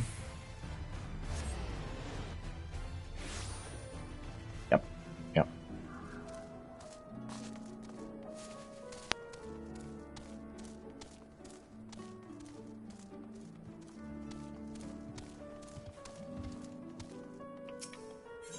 What's up, grandson? Grandson had his fill of Mordsuk. It is a very fun place, isn't it? Hey there, sinner. I broke the bad news to the widow of that scavenger while you were away. She took it about as well as you'd expect. After she'd cried herself hoarse, I started asking her about the choker and where her husband had got it, and, well, it seems he and his mates took a little trip to El Meg a year or so back, hoping to cart off all the Verbite treasures that they could carry from an untouched ruin they'd learned about, of course. In their greed, they neglected to account for the Fey folk, who killed or drove mad most of them. Those who survived didn't come away empty-handed, though. In fact, they'd stumbled across a remarkable find, 3 sacred treasures from the royal family. They escaped with 2, the Fangs of Orthus being one of them, which was sold by another scavenger to a Yulmarn, and either that merchant you met at the Beehive was his agent of his, I'd wager. So the merchant gives it over to Melinda for restoration, after which Dicasine attacks Right, presumably because he's after it as well. Meanwhile, the scavenger here in Mordsuk keeps the choker. It's locked away for safekeeping. And, well, when he finally decides to sell it, the sinless bastard shows up again.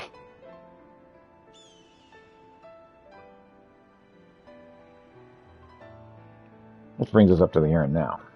Damned if I know why, but at this point, there's no denying that Dicasine's hunting these royal relics.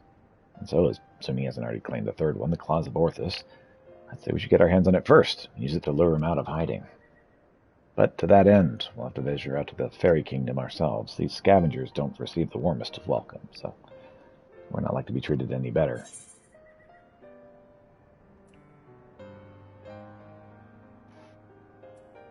I've traveled to Ilmeg before.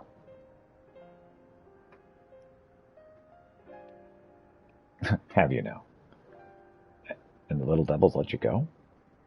I can only assume they've taken a liking to you. Well, that settles it then. We'll head to Ilmeg and ask for this Vorterbite ring. Sure, why not?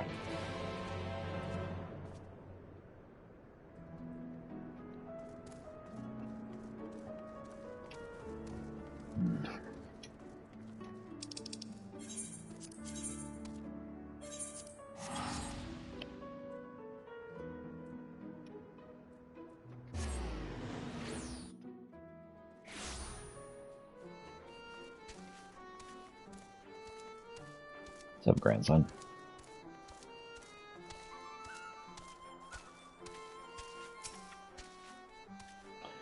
A remarkably uneventful trip. Kept jumping at shadows, waiting for eaters or foul demons or worse to attack. Though that actually might be preferable to the Fae, frankly.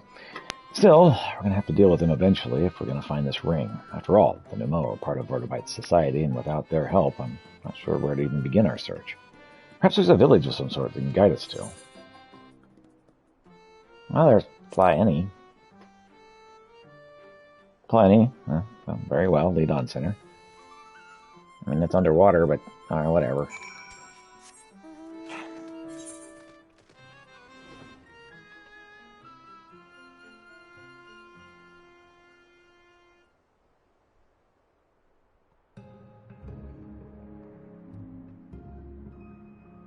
Oh, not the one underwater. You're talking about the place across the way over there. Okay.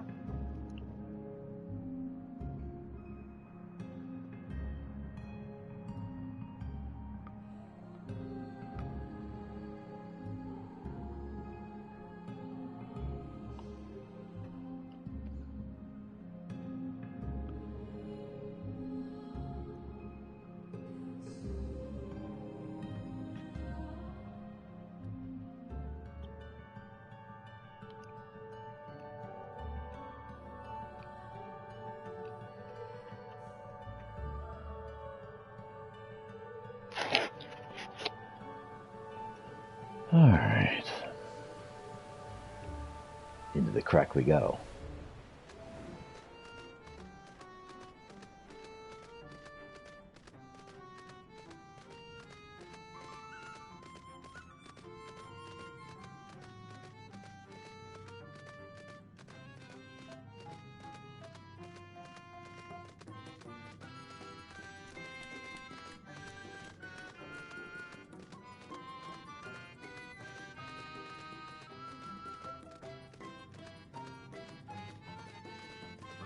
Yeah, Lala Wheel.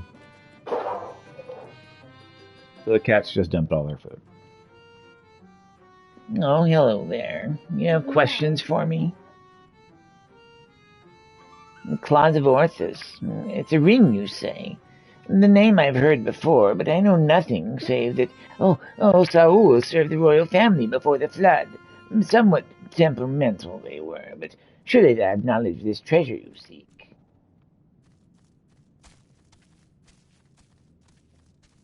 Don't call me Shirley.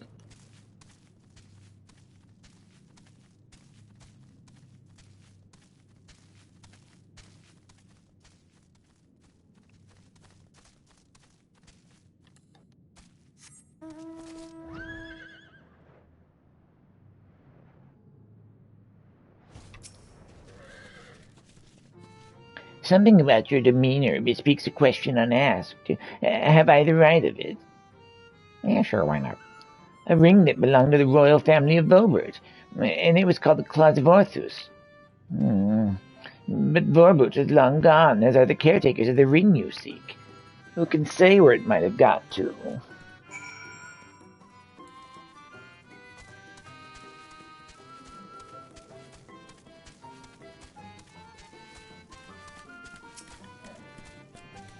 Had yourself a conversation or three? Learn anything interesting? Not really. This Saul is the one we might speak to, huh? Former servant of the royal family. Would mean they've lived well over a century. Oh, bugger me. That's fine.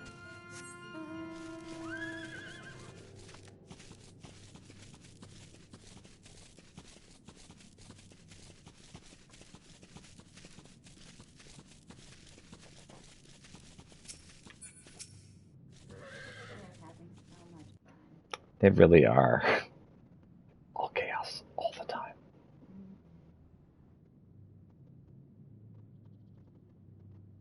I do not know you, yet you seem to know me.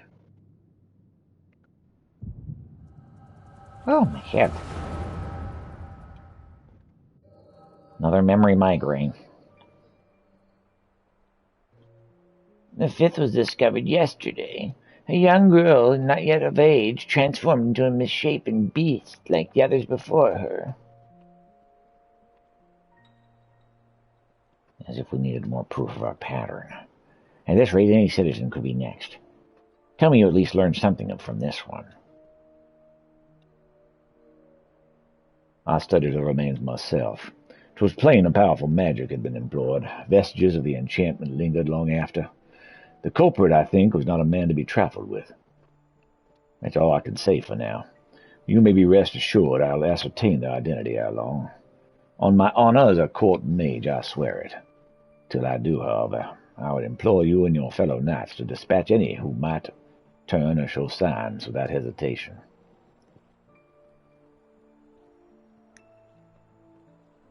But these are our kith and kin.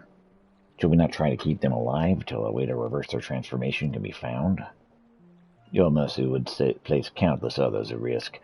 As a knight of Obert, do you not vow to serve all her people? Justice for the weakest among us, was it not? How many such innocents will die before you will do what must needs be done? It pains me deeply, Brandon, but the safety of the royal family is paramount. I fear that to take anything less than the most drastic of measures would be to invite death into this castle. Death is already here. Surely you must see that.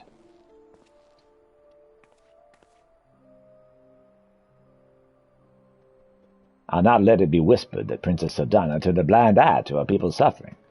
These crimes are a tragedy that weighs upon every Verbadite's soul, mine most of all. And that's why I must take charge of the investigation myself. My lady, be responsible. You cannot put yourself in harm's way. You have a responsibility to your subjects. So am I to gamble with their lives instead? Let them shield me alone, while I take shelter and look down on them from on high? Yes, exactly. You're the princess. You're Brandon, yes? New recruit? Rather promising one from what the captain told me. You'll attend me personally. My lady. You heard me. I'll not stand idly by while we have the power to make a difference. Together we'll seek justice, done for all, as your vow and your princess demand.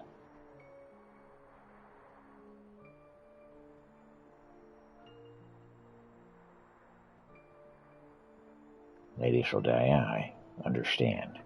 Forgive me my hesitation. My life and my sword are yours to command. I have great expectations for you. I trust you'll not disappoint me. Right, there's no telling when our culprit will strike again.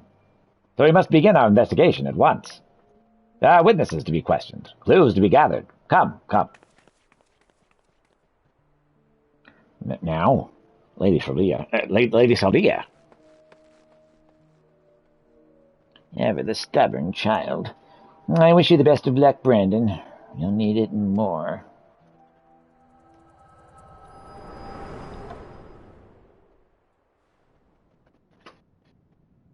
Oh boy, those really do hurt. Hey, are you alright? The way you were holding your head, as if racked by a terrible pain. What happened to you just now?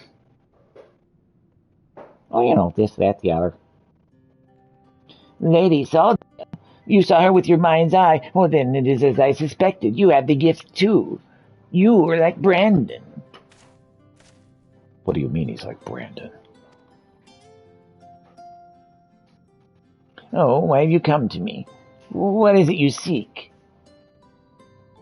Well, we're just trying to save some people. The usual. I see. And for this hunt of yours, you've come to Omega in search of the claws of Arthurs. I'm afraid there's no simple matter. First, I would know what you're capable of facing the eater you seek. All right. There's a spot in a river not far from here in which I used to bathe, until a number of beasts grew equally fond of it. If you are the warrior you claim to be, this should pose no challenge whatsoever. Yeah, I got it. As for you, I have questions.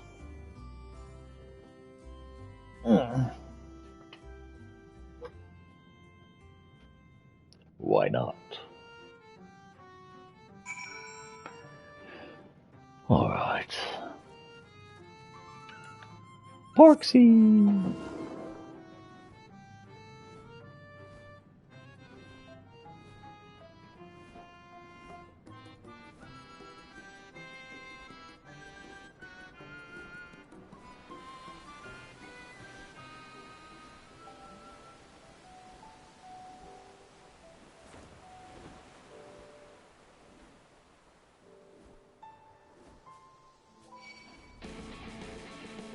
It really does.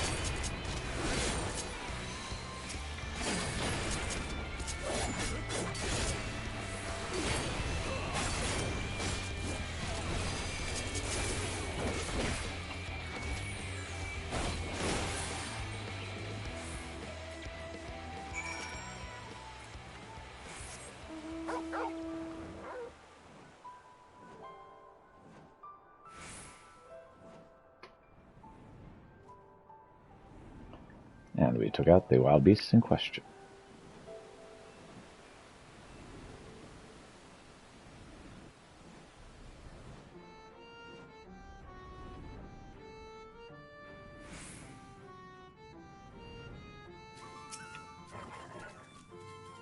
The beasts are no more, then. Good. I hadn't the heart to do it myself, for they are no ordinary beasts, but old friends who survived the flood, victims of the curse you heard us speak of in your vision. So this curse transforms people into monsters, like how sin-eaters can spawn more of their own kind. I will speak no more of this or other matters until you have completed the task I set before you. This is not negotiable, grandson. Pieter accepted my terms, and so must you. So secretive, the both of you. Can we all just speak plain? I speak plain all the time. Your comrade refuses to acknowledge the situation. This may take some time, but I am patient. Indeed, I have dealt with many a stubborn child in my life.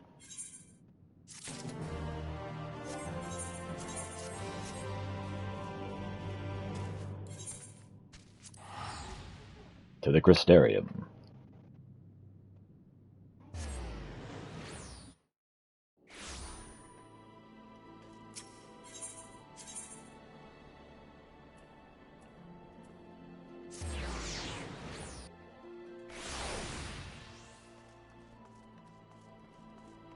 You can put it back in the bowl. It's not like it's inedible.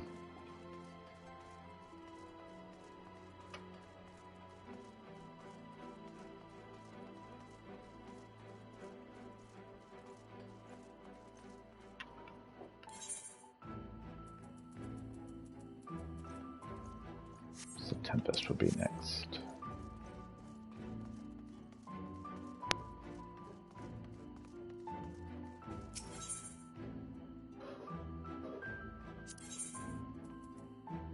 Oh no, we can get it here. Very good. But that's not as good. Well, seems we got us a problem here.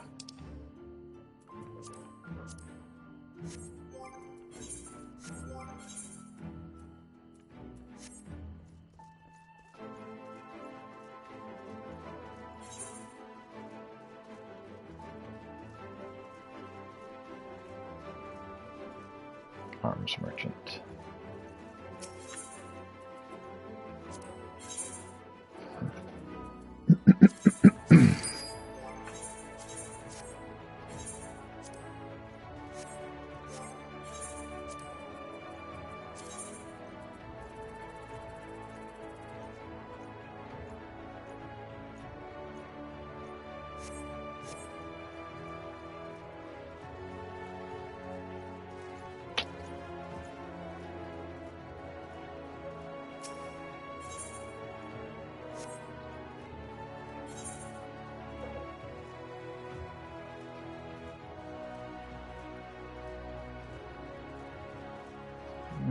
pretty much it.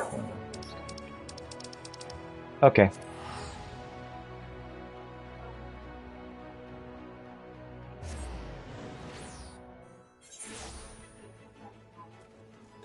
Yeah. Yep, I hear you.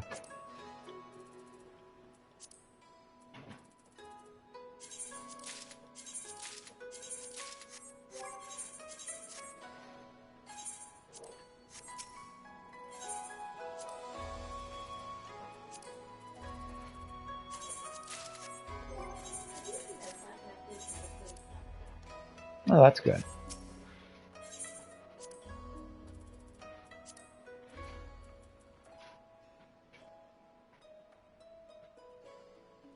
Well, that's something.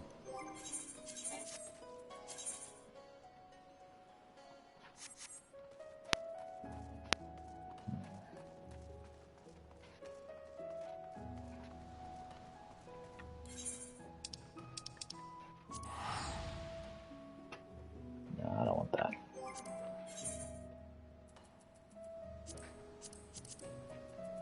So, skill test, and then that should be it. There you go.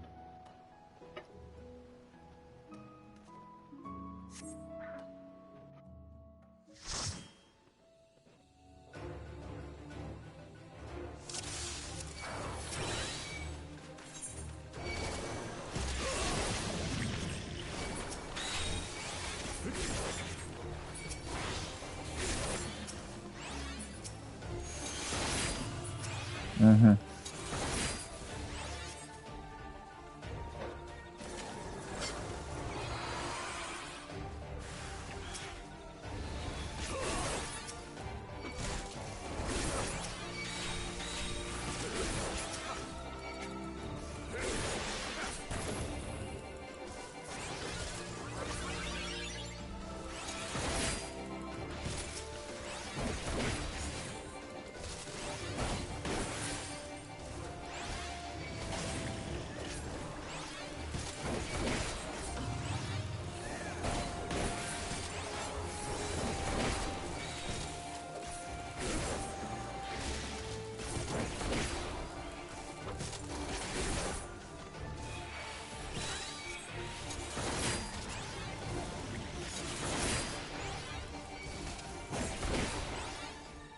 Got him.